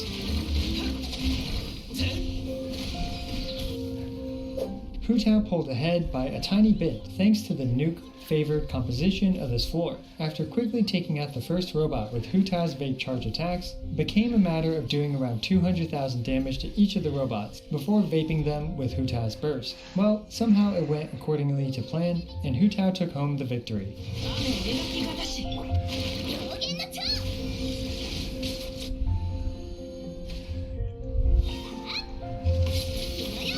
So here it is, the aggregation of all the runs and times in this video. From a single target DPS perspective, I think that a no crit rate C6 Hu Tao has the highest out of these three. She's followed by Constellation 6 Yoimiya, which is a tiny bit better or just slightly worse than a non-C6 built Hu Tao. As for Diluc, well, it was interesting to see how much I've improved as a Diluc player and also to see how modern characters are compared to older ones. Does this close performance by Yoimiya mean that she's good? Well, I do enjoy speedrunning, and sadly Yoimiya struggles to carve out a role in speedrunning. Currently, two of the fastest single chamber times include Hu Tao. Yoimiya currently has no world record times that I'm aware of. Will Yoimiya be able to find a role in speedrunning in the future? Only time will tell. As for Diluc, well, sadly he hasn't held a record in speedrunning since that Oceanid event. So what do you think about Yoimiya's performance? Do you think she's as terrible as everyone has been saying that she is? Were you surprised by the results of this video? I was personally pleasantly surprised by how well Yoimiya performed, and although she has not set any records that I'm aware of, she feels far from being the worst character in Genshin Impact. As always, I appreciate every single one of you.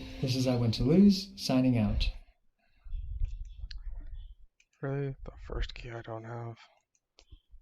Damn it. I honestly wonder.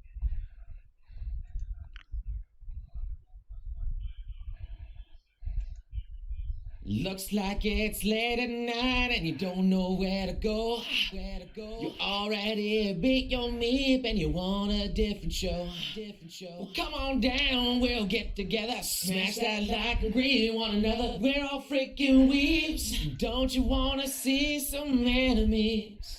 Alright, I like that one. That was pretty good. As you can tell, I got a different camera angle right now because this makes me look like I guess I'm a little bit taller and I was a little bit bored. And as you know, I'm an absolute behemoth of a man. Don't look at my height. Which tip? Compensate for having a flat chest by wearing a giant hat. And here we have an example of a lot of flat. On the last one, she's got a decent size, okay? She's got a decent size. But that just reminds me, because my girlfriend Ashley, she has a wizard avatar, if you will, and she has a giant hat. She loves the giant hat. And, you calling her flat? Funimation tweet, yay for anime! Funimation and Crunchyroll are one company today. Now we can start the crazy fun work of bringing our worlds together. And the world now enters a great age of pirates. At One Piece.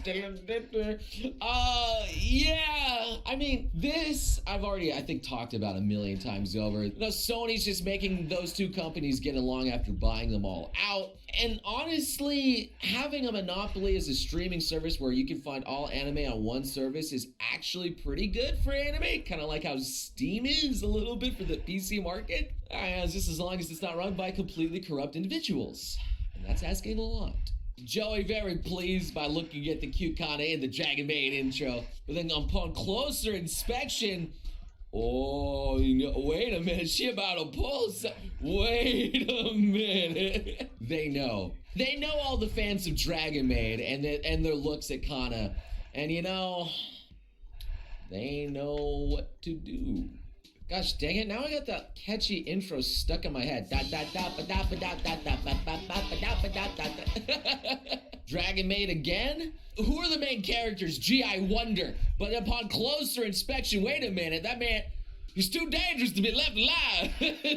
Why do they give a little gift of hair over his eyes? I guess it's cheaper just to animate the hair over the eyes because you don't have to actually animate the eyes. Technically, eyes are the most expensive part of an anime character because it's so hard. Not that I've ever tried to draw anime before, and it turned out, well, it turned out okay. So Jihi-sama looking at those butter cookie tins, they're like, yeah, I'm gonna get some cookies. But then it's just all the knitting supplies, and that's not what I want. Why did you do that? I hate the fact that I relate to this meme so much. Because my mom and even my grandma, like when I was a kid, I was like, oh, look, some cookies and stuff. And you open it up and nope, it's a bunch of garbage and junk because it's so nice to keep junk inside. It's disappointing. So is that Godzilla Gajinka and Mothra Gajinka looking back at the lamp? You will not escape me again. No. Yeah, I guess. The one way to get waifu Mothra away from, I guess, husbando Godzilla? Or maybe waifu? I guess depends on... Anyway, it's just a giant lamp. Yeah, just a giant lamp. That's a good question. Is Godzilla male or female? Or does it matter? Is it Yuri between Mothra? I don't know. It says King of the Monsters, so I assume male. Ah, Mary comic. Yay, I finally got a VTuber model. Can't wait to start streaming. And I've always wanted to be 2D. And then, wow, it tracks so well. And there's, the VTuber model tracking, a nice peace sign there. And then, please like and subscribe. And then, wait, that's strange. Why am I looking at myself as she's inside? Uh-oh. Heh, sucker. What? I didn't say that. I always wanted to be 3D, and now I am. Have fun being 2D. No, wait, don't. Wow, always Mary with the horror-themed comics. Thanks, Mary. Woo! Ugly characters in Western animation looking like Quasimodo over here. Yikes. And the ugly characters in Japanese anime and... Well, he's just a little bit more chunky. He's like a little play, look a little chunky. Like, there's nothing really wrong with him. The Moon Isekai anime there. It's rough, dude. Man gets isekai to like another world unwillingly, but he does it kind of willingly because he saves his family. And then when he's going on his mission to save the world, the goddess looks at him and says, "You're ugly. Yo, yeet!" and just tosses him up into like the corner of the world. That just sucks, man. It sucks. Which side are you on? Vegans, eat vegetables too. Yeah, I guess eating vegetables. Or meat eaters, and you're chunking on them thighs. I like how I think that's just the Yuri thighs. Is that what that is there? I think that could be Yuri. Oh, sorry, that was Monica. Ah, dang, I don't know the tights well enough. The black tights are Monica. Obviously, the one that only has the black tights is the evil one. Kind of. Best one. Let's just go with best one. I wonder if that was a hint. Maybe the black tights was the hint that like, wait a minute, that one's different. That's clever. Never thought of that. First day of living alone and it's nice and you have like all this ice cream for breakfast. I make my own decisions. Let's go. And then 1 week later and you're like, I'm dead. this isn't what I wanted. Yo, living at my own place for like the first time ever, like that was surreal. Like honestly, I didn't know what to expect. Then after a while, it was like, you know, I got to get all the food that I wanted. I didn't have to worry about ever stocking up because I always had what I wanted because I bought everything I wanted. And I don't know, it was just weird. 2006 with all the big animes out there from Inuyasha to One Piece. But then 2020 rolls around and everything's gone but One Piece. But 2022, Bleach is like, I'm back. You thought you could get rid of me? You thought you could get rid of me? And I know what you're saying. Yes, Naruto has Boruto and it technically lives on. I would argue Naruto's more like a zombie being dragged across a field that's already half dead to begin with. All of Naruto shipping to me like, Mr. Cameraman, zoom in until 10's out of the shot, please. But even Naruto's self-aware of how unimportant 10 is. It's not even the females at that point. I think 10 is the most neglected Naruto character. It's so sad, I'm just laughing. Anime normies, you're famous for, and One Piece like the best world building? Best characters? 1,000 episodes. Yeah. One Piece is getting pretty lengthy, but the journey, it is paying off. We're about, well, at least in the anime, to get to one of the best freaking new arcs here. Like a big old battles going on ever since. Well, I don't actually want to spoil all the arcs there. Yeah, just watch One Piece. It's good. It's freaking amazing, but this one might live up to it. My parents, when I sleep at 4 a.m., man, like, what are you doing? You fool. Go to bed. And then my parents, when I wake up at 4 a.m., like, yeah, there you go. That's my kid. Good job going to bed early. And I was kind of like that because in high schoolish, I knew that all the good animes, like Full Metal Alchemist came on really early in the morning, so I had to wake up early to watch my favorite anime. Sometimes I would go back to bed after I watched it. Oh man, I was addicted at a young age. Oh no. How I thought Slime Season 2, Part 2 will be. And it's like this epic fight between dragons out here. That's actually wow. And how it actually went, well, let's just sit around at the table. We'll just discuss politics and what we gotta do.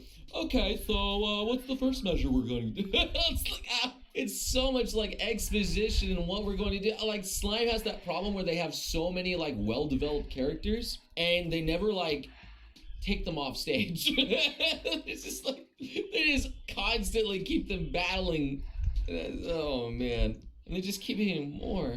Hey guys, look at my funny off-brand hoodie. And everyone just moving away from you as you walk around. Why, everyone's just keeping their social distance. Wait a minute. Yo, hold up. Why is everyone walking away from me? It's true, though. It's really good for keeping your social distance. And that's exactly what we want, right? It's for social distancing. I'm doing the world a favor by keeping them away from me. Did you know that the creator of Nagatoro-san used to draw Beast off-brand? Who the frick starts a conversation like that? I just said that. You want to know who starts a conversation like that? Nugs Taco, when he dragged me on his channel and made me see all that garbage. There's literally a video on Nugs Taco of him showing me that messed up stuff. And you want to know the worst part of it? The beast stuff isn't the worst thing he's drawn. Nipple sushi. Fun fact, fake subs can completely change the context of a scene. And the classic Dragon Main scene of Elma and Toru just, oh Toru, you're such an amazing kisser. Just wait until I start licking down. Oh my god.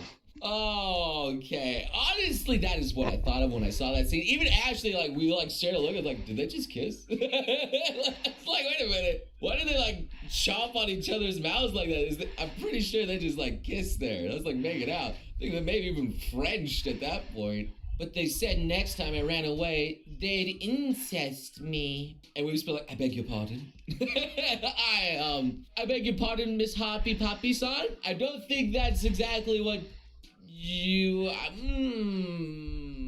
So the YouTube skip ad button and me slapping that right there. That's right. Like ads, they give me that money, and you know I appreciate ads in the video when they show up. You'll never know. But if you skip it, it's not the end of the world. As long as you guys are still watching my videos, you know, honestly, that's fine with me. If flat is justice, okay, and the world is unjust, we can then safely assume that the Earth is round.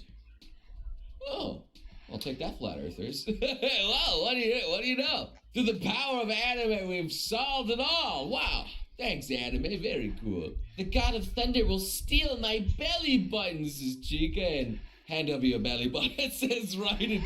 Okay. Oh man, I have been playing way too much Genshin lately, and I'm just not gonna stop. I keep streaming it. I got nothing else to play sometimes. I just keep streaming Genshin because it's really fun. But anyway, thank you guys so much for watching yet another different camera angle of me. So if you guys enjoyed this, and maybe even some of my jingles, because since some of the comments from the last video, and yes, I do read the comments, you guys like some of the little ditties I make, and you know, maybe one day I'll actually will make a full song, just for fun. I don't know how to produce music, but hopefully I can make something fun. I'd like to. And if you support that, you know, maybe subscribe. Hit that like button, stick around, and I will see you beautiful sons of guns again next time. You crazy mother.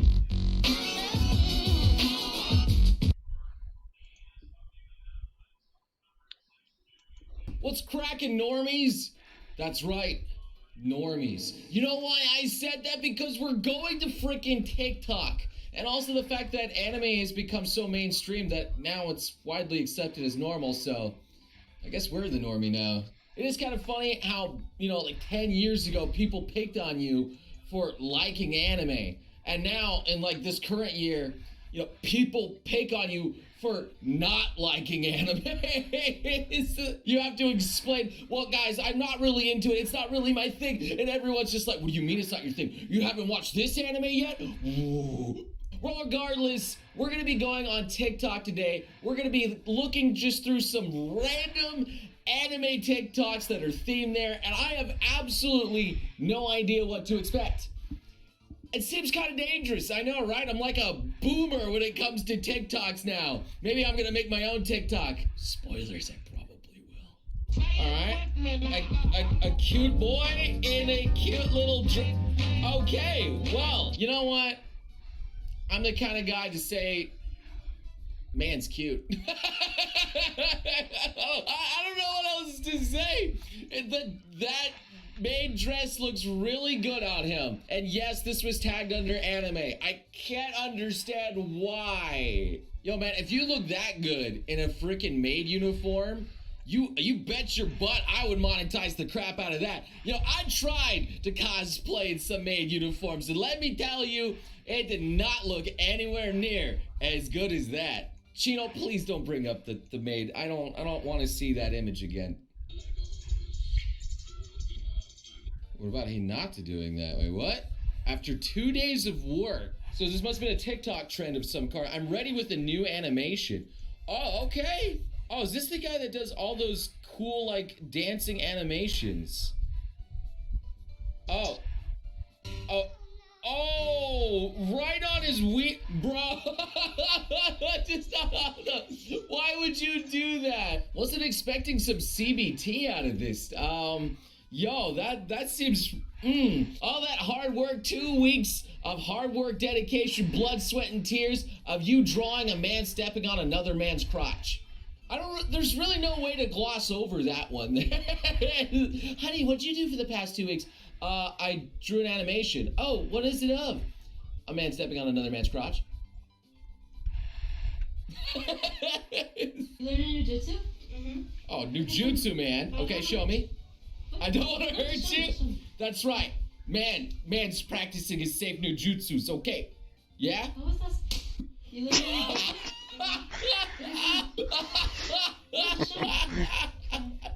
Slapper no jutsu!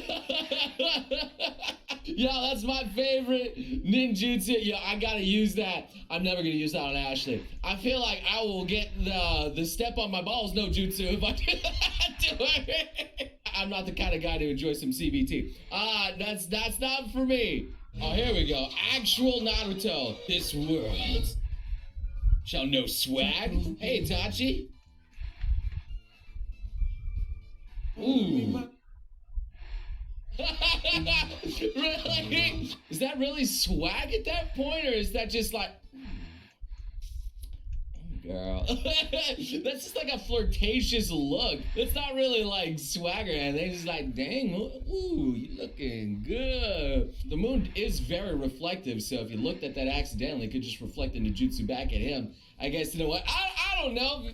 Using genjutsu on yourself, it is definitely something that could happen. Makes me wonder if like Naruto just held up like a freaking mirror to either Itachi or Madara. Would he use the genjutsu on himself? And it's the most effective thing you can do? Mirror no jutsu! Yo, TikTok really needs a volume slider because, ow! Everything is so loud on TikTok. Me watching movies on illegal websites like, yeah, and Sarah's literally only 5 miles away. She coming for you. Gets the belt right. Oh, man. I mean, if these ads were very truthful in their statements, yo, these lonely MILFs in my local area would be running up like zombies at my door, dragging me outside. You think I would be looking at these movies if there was these hot MILFs literally 5 miles or a mile away from me? Get out of here. Oh, okay, rolling up and you see your squad and I'm just like, yeah. Oh, that Rock Lee, let's go. Oh, there he goes. Oh, Sasuke saves you. Oh, it just yates Sakura. Just get Sakura right out of the picture here. What even is this song that's playing in this? Honestly, the only character that I really approve of an original character making its way into the main cast is whatever this guy is as he yeets Sakura out of the picture. I mean, I guess Sakura played an important roles in this story here and there. So you don't have to completely write her out of the story, but just yeet. Can you do Bakugo? This is a silhouette trend? Get on your knees and back! Wait, what? Oh, did I just see something that I really just did not want to see? What the heck? Oh, I mean, that was really well done. Don't get me wrong.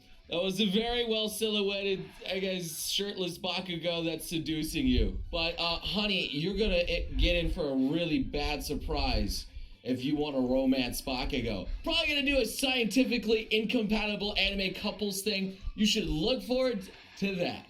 Subscribe if you want. Maybe hit that like button if you want to see some more. How do you say cake in Japanese? Oh. Keiki? What about pancake? Yeah, pancake. Pancake. Yeah, pancakey. What about coffee? Yeah. Kohi. Kohi. What about strawberry? Yeah. Ichigo. Ichigo, yeah. Strawberry. Strawberry. Why? Sensei, でもわからないわ. Yeah. Okay, Ariga, thank you for nothing, Sensei. Oh, wow, toxic. Look, it just depends on where they got the word from. They probably heard it in English first, and everyone's just like, oh, what do you call this? A cake? Oh, this is good. Suteki. Wait, no, that's not steak. No, suteki. Oh man, I hope that's not racist. Bringing this trend back, I guess. A trend? Oh, okay. Just making yourself into anime characters. Okay, that's kind of cool. Oh, dang. Honestly, that's just a really cool video. Being able to artist and just like pose and make yourself into an anime character with all that cool stuff going on around. I mean, I could do the same thing too, you know, right? Like I can do like a fancy pose and I hope I don't turn into Boku Noble again. Ooh. No, God, no. Oh, Kakashi Ninja Mission of getting everyone up their butt. I hope he had consent for Ace. I think he said, oh, that, I really hope that was consensual. Can't you just get, arrested for that? But there was one time, where I think it was my first anime expo, where a girl wanted to do the pose of like the 1,000 years of pain no jutsu to my butt. I don't know if that picture's still online. I think it actually is. I'm pretty sure you can't find that. Yo, props to that one girl that wanted to stick her finger up my butt. Very cool. Oh, this is really cool. Food and anime actually showing how it all goes down. And somehow the anime stuff looks so much better. Still pretty cool. Oh, it's even rising. Yo, that's sick. That's so impressive.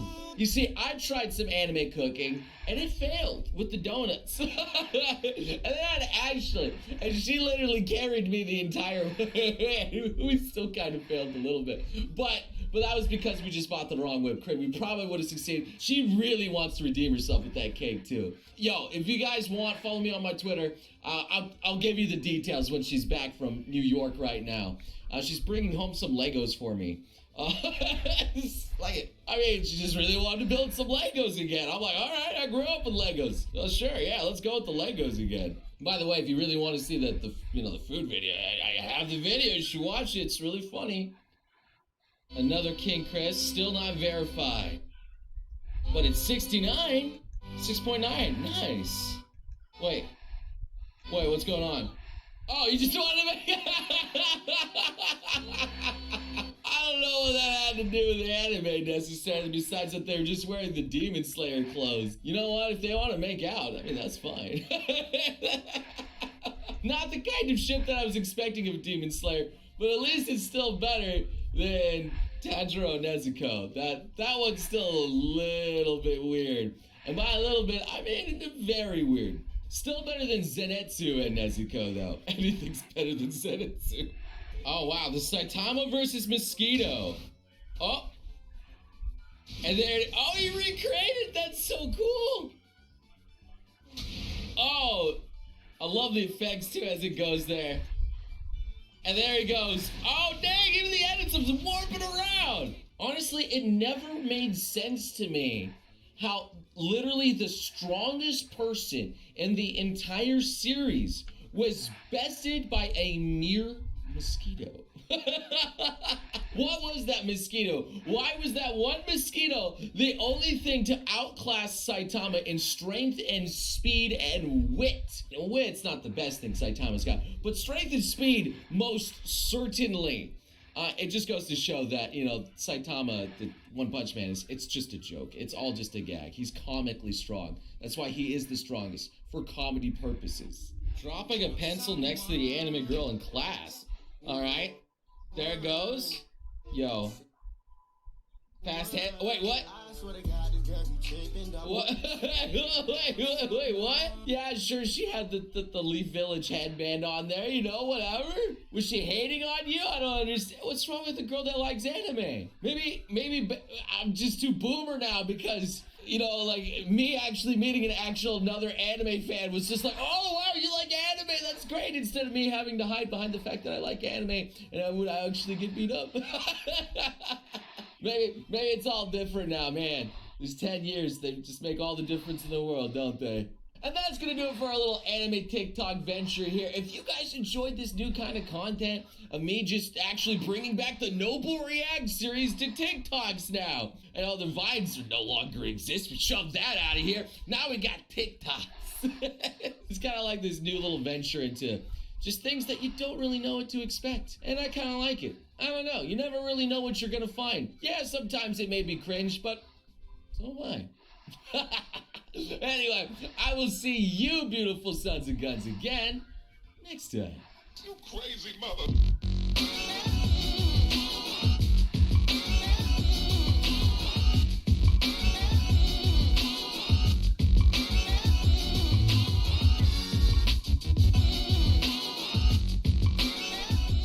Keep playing with the camera angle, Noble. It didn't work. Why not?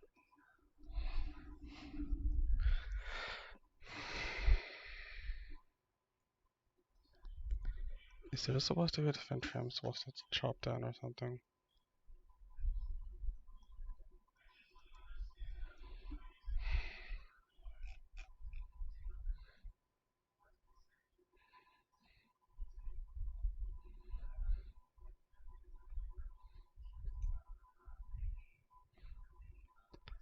I'm literally about to skip this dungeon because of how dumb this trap is.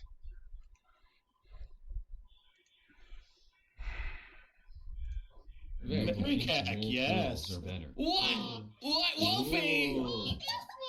Wolfie! Noble likes wolves better after. What? No! Stop! I'm being bullied! Okay, so we're just gonna start with normal, and honestly, that's the best game mode. So we're probably gonna stay on normal for a while because I tried the other games, and honestly, normal is so much better than the other ones. Okay. Tell me what to do, because I have never played this and I don't know how it works. So what happens is you're gonna start out with a random thing that you're gonna want somebody to draw, like a sentence, and then the person's gonna make a picture of it, and then the next person's gonna have to describe what he sees in that picture, and then that person's gonna have to draw whatever it is that person said, and it keeps going on from there. Oh my god. So So, are yeah. we allowed to drop? No, Great because question. we're Twitch streaming. Damn it. It's just anything, just any random sentence? Yeah, just any sentence that you want somebody to draw. Let's see.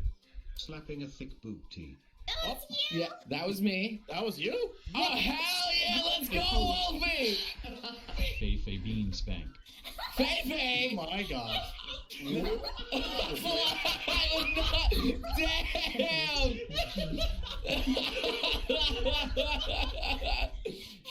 No. What? It's supposed to be a sandwich. I knew it! Sandwich! That's a She loves the sandwich. sandwiches. Alright. Nuts being cringe. Wow. Wow. I wanted to see a depiction of it. Oh, sucks, Maka. Oh. Nuts Twitter. Oh, okay. I got it right though. Dude, Oh, Wolfie. Legend. Nuts getting Dang. verified on Twitter. Oh, there he is. Oh. Got him. Are you verified on Twitter? No, that's weird because I am. I That's know, so I'm weird. aware. Wait, You Wolfie, should are you talk to them. verified as well? Finally found it. Yeah. Oh, that's great. That's great. Nut does. spies Feifei flowers. Oh, that's wholesome. There you go. Wow. Confession of love. Oh, Hell yeah. Ooh, that drank up. Love. The guy just doesn't care. Pegged. What? Fifi? I thought it was Noble. No. Oh no. You shouldn't be. It's gonna be fine. Becoming a 2D waifu. Alright. Oh. He used to be a milk. Very cack Whoa. Yes. Damn. Pepe admiring Poggers. Pepe's lack of boobas. Yes. Oh my god, how can you teed me up? Yes.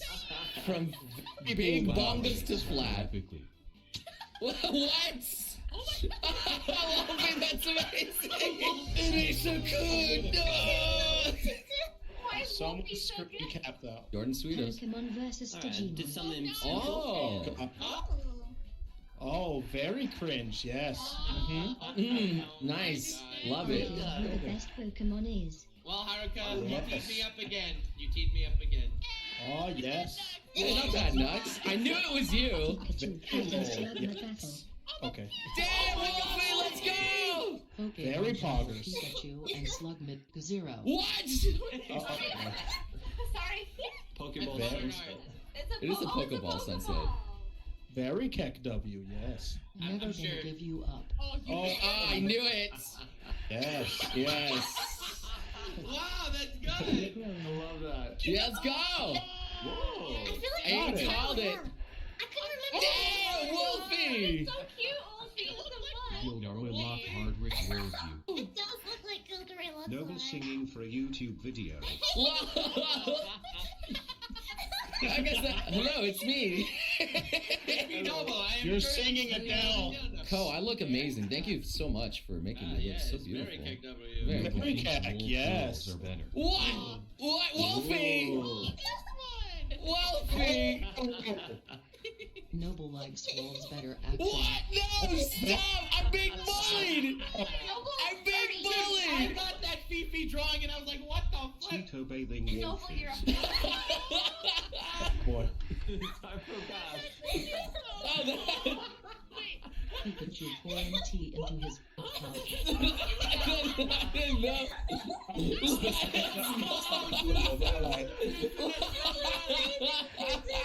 Thank you. Fat ugly beak Pikachu is pretty poggers. I like the little belly button as a Haruka is a moose by day and a Timmy's worker by night. You understand what I have to work with. Oh, I did That pretty was well. really good, actually. Thank you. Has no Thank you. AC rip moves. Uh-oh. Oh, she's sweaty. Oh. Haruka doesn't get mail. No mail. No mail. Oh. Haruka has no male frown. Let's go. Good job. Oh. So sad. Is this a true story, Haruka? I'll send you mail, Haruka. Please go and send her some fan mail. All right, I'll send you a letter. Goldfish stretching. Oh. Oh. Yes. Goldfish. Goldfish. Shark King. Shark King. I'll take it. I'll take it. Oh. Not bad. Awesome. Oh, damn. It was reversed. It was reversed. You're my wife. Possessive husband. You're his possessive husband.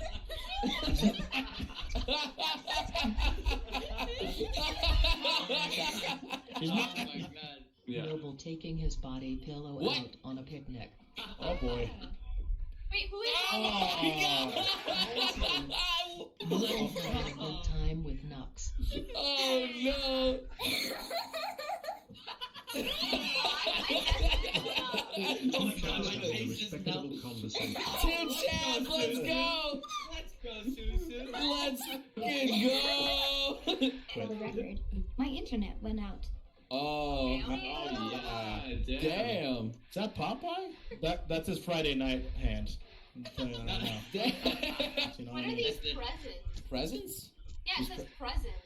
Oh, presets. Oops. Yeah.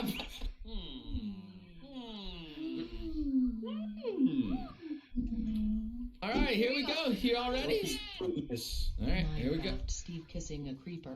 Oh. Yes. Oh, Wolfie! Holy crap! I'm so happy you're here, Wolf. Tell you that. Why Minecraft? Nux, you just had to ruin it. Notch is the new god of this world. What?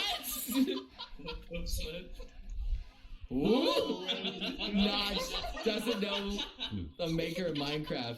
Oh, hell yeah. Oh, Susu, that's dope. Saved.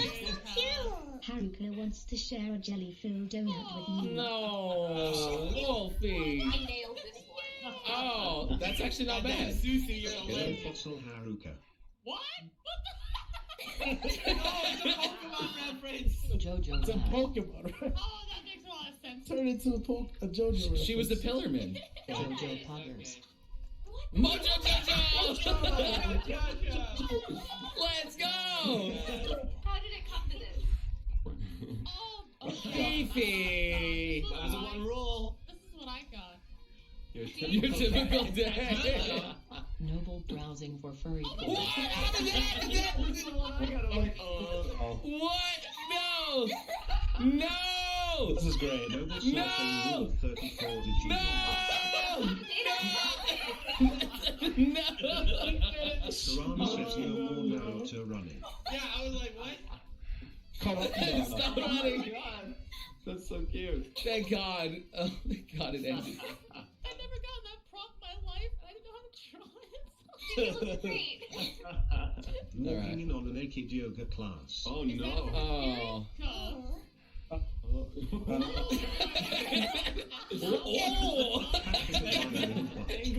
Oh, Haruka, that was you also. Oh my gosh. Let's go. Face spreading cheeks for tier 3 sub. Let's go. It's pretty good. Touch Fefe cheeks for tier 3 sub. Oh, damn. Okay. Oh. Oh. And it's so wholesome. It's so cute. That is great. Femboy Nuxtaku. Oh. I think Yeah. I'm sorry, Nux.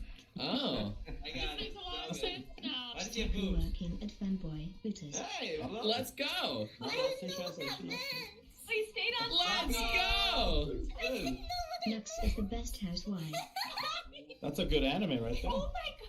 Got the boo again. Nux Rule 34. Let's go. Oh, no. Empty. Well, There is no Nux Rule 34. I like speedruns. Scary as hell. What, speed run? Oh god, I've never done this. Like every time you go through a picture, the clock goes faster and faster. Alright, if that's what you want. Alright. Alright. I was already stressed, but this is gonna take it to another level. Pretty much. Oh my god. Oh, that was quick. Okay.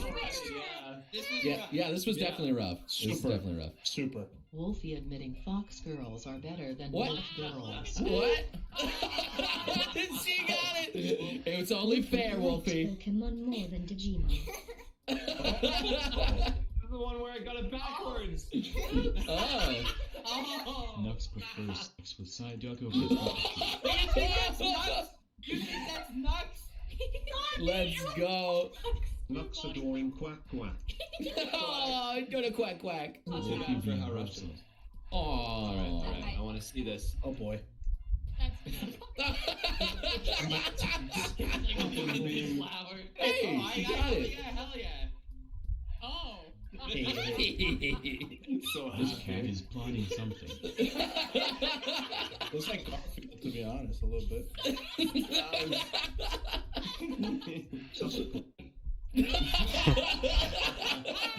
Sussy. Alright, here we go. Come. That was a good Whoa, nice. Was you? I did my best.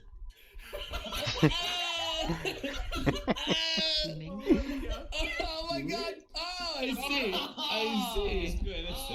Leave it to Rushing to Wolfie. the Yes. I don't know. This makes a lot of sense now. Let's go. Fox girls one step at a What? time. Let's go. Nux and Noble kissing. Oh. Oh, it's beautiful. Oh, man, those lip locks. Interlocking. Making out and They're being horny clamped onto sexually. each other. I couldn't do it. I just did this instead. Oh. Oh, I ran out of time for Wolfie this and one. Noble decide bots. Decide bots? I was gonna say both boxes and wolves win. Help comes to those that help themselves. Simp. We end with an inspirational quote from Nux. Wolfie doing a speed run. Oh. Okay. Yeah. Wolfie speed. Pikachu gets hurt. No. No. Pikachu hemorrhoids. Oh no. Oh no. Pikachu. No. No. Oh no. Condition. Dude, that's really good.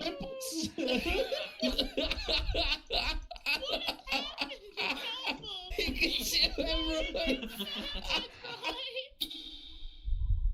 Alright. It's go time. There we go. Sweet Lord, thank God it's I hope you're ready. Time And then meatballs.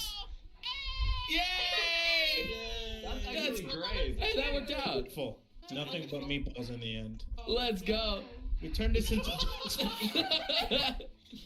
Let this be a lesson, kids. Licking buttholes makes you pregnant. That's what people tell me in Catholic school. Oh, how? How?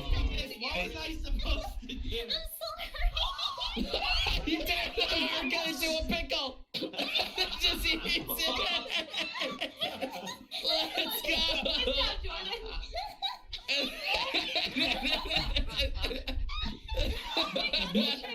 Just made. That was so great. Oh. Okay. What's gonna happen now? Oh. Wait, who's that brown-haired man? They're gonna make out at the end. Oh. Oh no. Happening. Oh It's no. happening. Oh, I made it happen. I made it happen. I like to continue animation, so I did this. Aww. Yeah, I like that one. Yeah, you're welcome. Nugs! What? Nugs! To continue it. Like. Hello, dude. Hey. Wolfie Gaming. Oh, sorry. I fucked this one up. Uh-oh. I'm so sorry. I've seen that type before, yep. Oh, no, Oh, never what? mind. Not this one. You made a Geodude. Oh! She evolved. She evolved, yeah. Never mind, sus. That was Cool. Oh, Oh my god.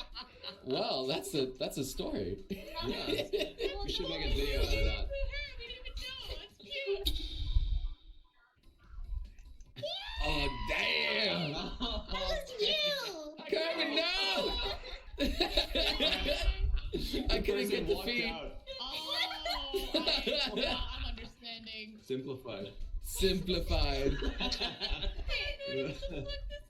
Oh my lord. Let's go. Oh my goodness. I don't know what that was. Dory man. Not a gold. That's Of course. a very familiar phrase. We know gold. I ran out of time. Now this makes a lot of We more lost sense one. now. They're turning to sus. Sus. Among Us. Oh, thank God, Susu, you saved it from Among Us. Oh my gosh. Let's go. And I turned into a love story. Look, guys, look, Chad, it's you. Blood in Chad, there. look, it's you. What an incredible love story. Oh my God. Wow. That's really good. I did my best. No, that's good. That's oh, damn. Good. Oh my Nigel Thornberry. Smashing. What? What happened there? Oh, okay. More Googles.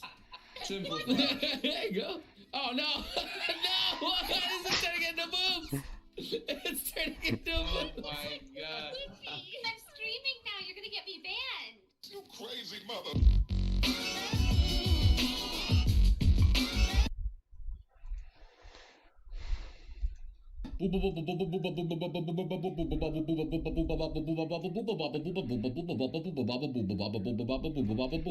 That was literally just an audio test. I don't know what else that was.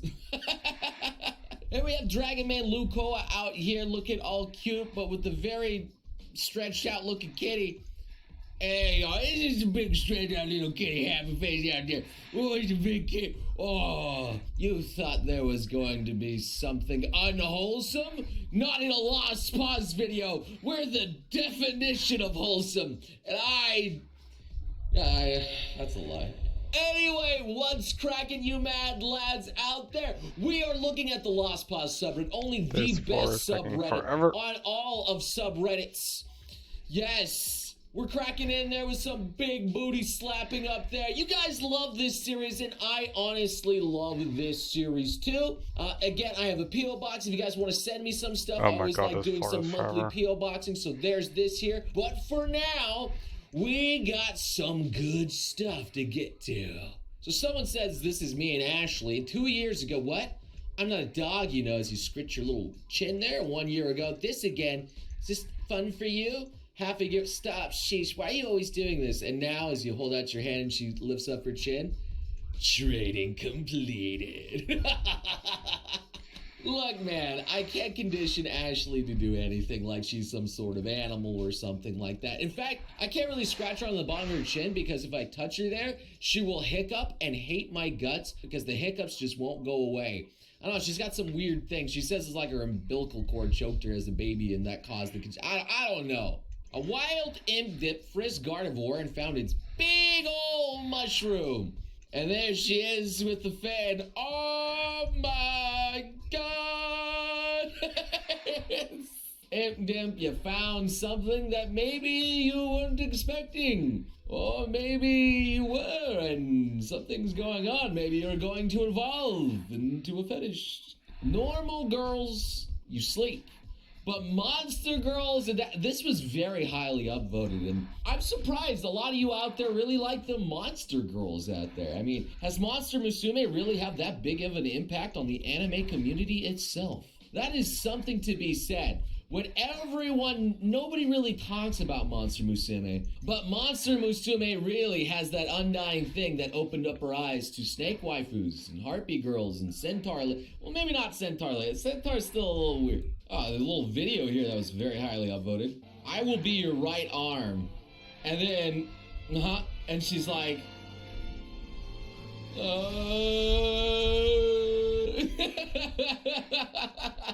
You fool. You know what men do with our mighty right hand.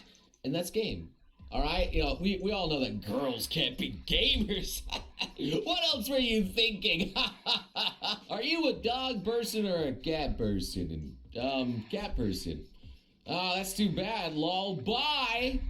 And the cat person be like, well, you missed out. You could have had a knuckle girl all this time. And because you guys decided on one thing, you're terrible. How could you say that fox girls are better, which is a true statement?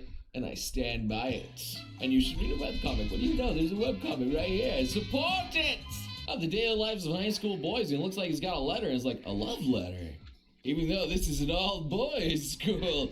Wait a minute. Chotomate. Yeah, you don't know what's gonna go on there. Receiving a love letter, huh? That doesn't seem right at all. Wait a minute. Wait a minute. Pikachu with your smooshy face, and you're like, there you go, let me pinch those little cheeks, and wait a minute. I was bamboozled! Oh no, it was a booby trap all along! Oh, dang it! You see what I did there? It was a booby trap. All right. Yeah. You smashing the like in the comment section right now. Yeah, you know what you're doing, buddy. You know what you're doing. But her design is pretty realistic to me, says Rory. And Bada. You look very pretty, but a lot of this is obviously photoshopped. They're real. Weaves the cosplayer getting victim. Dang, man. This person just doesn't want to accept it. My lord, there's people like that. Yes, you can have characters that have really weird anatomy in anime because there's usually people that exist out there like that. Except One Piece. One Piece is a little bit of over-exaggeration, but that's what makes One Piece so beautiful. The first friend who sends you lots of quality anime louds. And you ain't never had a friend like me. Spread out those real dirty fours. How about some nude? Alright, anyway, maybe I shouldn't go too far into that because that's gonna make editing that really difficult. Nobody bats an eye when a woman buys men's underwear. When a guy tries to do the same, that's seen as obscene. This is gender discrimination. Actually, that's a really good point. So girls can buy all the men's underwear they want and nobody bats an eye. They put on those boxers. But when a man puts on some panties, the world just crumbles apart. Let a man wear some panties, man. Is this Teen Titans Go out here? We have Wonder Woman who's looking a little frazzled and gets the goo. Oh, and more goo and just infinite. Oh, Lord. I was told that was Beast Boy doing some milk or something at her. But Beast Boy is a male, and I don't think he could transform into a cow, so that would be... Let's not go there. Ah, here we go. Me and the jelly-filled donut memes, and it seems to be getting spanked quite a lot there. Spanking that upvote button. There you go, right there, guys. Yep. 846 likes as of this moment right now as you guys upvote the crap out of... Oh, my Lord. Why? Why are we like this? Why do you do this? Why do you demand donuts? Because it's so much fun. Elementary. And it's a cute little couple out there. Middle school, and they're a little bit more distant than the high school is. And then they're married. Ah, the classic Jamacy. I've seen that in the Friend Club anime out there where, you know, the guy thought that the girl was actually a boy the entire time, but then wada boop. But nope, guess what? That boy was actually a girl this entire time. That time I got isekai with my owner. Oh wait, why is the cat open wide-eyed? And it's because the glass is... Oh, no. Hey, wait, does the guy get isekai and the cat become the cat waifu? I just... You know, that actually seems like something that would be a legitimate anime plot now, and Yes. It's going to happen one of these anime seasons. I'm gonna get a present for my girlfriend. I could give her a water stone, but who knows? It might cause her to evolve... We're still on the Vaporeon stuff out here. Are you really into... Think of the Eevees. Think of the Eevees. The wishing well. I wish to be irresistible to men. And poof, she's a... Alright, I see what's going on. Look at them. Look how cute they are. How could you do that? And yes, Ashley wants another Vaporeon that's... But that's Ashley wanting a Vaporeon. Is that weird? Not a guy. It's a girl. Noble about Genshin. I keep streaming it. I got nothing else to play sometimes. And then Honkai Impact 3rd out here. Allow us to introduce ourselves as you got all the waifus. Yes, and more in there. Yes, I get it. Now, was this actually memers, or was this an ad company cleverly disguising themselves in order to get a little plug in my video for free? The world may never know. So this is interesting, they say. Oh. And its legs on a gold... Oh, that's a little cursed. I mean, alright, you look good, but I don't know about the gold bat thing. Oh, nailed it. Someone did legs on a gold bat. Alright. You see? You know, some people were mad that I did a TikTok. The cosplay wasn't thick enough. But, you know, sometimes you get some funny things like that. You should watch the TikTok. There's honestly some funny things. Although YouTube Senpai decided that they wanted to give me a fake strike or something. They deleted my thumbnail. Said it was against community guidelines, and they probably destroyed the videos in the first place. So anyway, why didn't you guys watch it there? I love getting bullied by YouTube. Thank you so much. Leave a like to protect me from YouTube, please. Now, this is something fantastic. Someone made this Cyclunder, this beautiful freaking art of Lily. She looks so epic there. But then you framed it in jelly donuts. You think, oh my Lord. Just the clever way that they add those in there. True fans. I'll still give you my upvote. But, we better watch it. This is another Vaporeon thing, no. Oh no, the water's... No. Wait. No, please. Don't do him like that. No. Okay, look. The thing about the Water Stone and evolutions of Pokemon is that it has to be consensual. Alright? The Vaporeon has to want it. I don't know why. You know, I'm not gonna go any further in this. So it's me doing the fusion dance with the donut, and here we go. And yo, oh no, why'd you give me drip on top? I mean, the drip is nice though. One of these days, I'll get the supreme. Actually, no, I'm never gonna get that because it's probably like thousands of dollars. That's gonna make me look like an $3,600 no matter where I go. I don't want to wear the drip jacket. Jesus Christ. Some more beautiful art of me looking smug, like, ooh, looking at that donut like a snack out. Oh my God. Oh my. You could have put a cute Lily out there And Ellie, you get my upvote, but then you got, why? Dude, the art is on point. There's lots of good artists out there. Thank you guys. And honestly, I can't really look at art on my Twitter anymore because they changed it so I can't look at tags of myself. Like, I can't see what people post, and it's annoying. Like, maybe I'll be able to catch it, like, if it decides to show me on an off chance. But please, keep it on the Reddit now. This is the only place I can see it, so thank you guys. When your friend brings up that time you dressed as a maid and Chino bringing up the maid caught no one understands my pain. And I understand you, my brother. Oh, is that you? But someone drew pain in a maid outfit? Wait a minute. Yo, what's up with Chino always trying to expose me, making me look bad every time I mess up? You know, he could cover up to make me look good, like I'm a qualified YouTuber, but no, Chino. No, I pay him good money to make me look more like a fool. Might as well just Photoshop the clown nose on me right now, alright? When Ashley finally wants to get into an off-brand anime. And oh my lord, that face.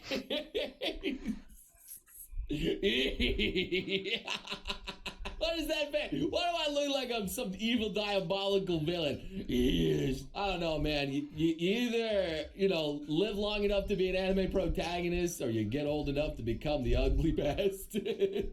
I'm in the transition stage. So the random Chris drew this fan art out here of a copyright song, and I'm not going to sing it because obviously I am the most qualified person to sing those songs. I'm a great singer. But thank you, man. Made this some time ago. KFT Jaeger, thank you so much. This like great art out here. I love seeing Lily. Lily needs more love, and this is the best way I'm seeing it right now. Thank you. And Stella Star out here with a cute Lily out here too. I like the little like design of the outline, her arm sticking out the wrench.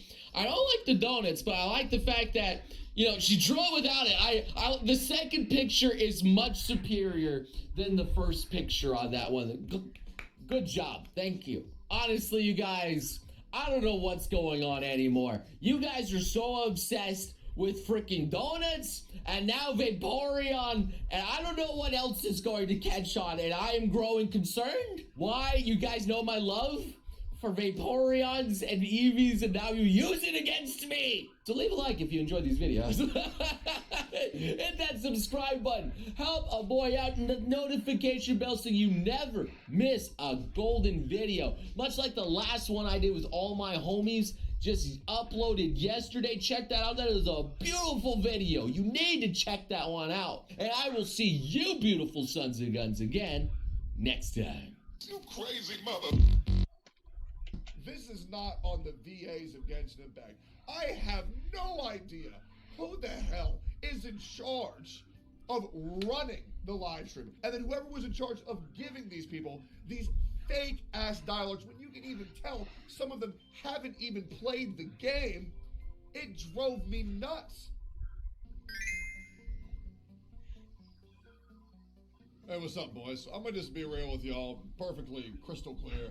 I haven't played Genshin Impact in 2 days. It was actually the longest I haven't played Genshin Impact in probably well over a year.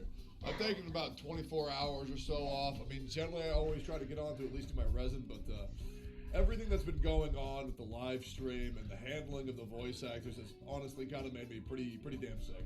And I'm gonna say this right now. I know what it's felt like when my back's been against the wall and I had pretty much nobody defending me. But I already tried to make this a point where I let everybody know that what happened with the 2-point live stream was not the voice actor's fault. But apparently that notion, that message has gone on deaf ears amongst the community. So I am going to be in their corner real quick. I'm going to explain to you exactly what it means. And I'm going to be real. I don't even know if I'm supposed to be saying this. This is generally contractual mumbo jumbo NDA type of shit, but I've never been one to kind of sully my word over a contract. I'm gonna say what I need to say regardless of what the fuck happens.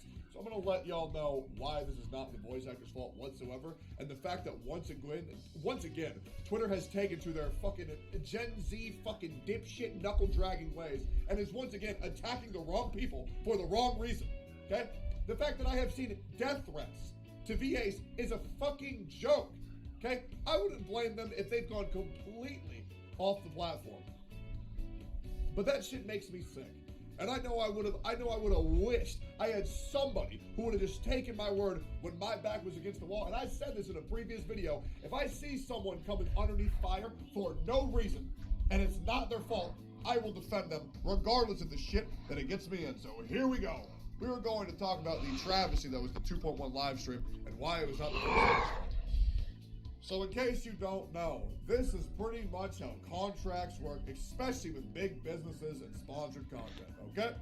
So they give you a contract, they sign you underneath an NDA, and they say, you can't say this, you can't do that, you must act like this, you must act like that. Meaning that when you are given short notice, and I am underneath the assumption that the VAs were swept into something, told go do this live stream because we're having technical difficulties. They had no idea what were going on, but they knew the parameters, they knew the restrictions, and it was nerve-wracking not only because of a time-sense disaster, having little to no notice of this, and then also giving parameters that they must abide by or underneath penalty. Okay, that's quite a sweaty shit. Okay, you watch M-Test videos. Okay, you watch content creating videos.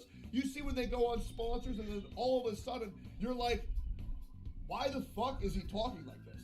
Why is he acting like this? This isn't the content creator that I know. Why does he seem so weird? Like, for example, there's a reason why I don't do that much sponsored content. Sure, I'm doing now more than I've ever done, but to be honest, every single time I've done a piece of sponsored content, besides maybe one or two, I try to be the most I can of myself as possible because, you know, at the end of the day, if I lose a sponsorship by withholding my integrity, it is what it is. But there are some people who have to do what they have to do to survive. You should never, ever, ever guilt a content creator for doing sponsored content. Besides Raid Shadow Legends because I fucking hate that game. I fucking hate that game. But like, sometimes people gotta do what they need to do to survive. I know 90% of you fuckers out there are running ad block right now. Okay, listen, they do a bit of sponsored content, you just skip past 60 seconds and you continue watching the goddamn video. Why do you gotta guilt trip these motherfuckers for trying to get some money to support their fucking family? Jesus Christ, it makes me sick. Okay? Let me walk you through a couple of things that I've done for one of my previous contracts about a year to a year and a half ago, okay? I was doing a sponsorship for insert big company name here, and they pretty much said, here's what we're going to need you to do.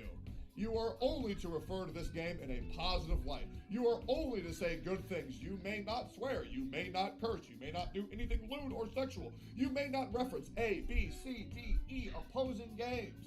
Okay? You may not use the term waifu. You may not use the term hentai. Okay? And here's the thing. Y'all might not know this. I'm a complete fucking degen. Okay? I'm a complete fucking degen.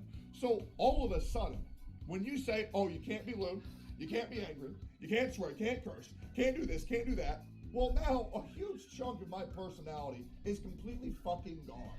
Okay? It's completely fucking gone. And I don't know what to do. And they say, 2 days left to post, or fuck it, 2 hours left to post, make something, submit it. I sounded like a complete, lifeless, just fucking shilling motherfucker trying to just make a buck, and I felt disgusting. My community thought I was disgusting, and I was like, all right, well, not gonna do that again because it was fucking gross. Okay? So it's very terrifying, the parameters of the things they tell you you can do and that you can't do for every single video. Okay? Now, I'm going to be real.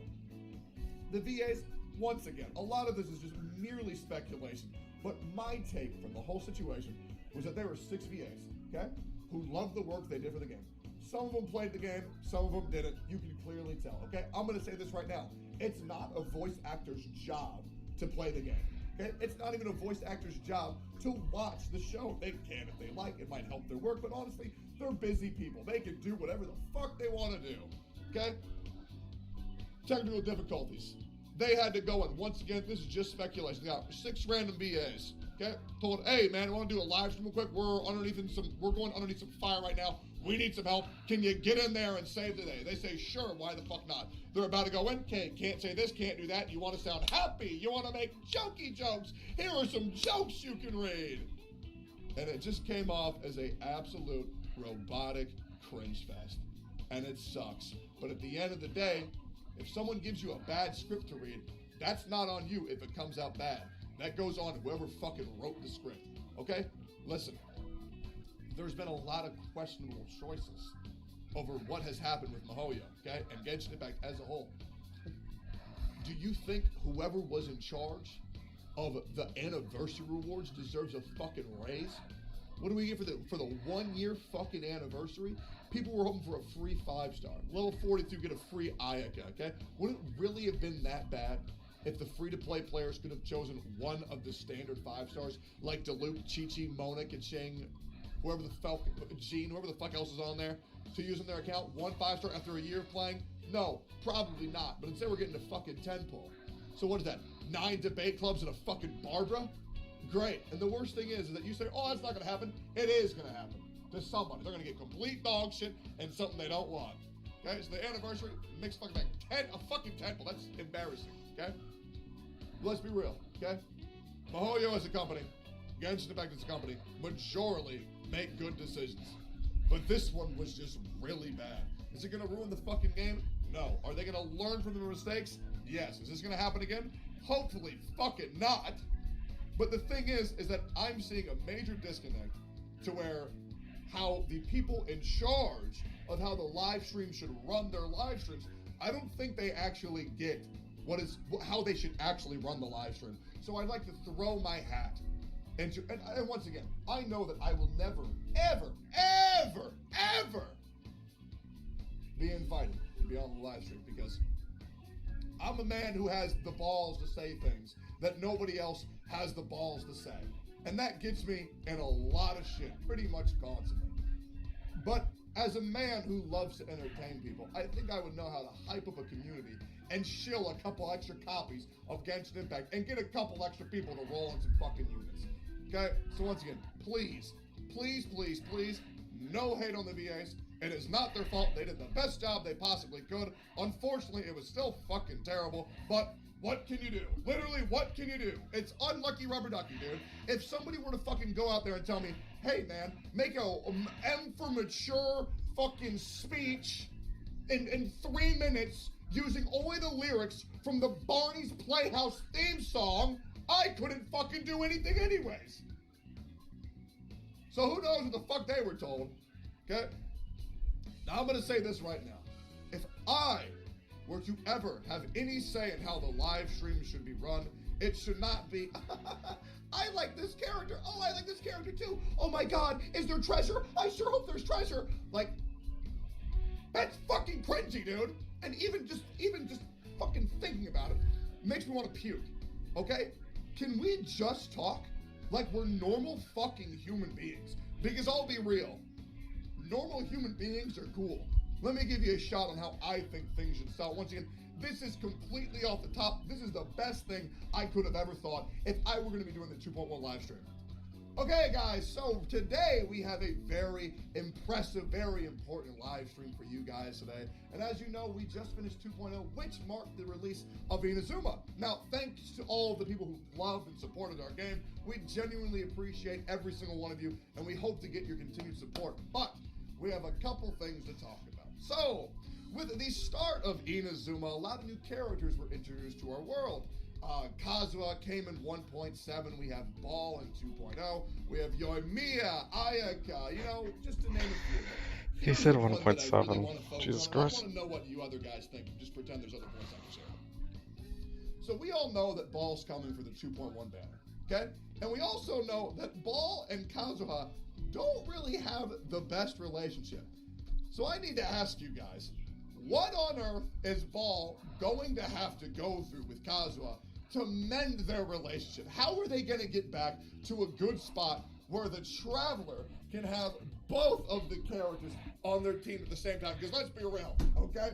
The Whales, they're going to roll on everybody. They're going to force these two characters to coexist. But the question is, gameplay-wise, maybe they can, MiHoYo might be able to slip in there and just be like, you know what, they're getting together because why not? But I want to ask, what do Kazuha and Ball have to go through in order to reach some type of understanding? Okay? And I would do things like that. The way that the lore ties into the game, how certain characters are going to interact, what characters are coming on the banner and how they're going to interact with the other characters, what's going to happen with the new islands, what characters are going to be sent to go to the islands, and just talking like a normal human being. Once again, what I did was incredibly sloppy. What I did was completely off the top. Yes, if I had any preparation whatsoever, it probably would have been better. But even once again, the point remains, when the voice actors were given no heads up, what the fuck were they supposed to do? Let me tell you, nothing. They did the best they could. Unfortunately, it wasn't good enough, and now the wrong people are being blamed for the wrong things. So if you get one message from this video, please stop shitting on the fucking voice actors. Thanks for watching.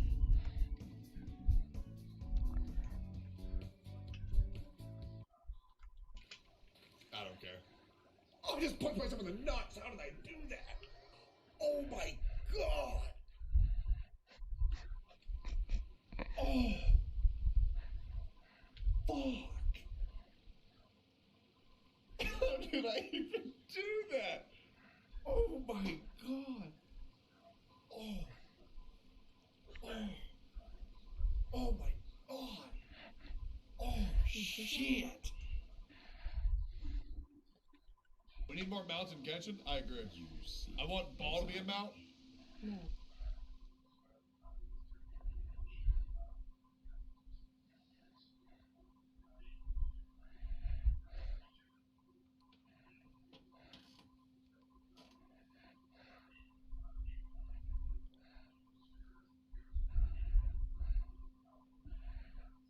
Yeah, dude.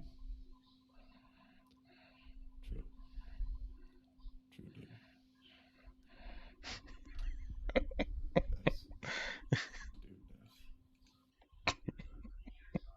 nice. He goes all quiet. I just don't fucking get how fucking vitamin water gives me this fucking package and it's fucking water and not fucking vitamins, dude!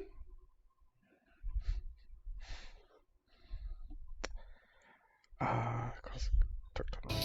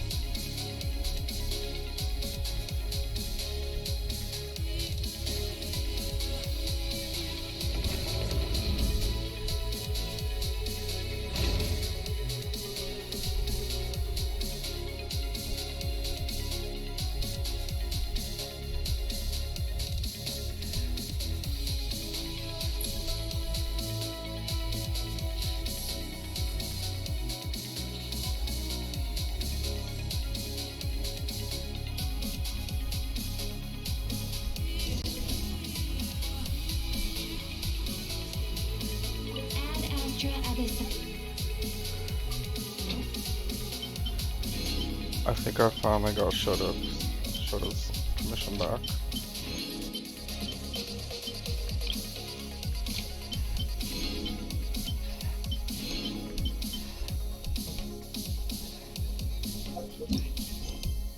Oh my god, I did.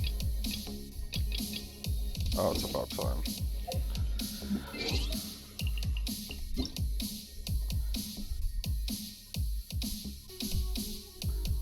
Theater mechanic is ending soon, and daily check-in.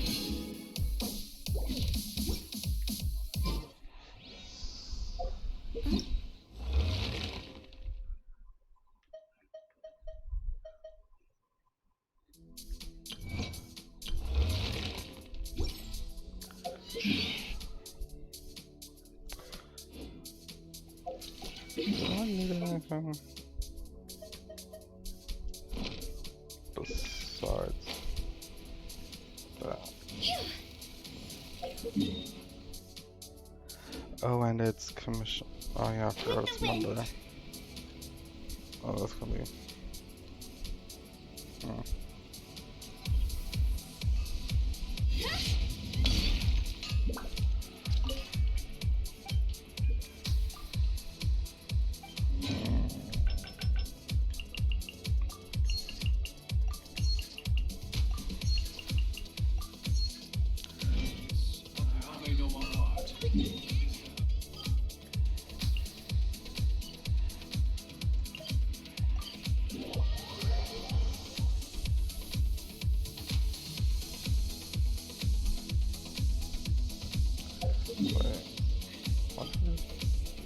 Oh, the Phantom Flow.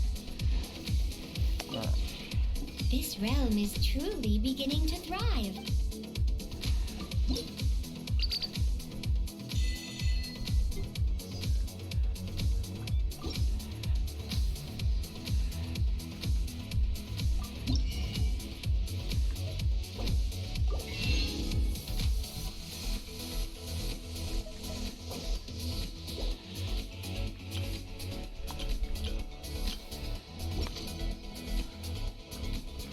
If you ever have any questions...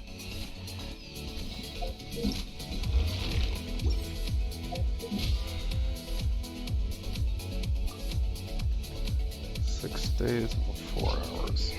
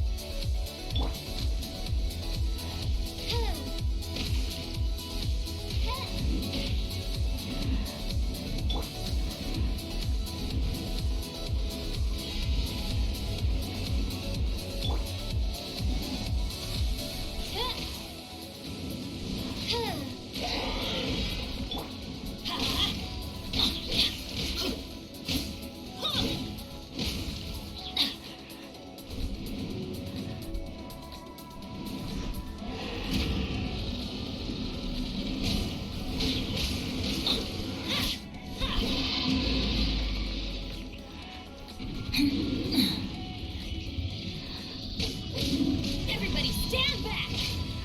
Oh, it's revealed! Higher, higher, hands on fire!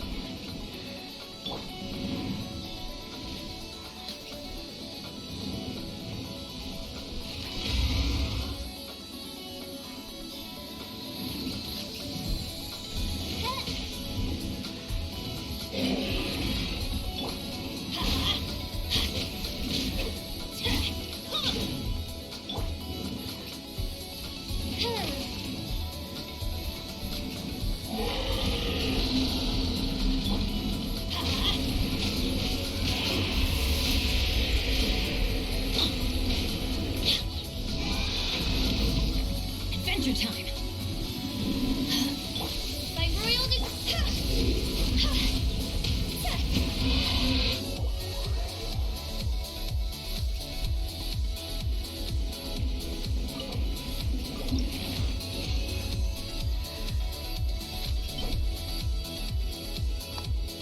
Oh, that sucks. And I didn't get the claw I wanted. Sad.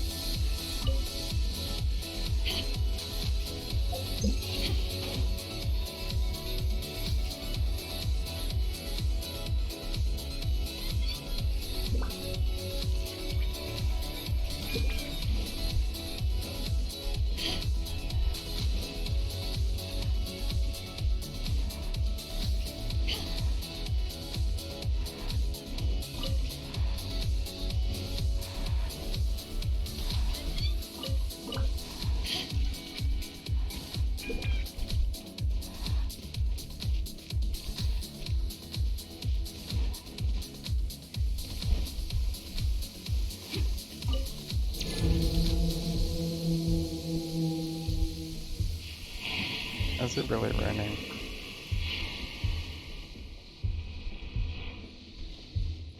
Never mind.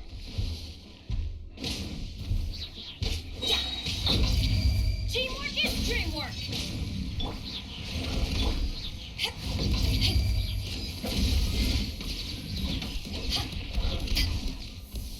Eyes on me.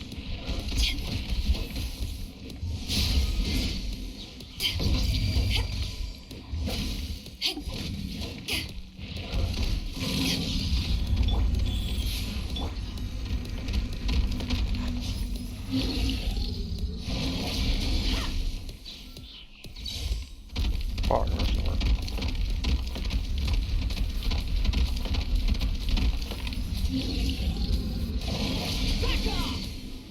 Oh, too late.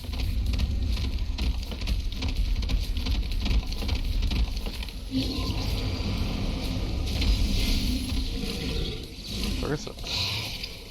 Not bad.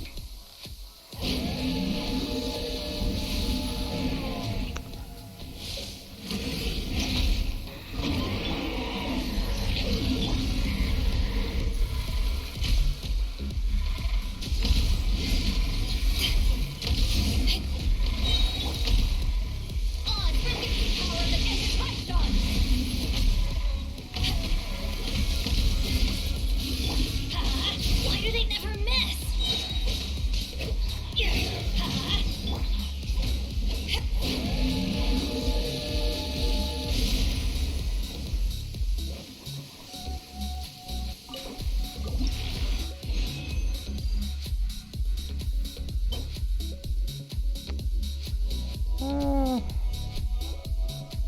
Decent, I guess. It's nice how to go dream solving though. That's bog.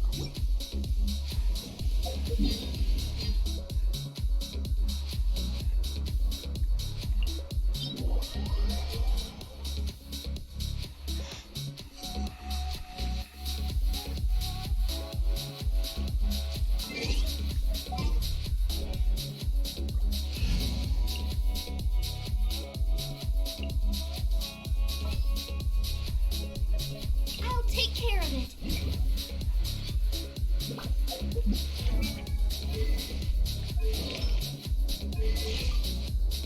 I wonder when I'll be as tall as my big sister.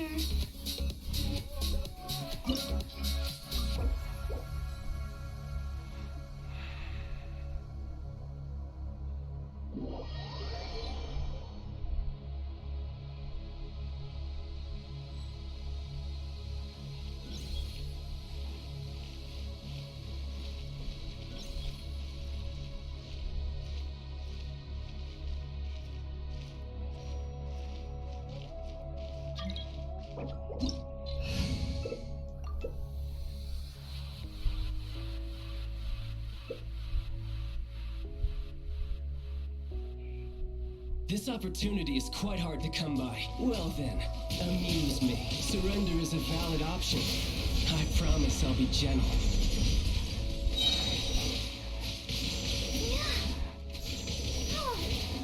Passable left.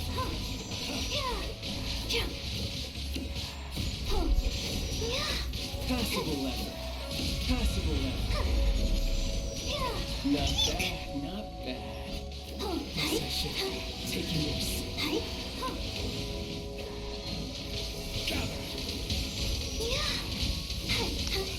It's that it doesn't have constellation.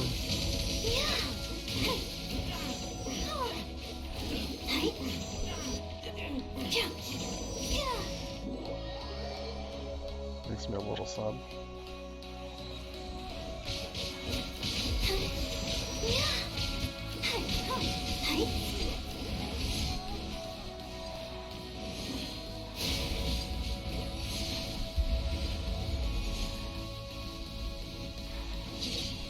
Let's dance.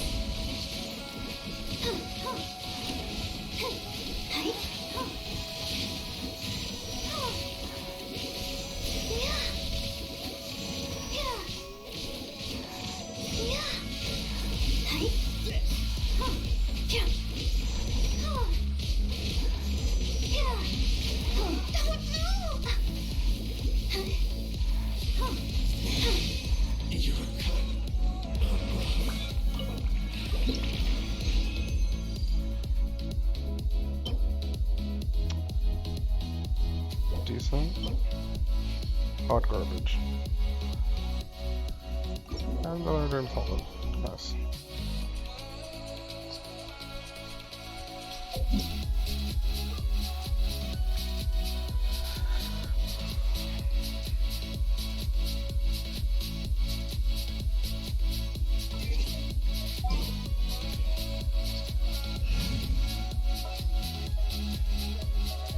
Alright, let's go.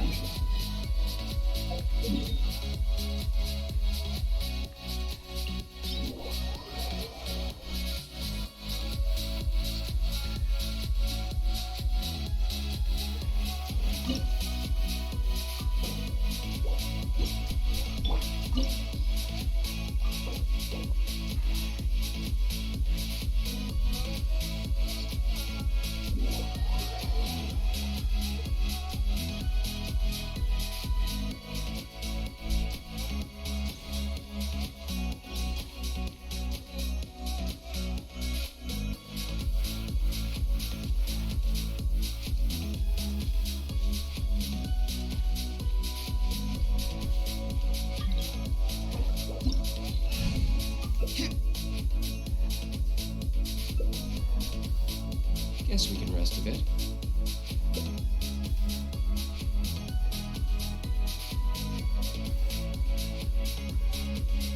Does nobody have 90? Am I seriously the only person that has 90? Oh, good lord. Well.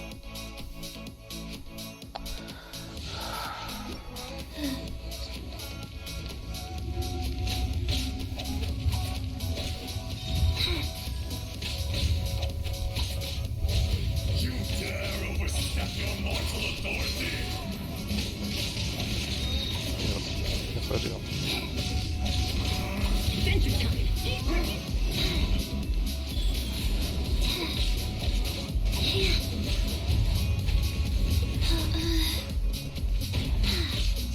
One with wind and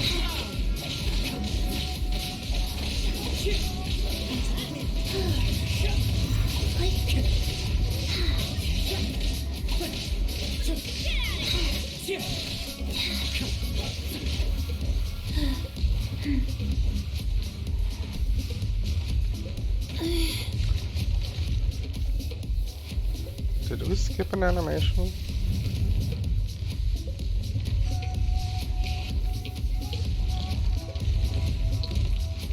Feels like we did. Faster? Okay, faster.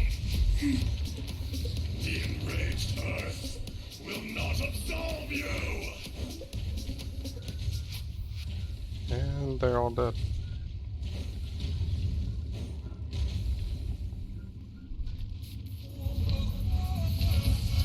Today, you witness your reckoning! Rise.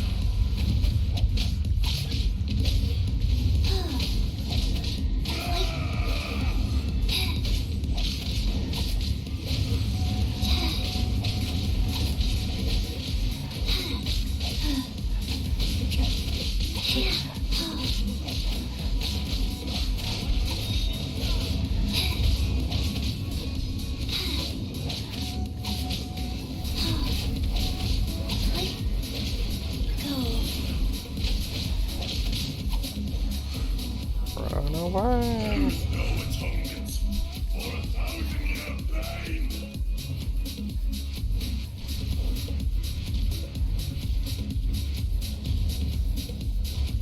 My flame. You guys are stupid. Oh, that's fine. Faster? Okay, faster.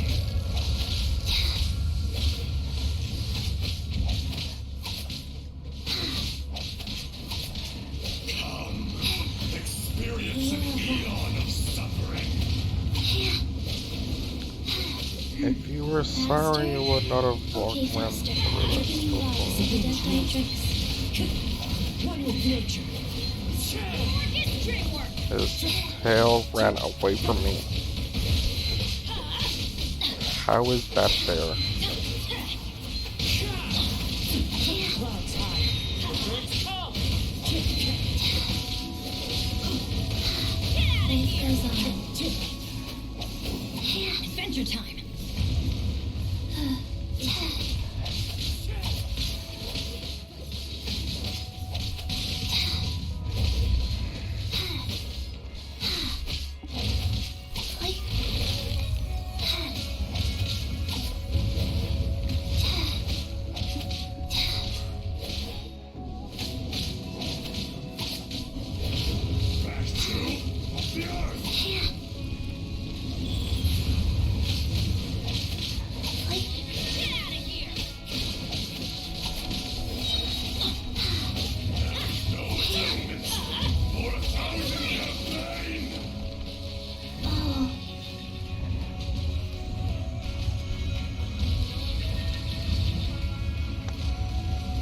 It's amazing that they just keep on running towards it.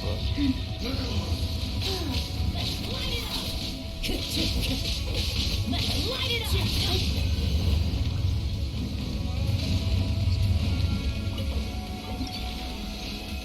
up! I question their logic in doing that, but whatever. Only 2 dream solvents and no catalyst? Damn.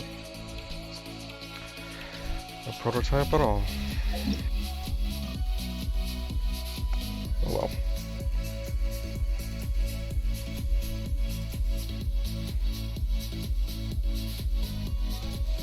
Nice.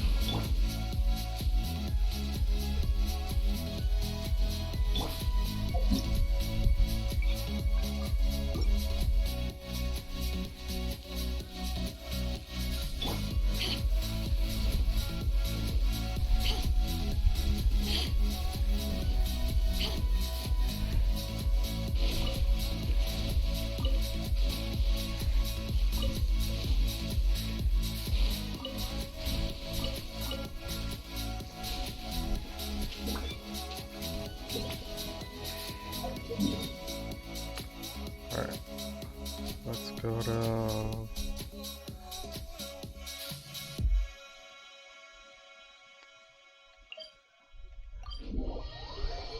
Let's go see if our orders are done or not.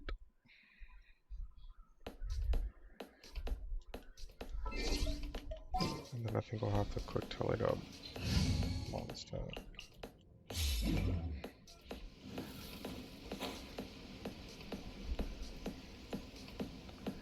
Actually, I probably should have done this in the teapot.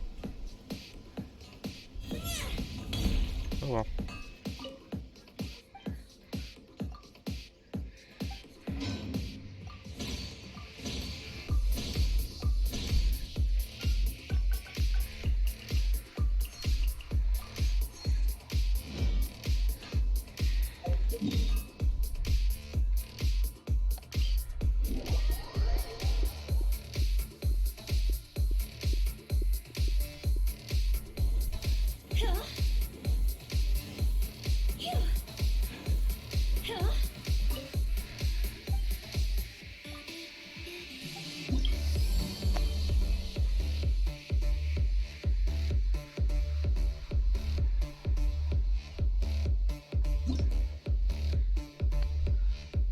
I don't think the name card is today.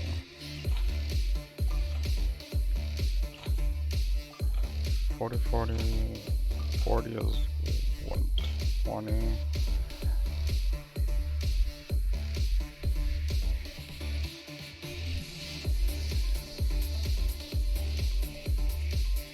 Yeah.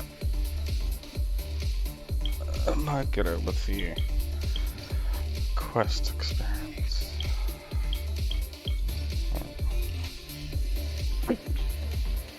I fell about a pyro? Damn it.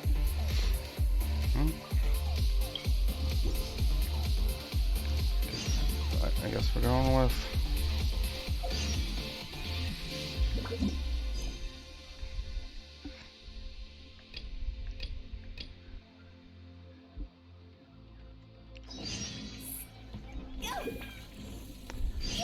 Susan out here wanting another picture.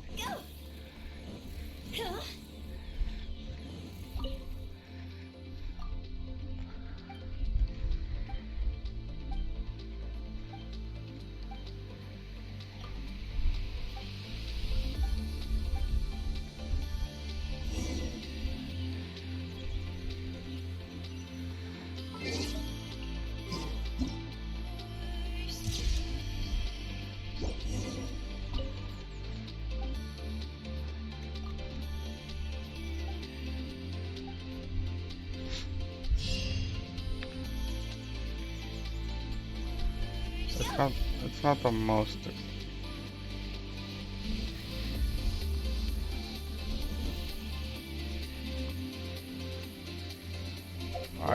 friendship XP, but...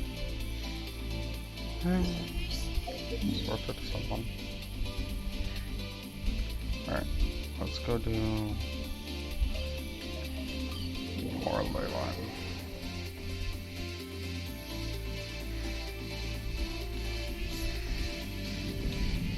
then we'll do our bounties.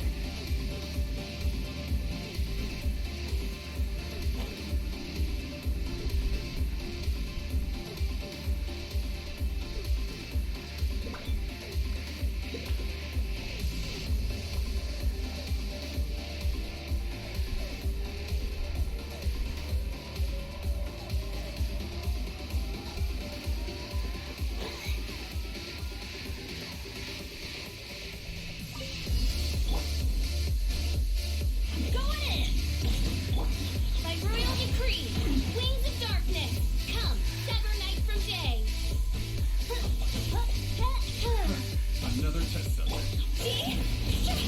Time to go.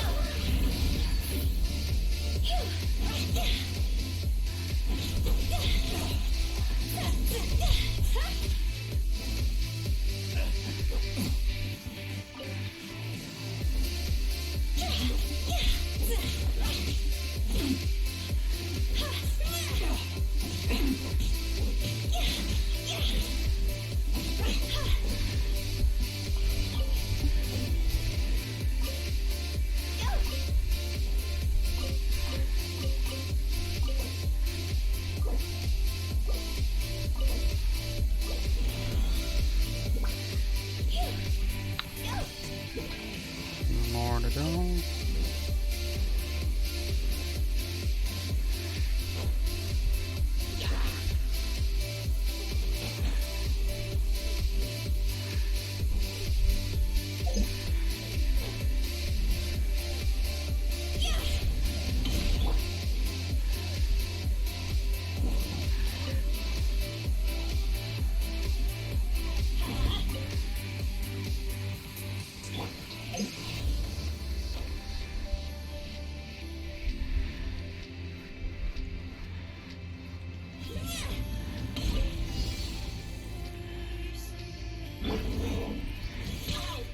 Then teamwork is dreamwork.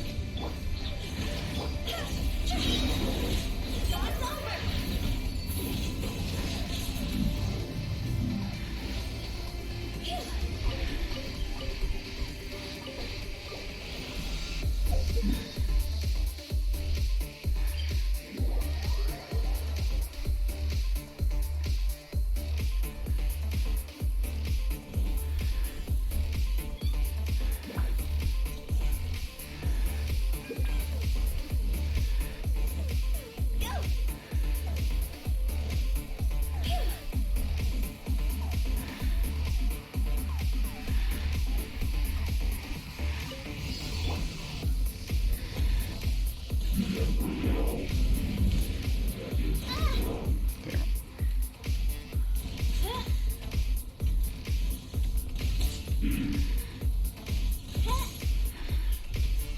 Odds revealed. Let's light it up.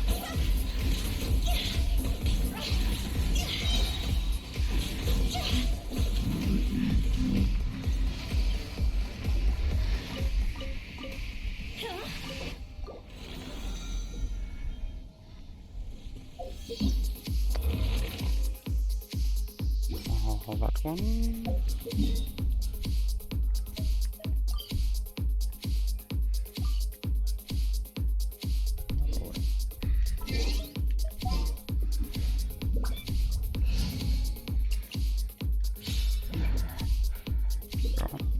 Life goes on. Can't use.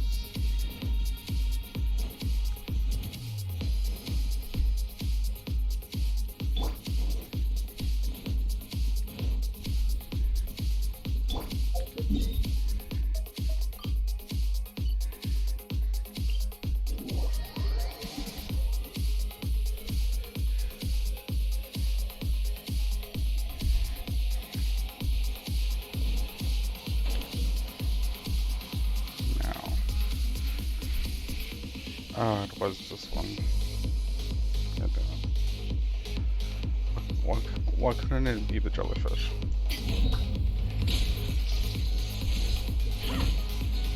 Everybody stand back. By royal decree.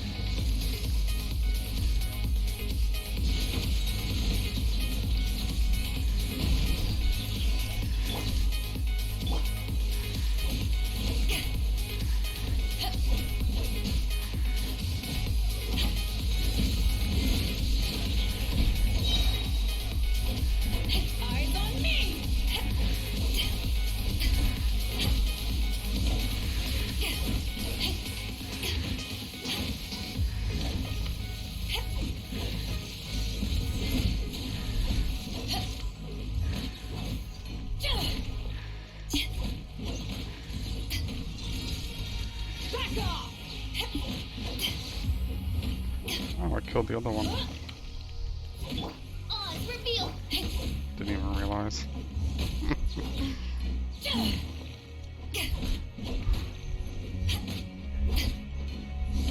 Let's light it up. There we go.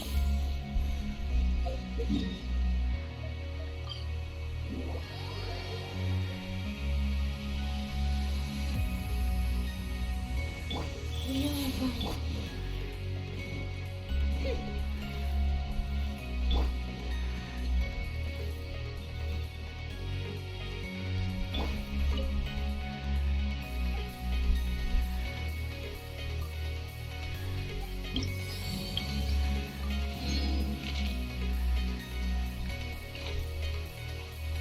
Invulnerable to electro, increased catalyst damage.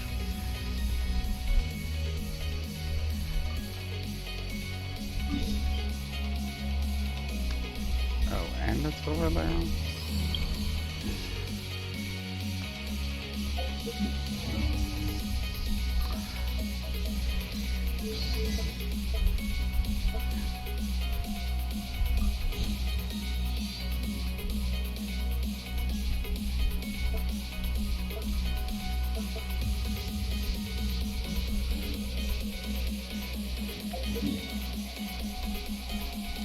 I don't have enough freedom, do I? I feel like I don't.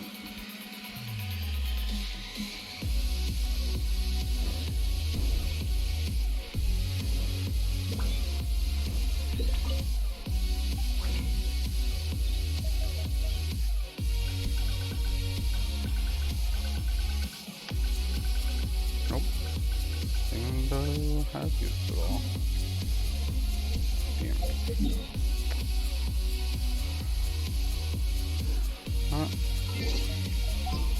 I think we'll try quickly.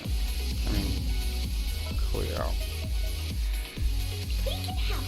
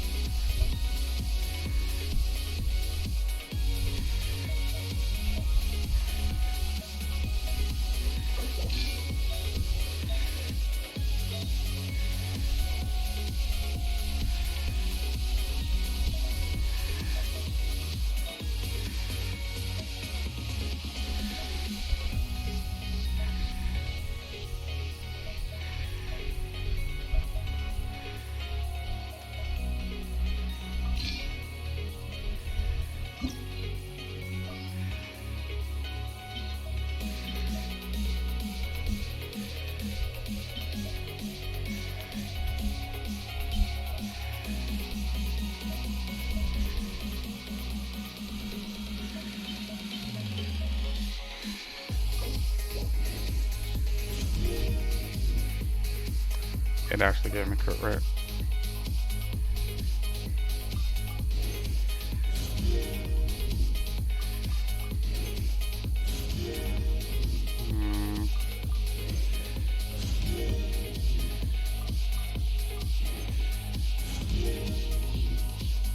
I don't want the crit rate again.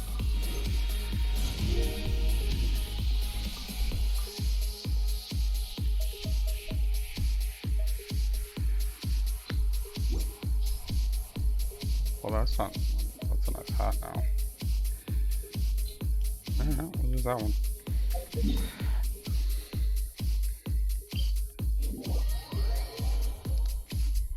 Can't believe that went crit rate twice.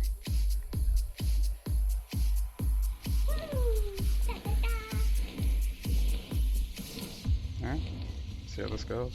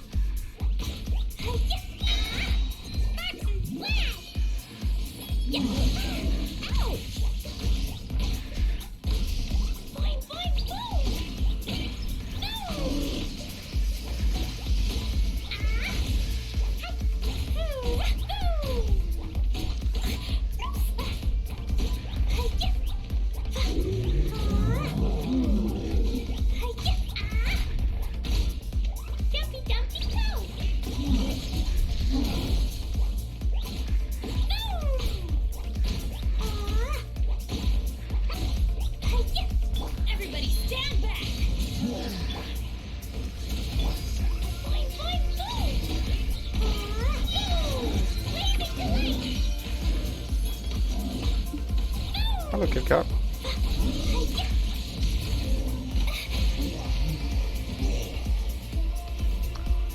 So Clea's viable, but needs to upgrade the hat.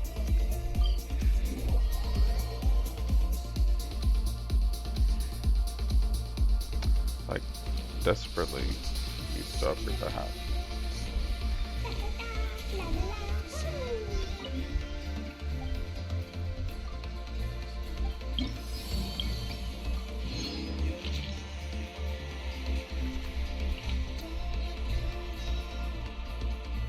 And Rommel to Pyro.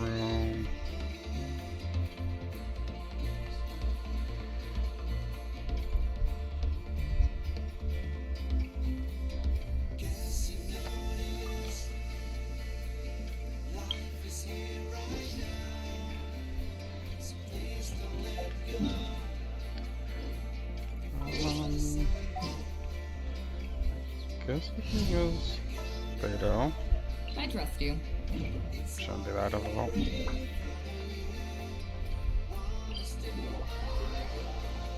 In theory, it shouldn't be difficult.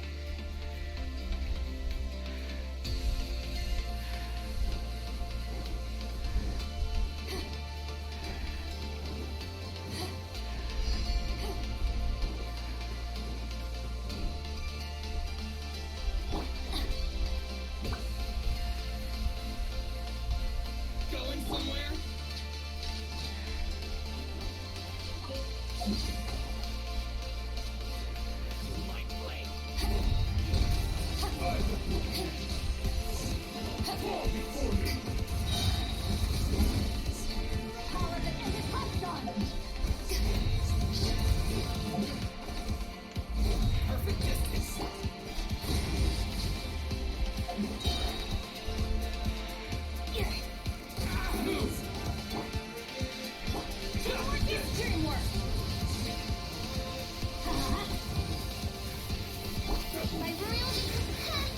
No rest for the wicked.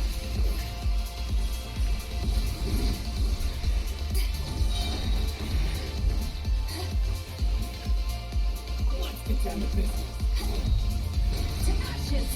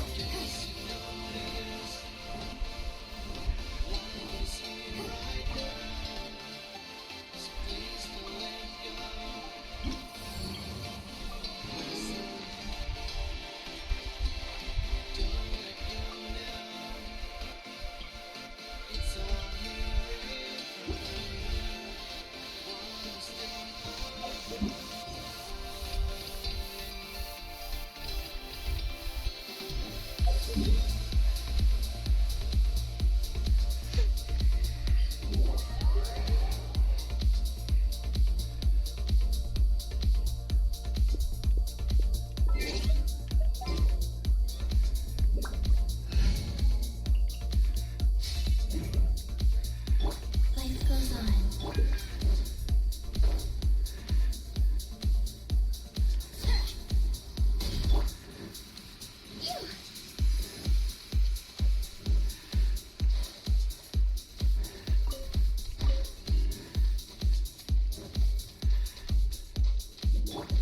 time. Everybody stand back.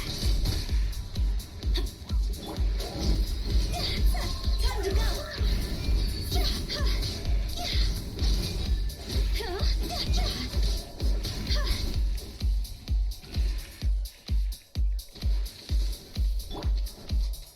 Let's light it up.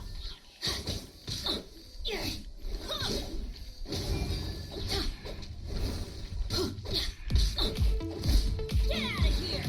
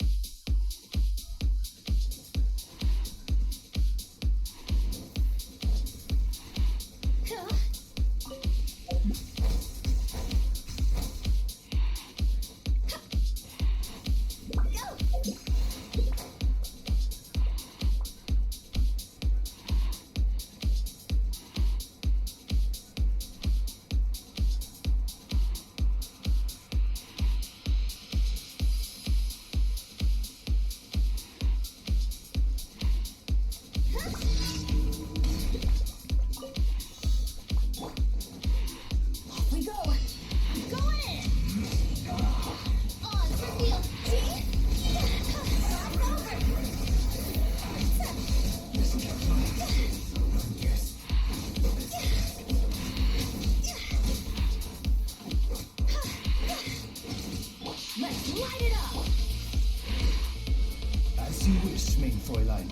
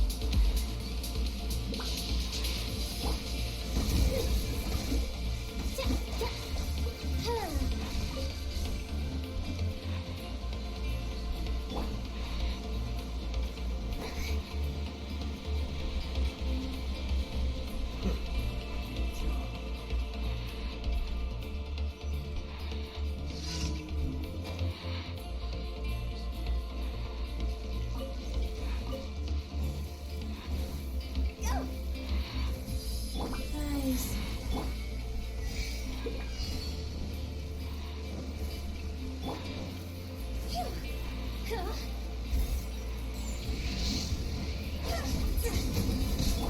By royal decree.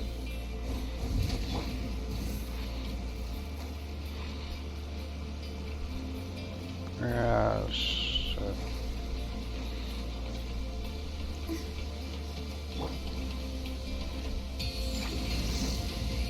Sacred name. Action preserver.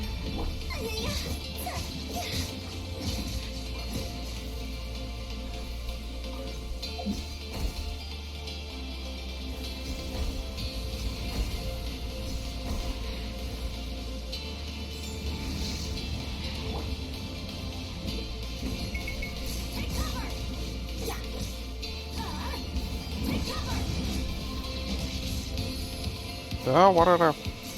Damn it. Oh, come on, really? This is how I go out. Faster? Okay, faster.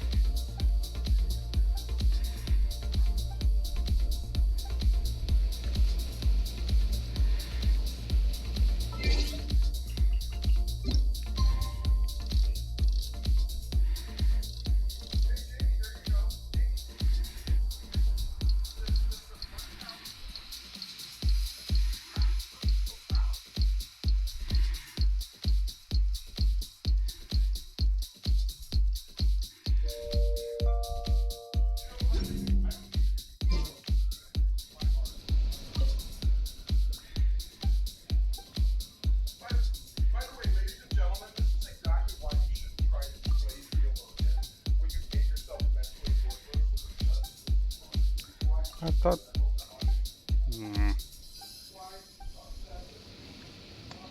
Is it broken again?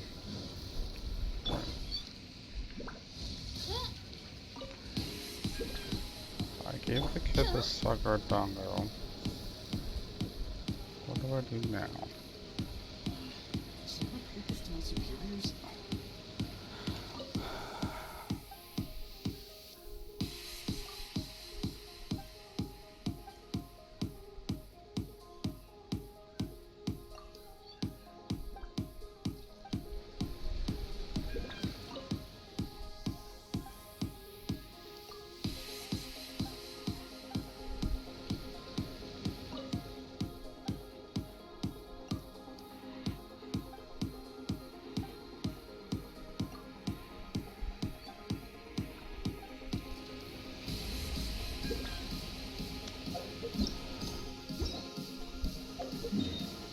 Oh well.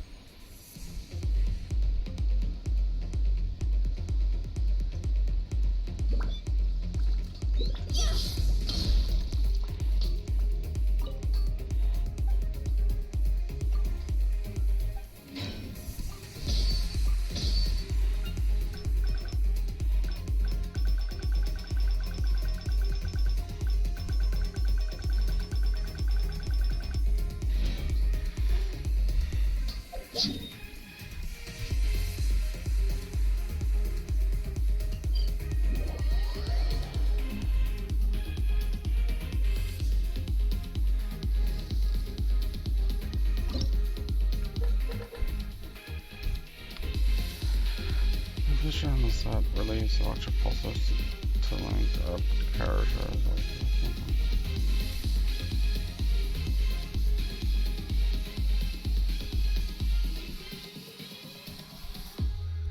More energy recharge. More attack.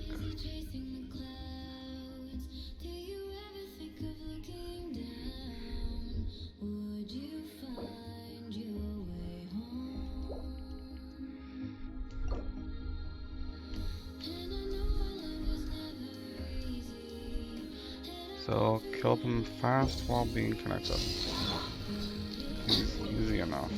Everybody stand back! By royal decree! Midnight Phantasmagoria.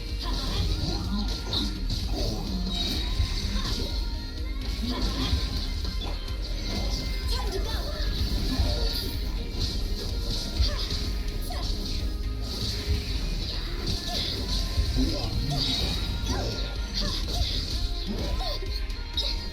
Let's light it up! Teamwork is dreamwork!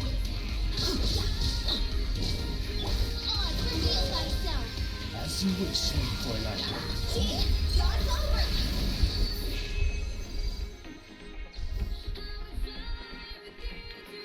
I mean, that was pretty easy.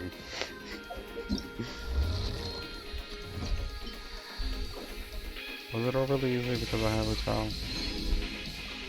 Probably.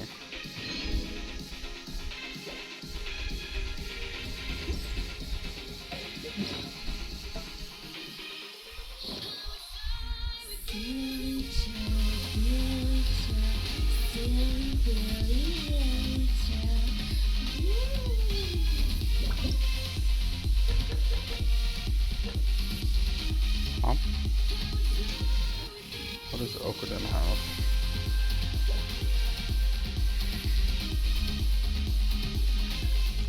During the Okuden challenge, a thunder sign will appear at the character's position once they have defeated an opponent. After a short delay, the thunder sign will erupt, dealing electric damage to characters when within its AoE.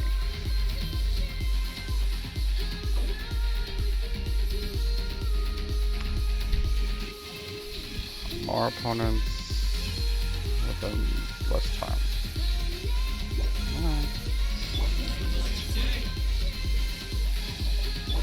Opening guards at the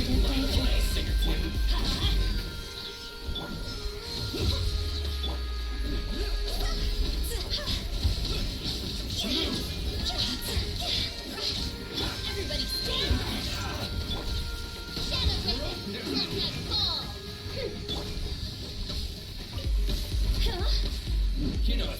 I'm not.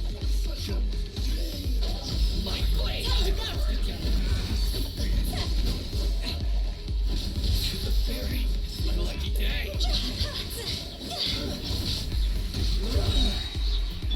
Teamwork is dreamwork. Insubordination. Higher, higher, hands on fire.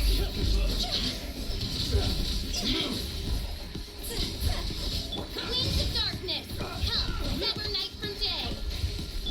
Let's light it up. Let's get done with this. Time to go. Say no more. Everybody stand back. Adventure. By royal decree.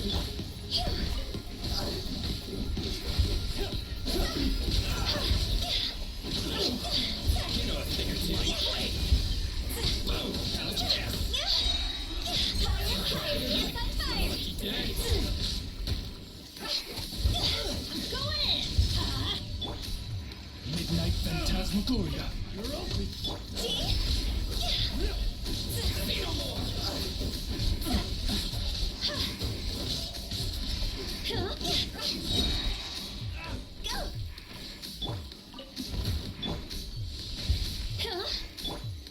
Sacred land, fortune preserver, life go. Time to go. My blade. Teamwork is dreamwork. On for the fight. Thing or two. Let's get down with this. Win it! See? It's over! Lucky day. Nice.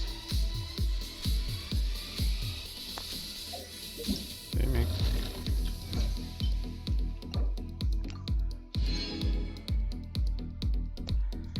It seems like it's gonna be a alternating of whether or not I can do these phantom flows or not. It's a bit annoying, but whatever.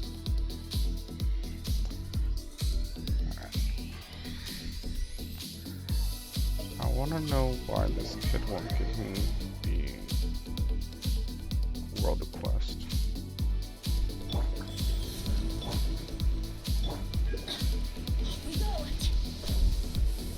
Do I literally have to wait till tomorrow, or?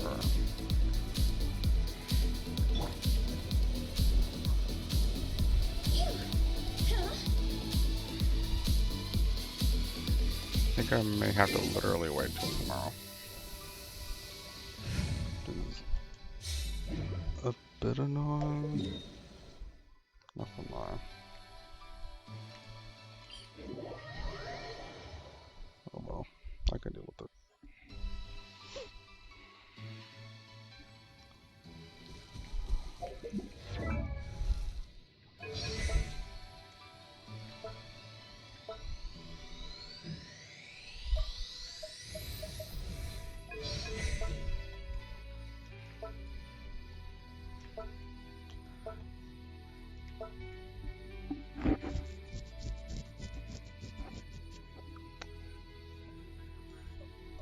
Could 9 Changyun.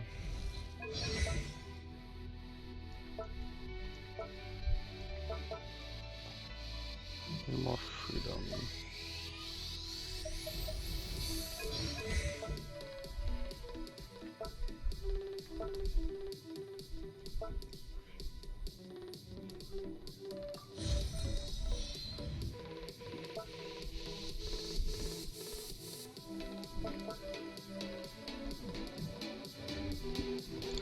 What will be all next, I guess.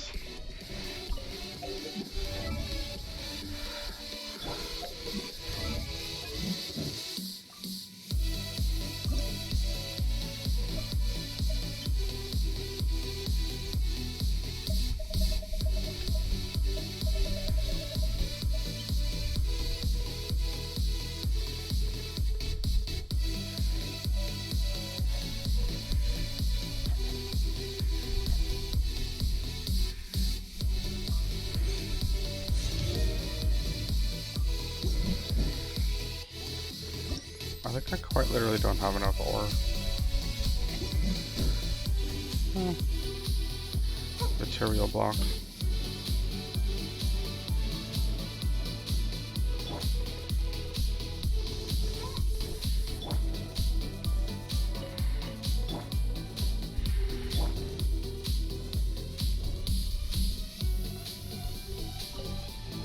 That is kind of annoying.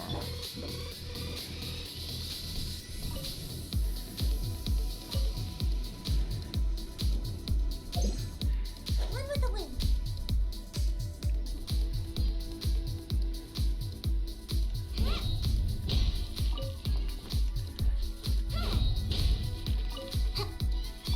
Make my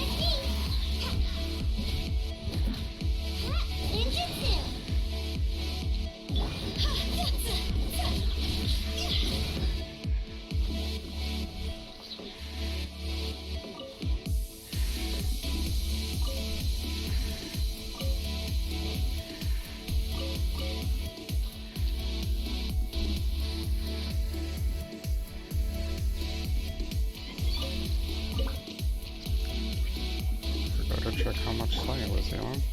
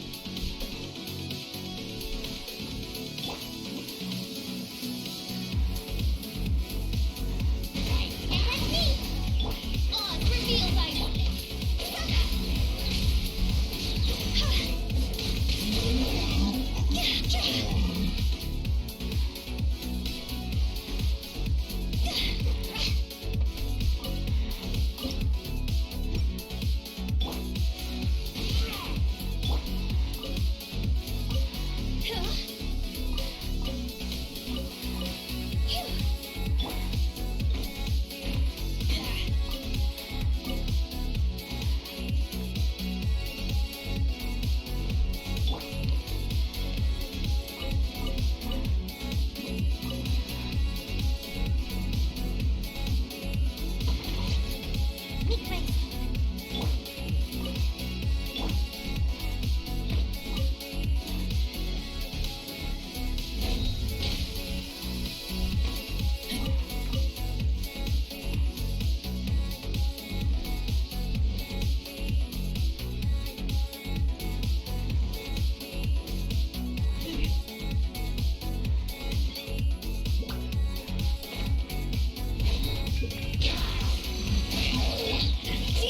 Time to go.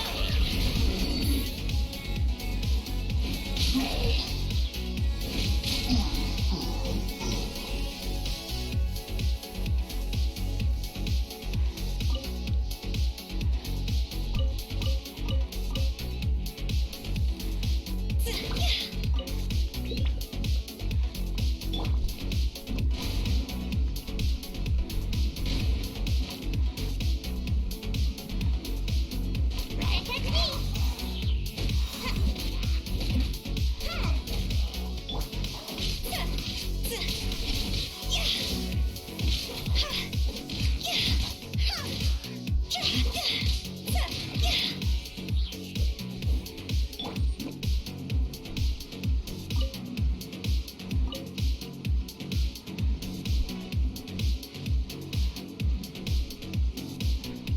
I'm out of here.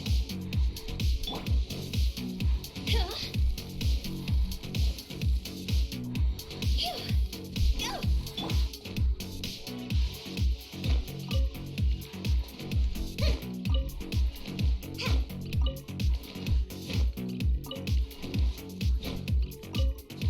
Yeah.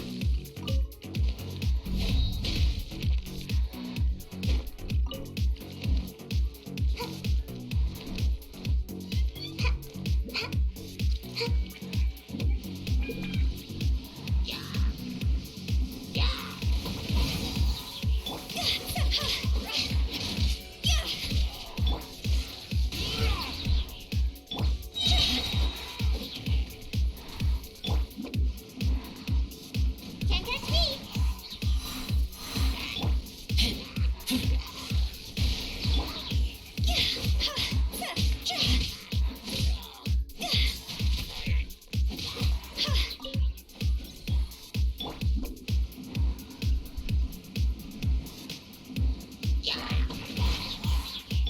By royal decree.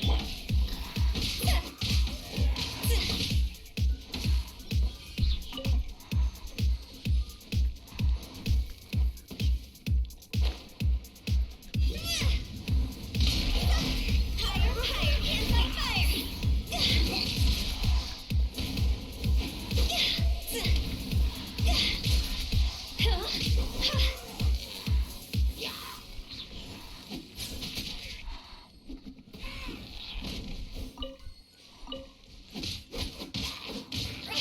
Odds revealed, I said. Phew.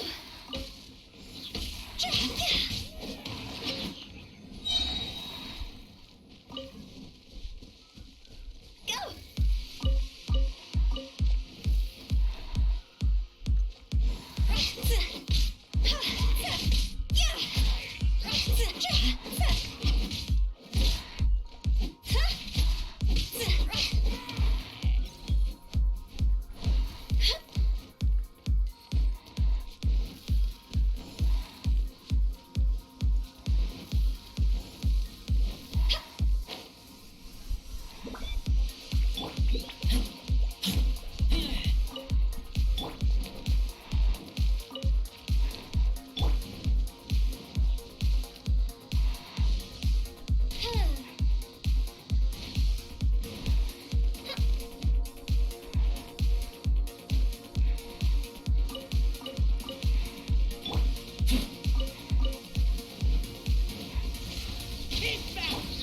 By royal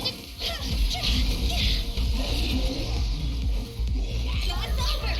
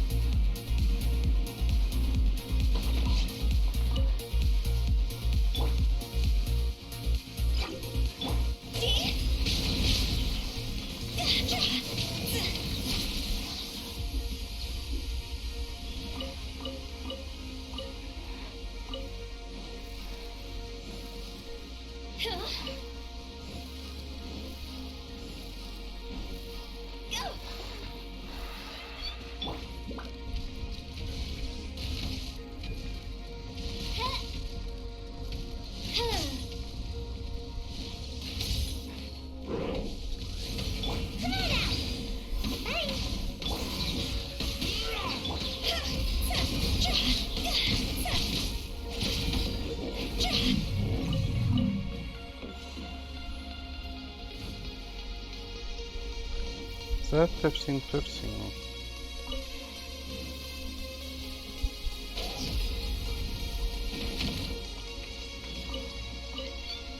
I think it was. It was 15 something. Couldn't see the last number.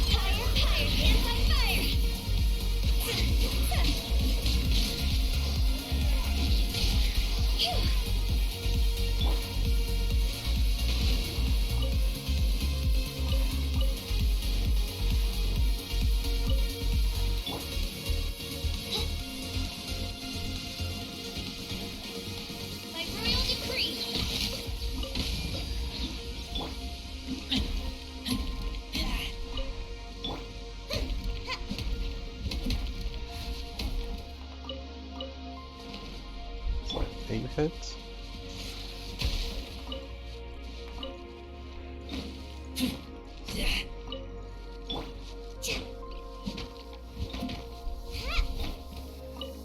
Make my escape.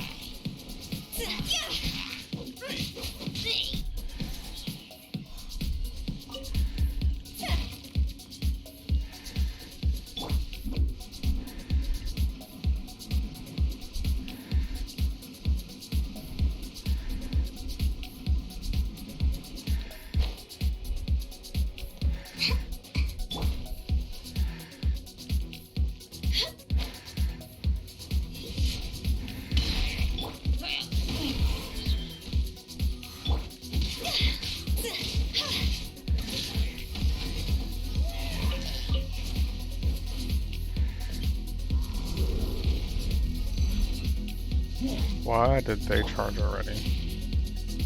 As you wish, mein Fräulein.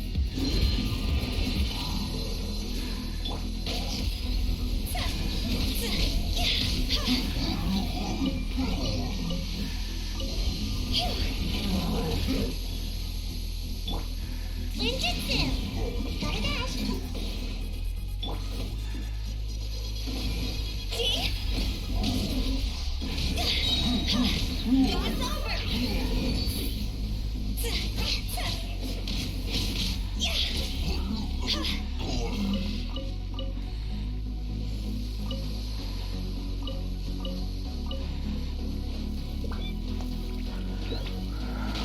I don't know how they were activated. It was a little scary.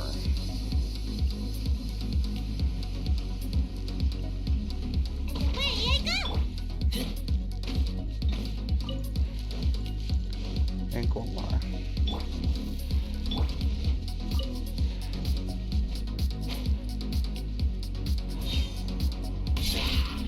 On, reveal thyself!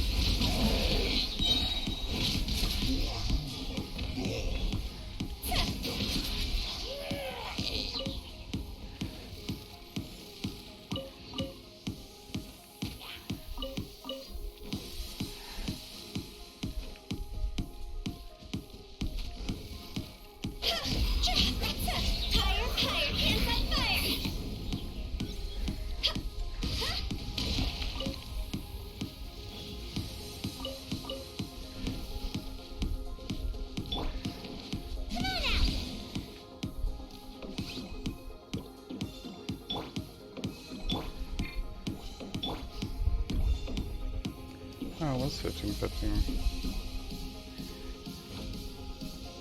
Alright.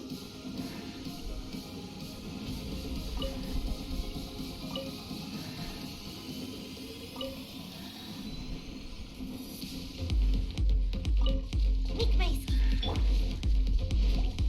By royal decree.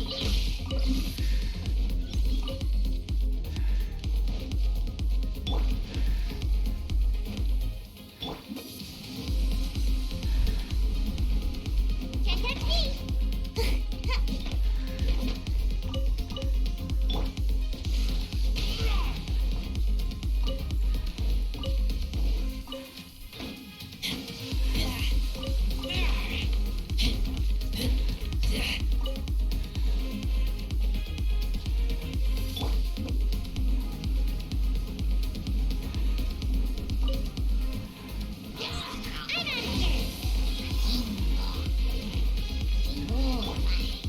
Reveal thyself.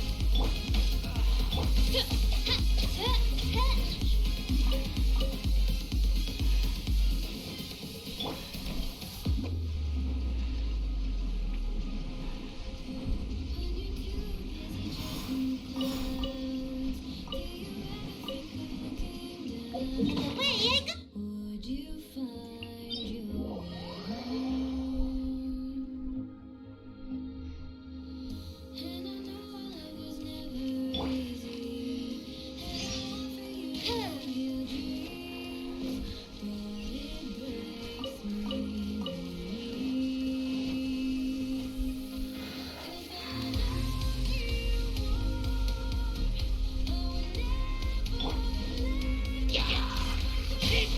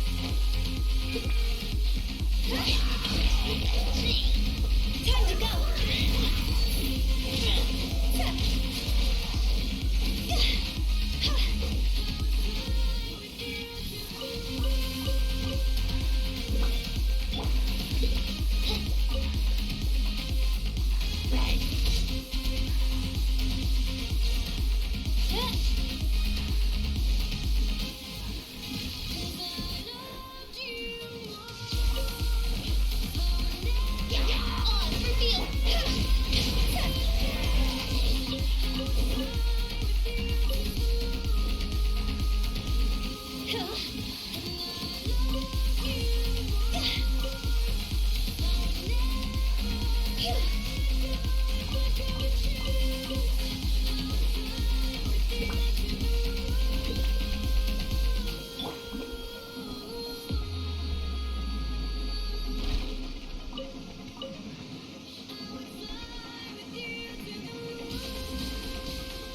touch me.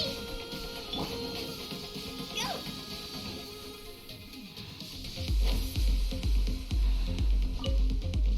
Phew. With the wind.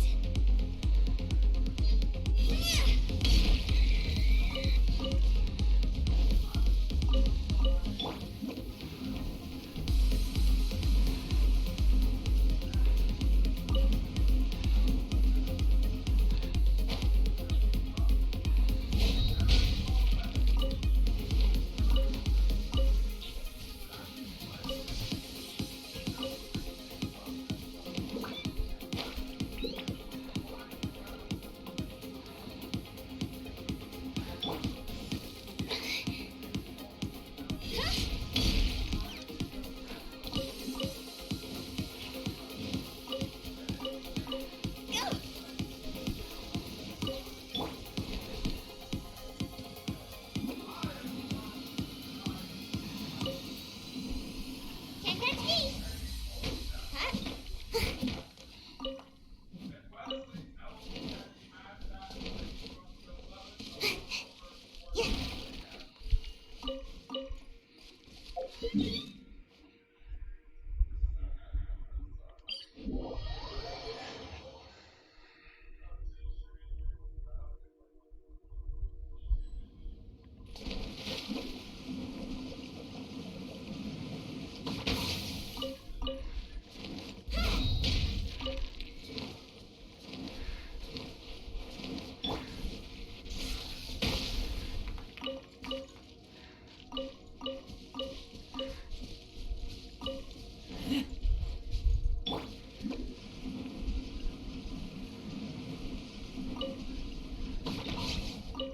Make my escape. Cha.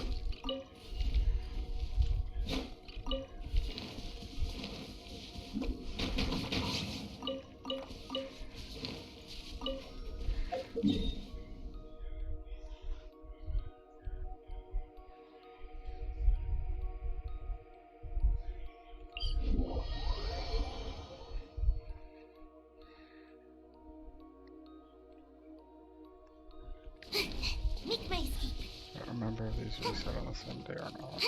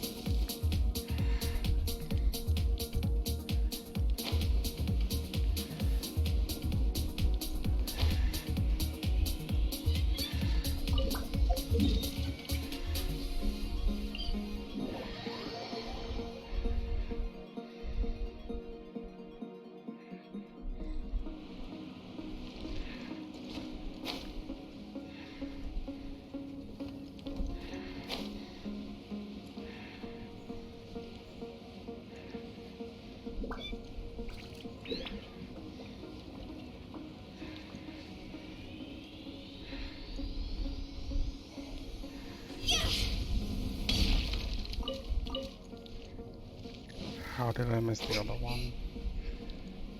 Oh, yeah.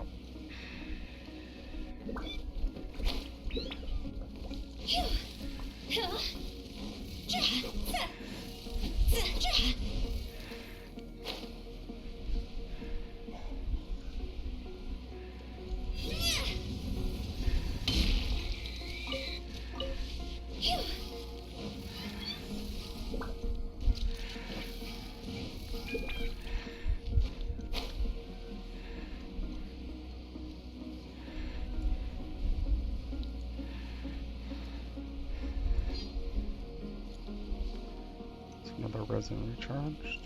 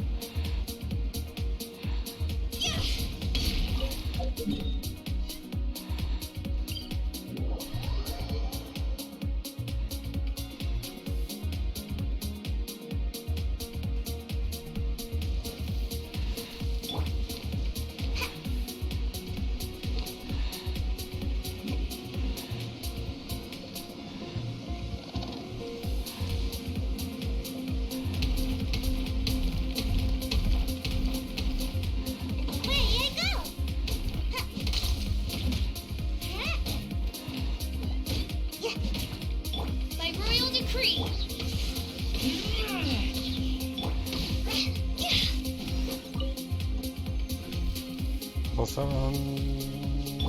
Sorry. Buggers.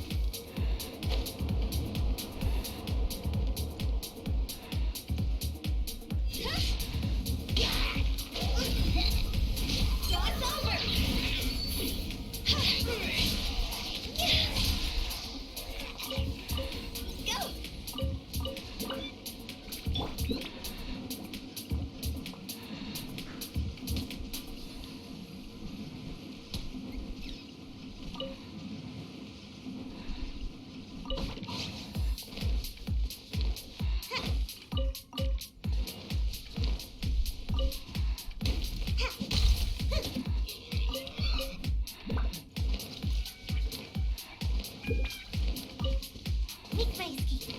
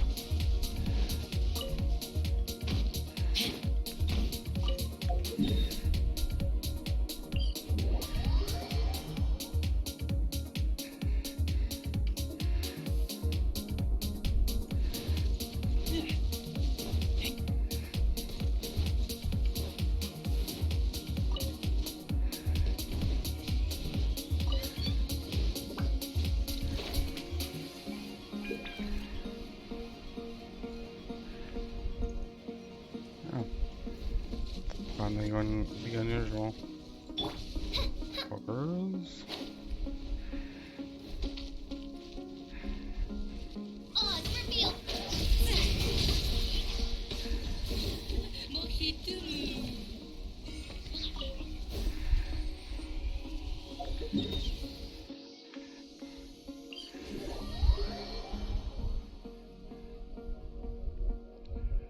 Nice coincidence. Huh?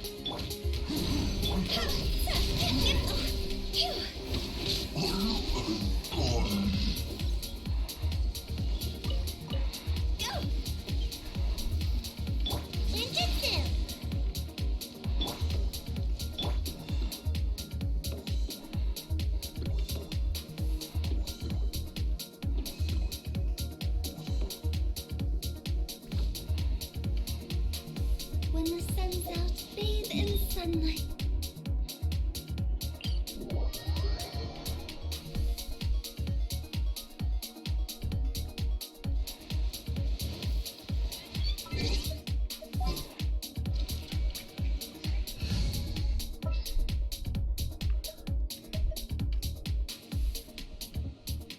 We can do this!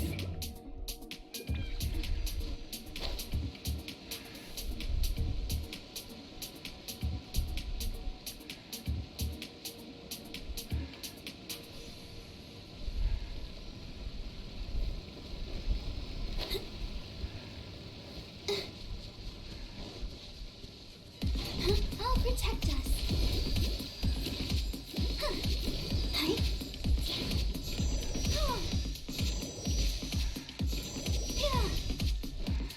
By royal decree.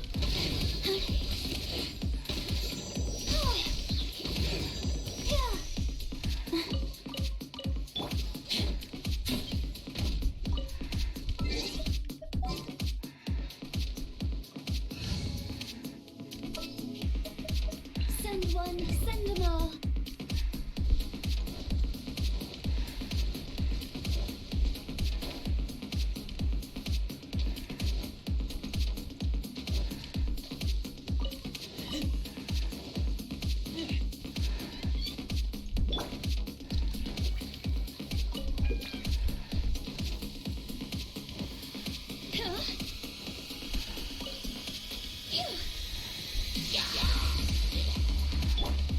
Oz, reveal thyself.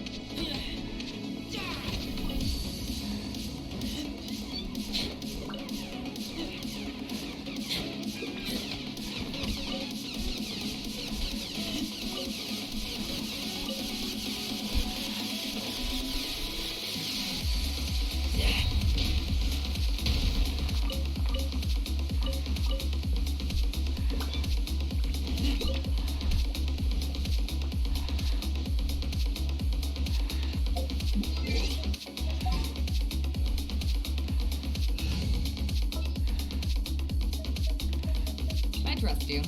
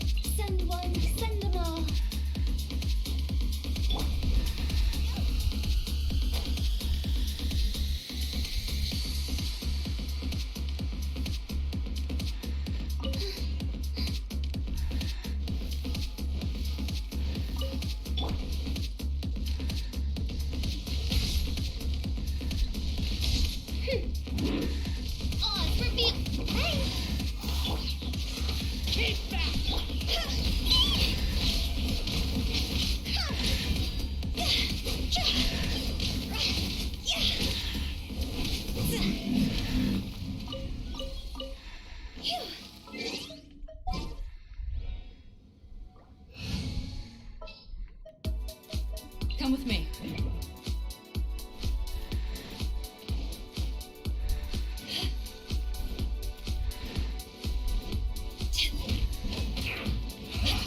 Oh, you got it.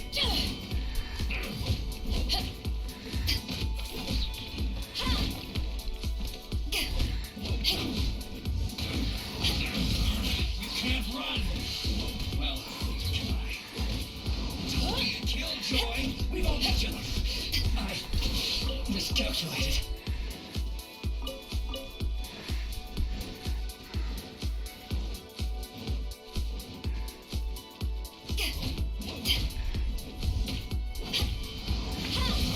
You can't run. Well, try. Looks like I went too far.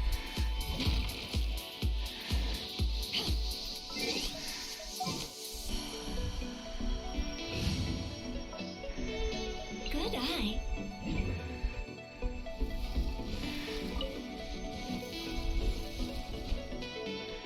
Phew.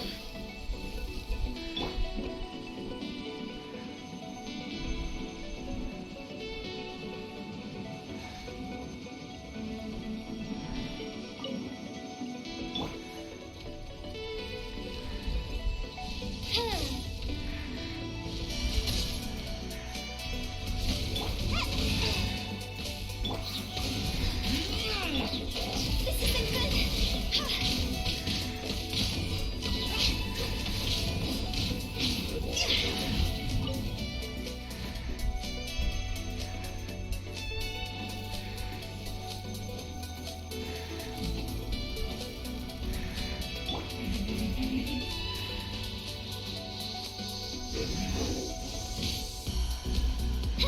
By royal decree. Time to go.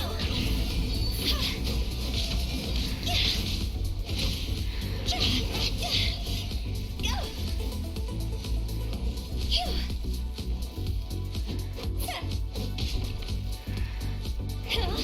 Phew.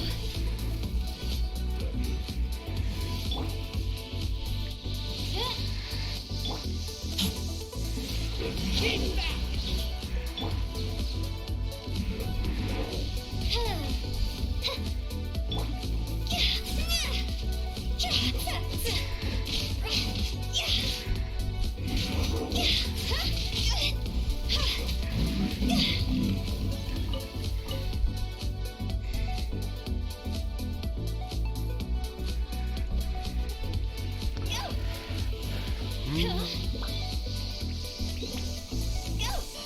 There's no end to this. Another test subject.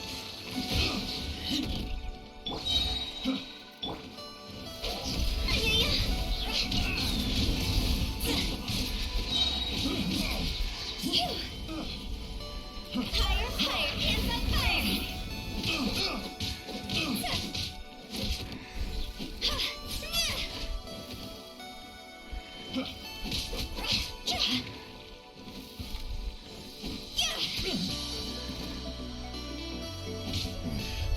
The hunter becomes the hunted.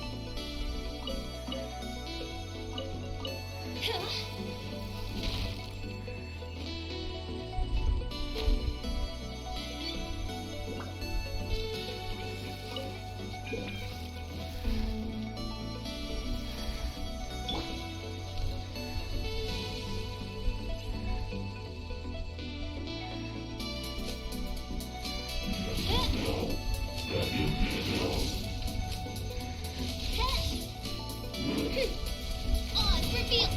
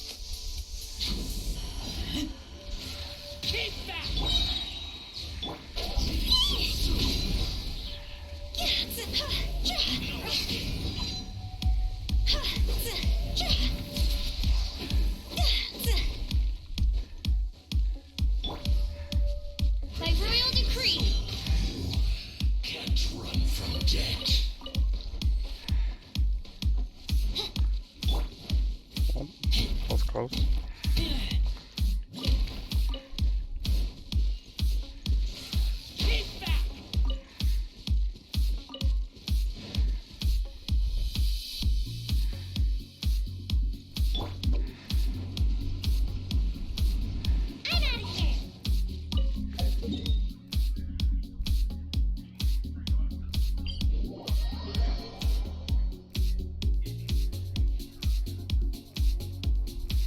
Make my escape.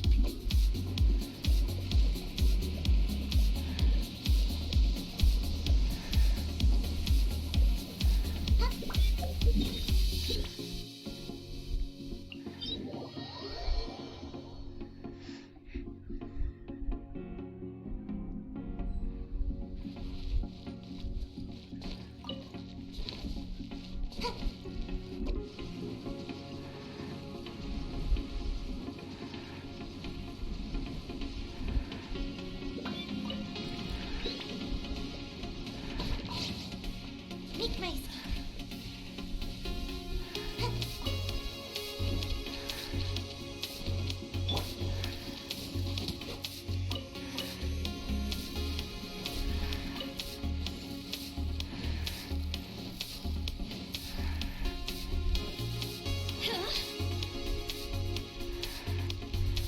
Ninjutsu.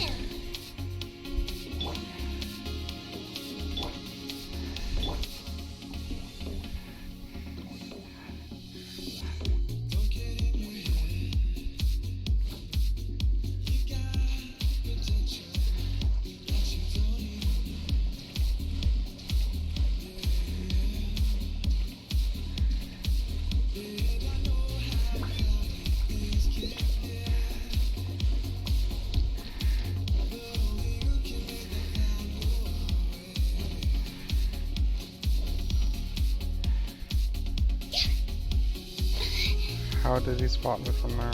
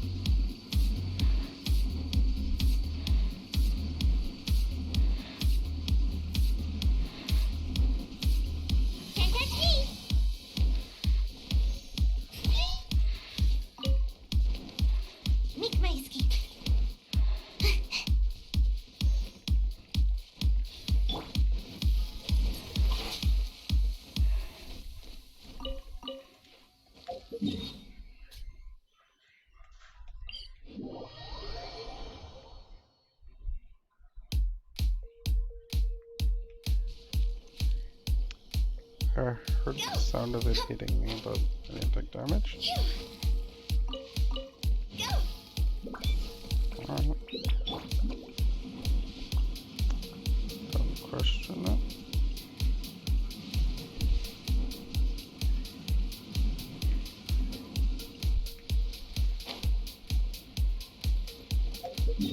Damn, nothing is resetting.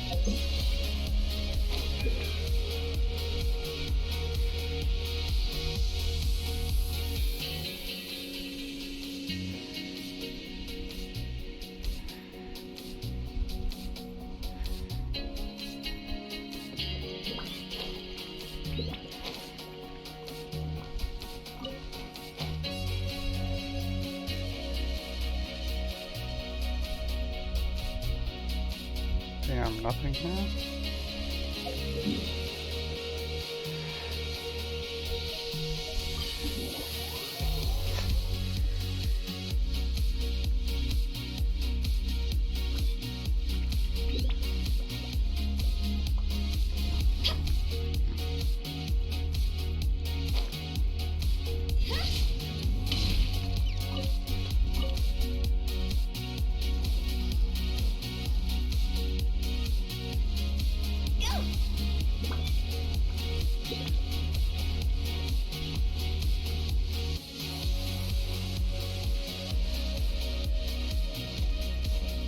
With the wind.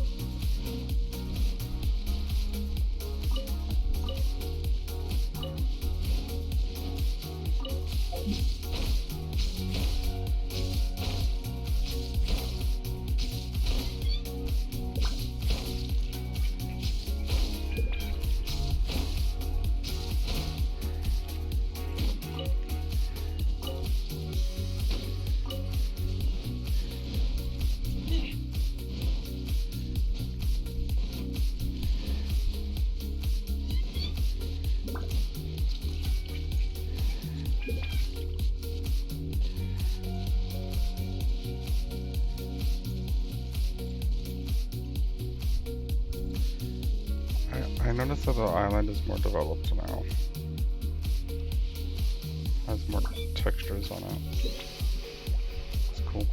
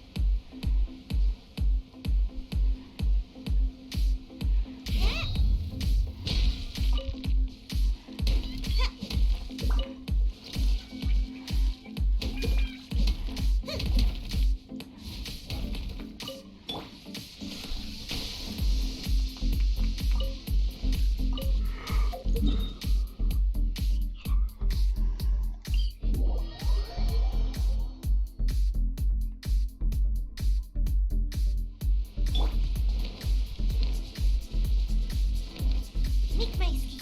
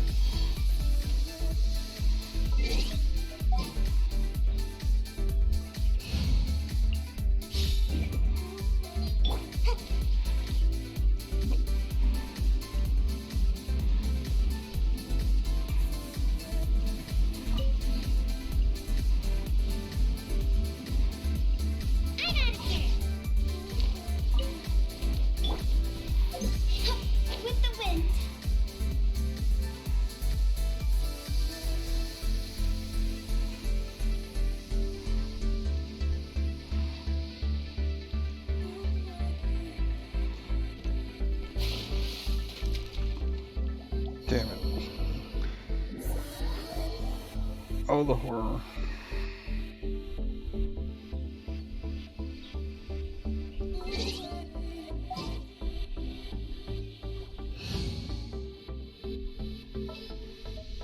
I will. We are right.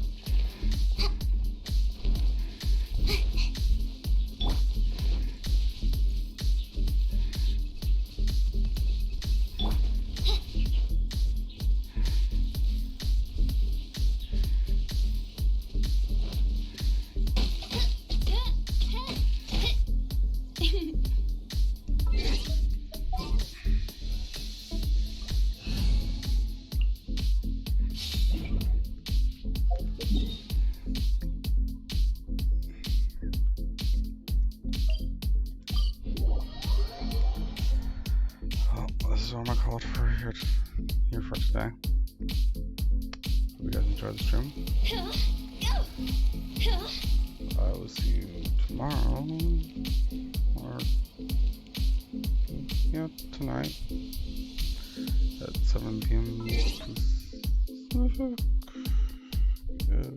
Take-ish. Probably. Unless something happens. So find someone to read. Actually end stream today instead of I just don't leaving stream on.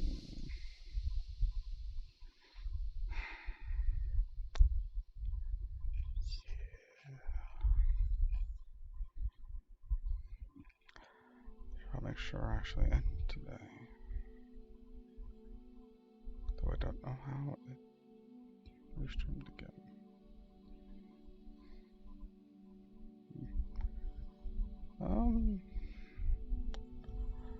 I think we'll rate this person. Hey guys. Actually, yeah, we'll rate this person.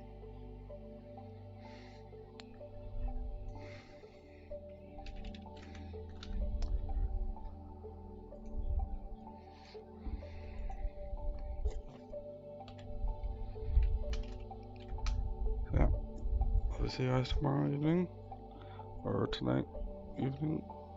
It'll be a wonderful day that morning if you have to do it.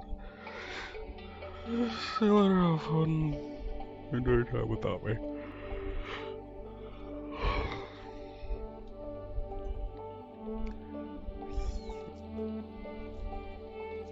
Enjoy your time of doom.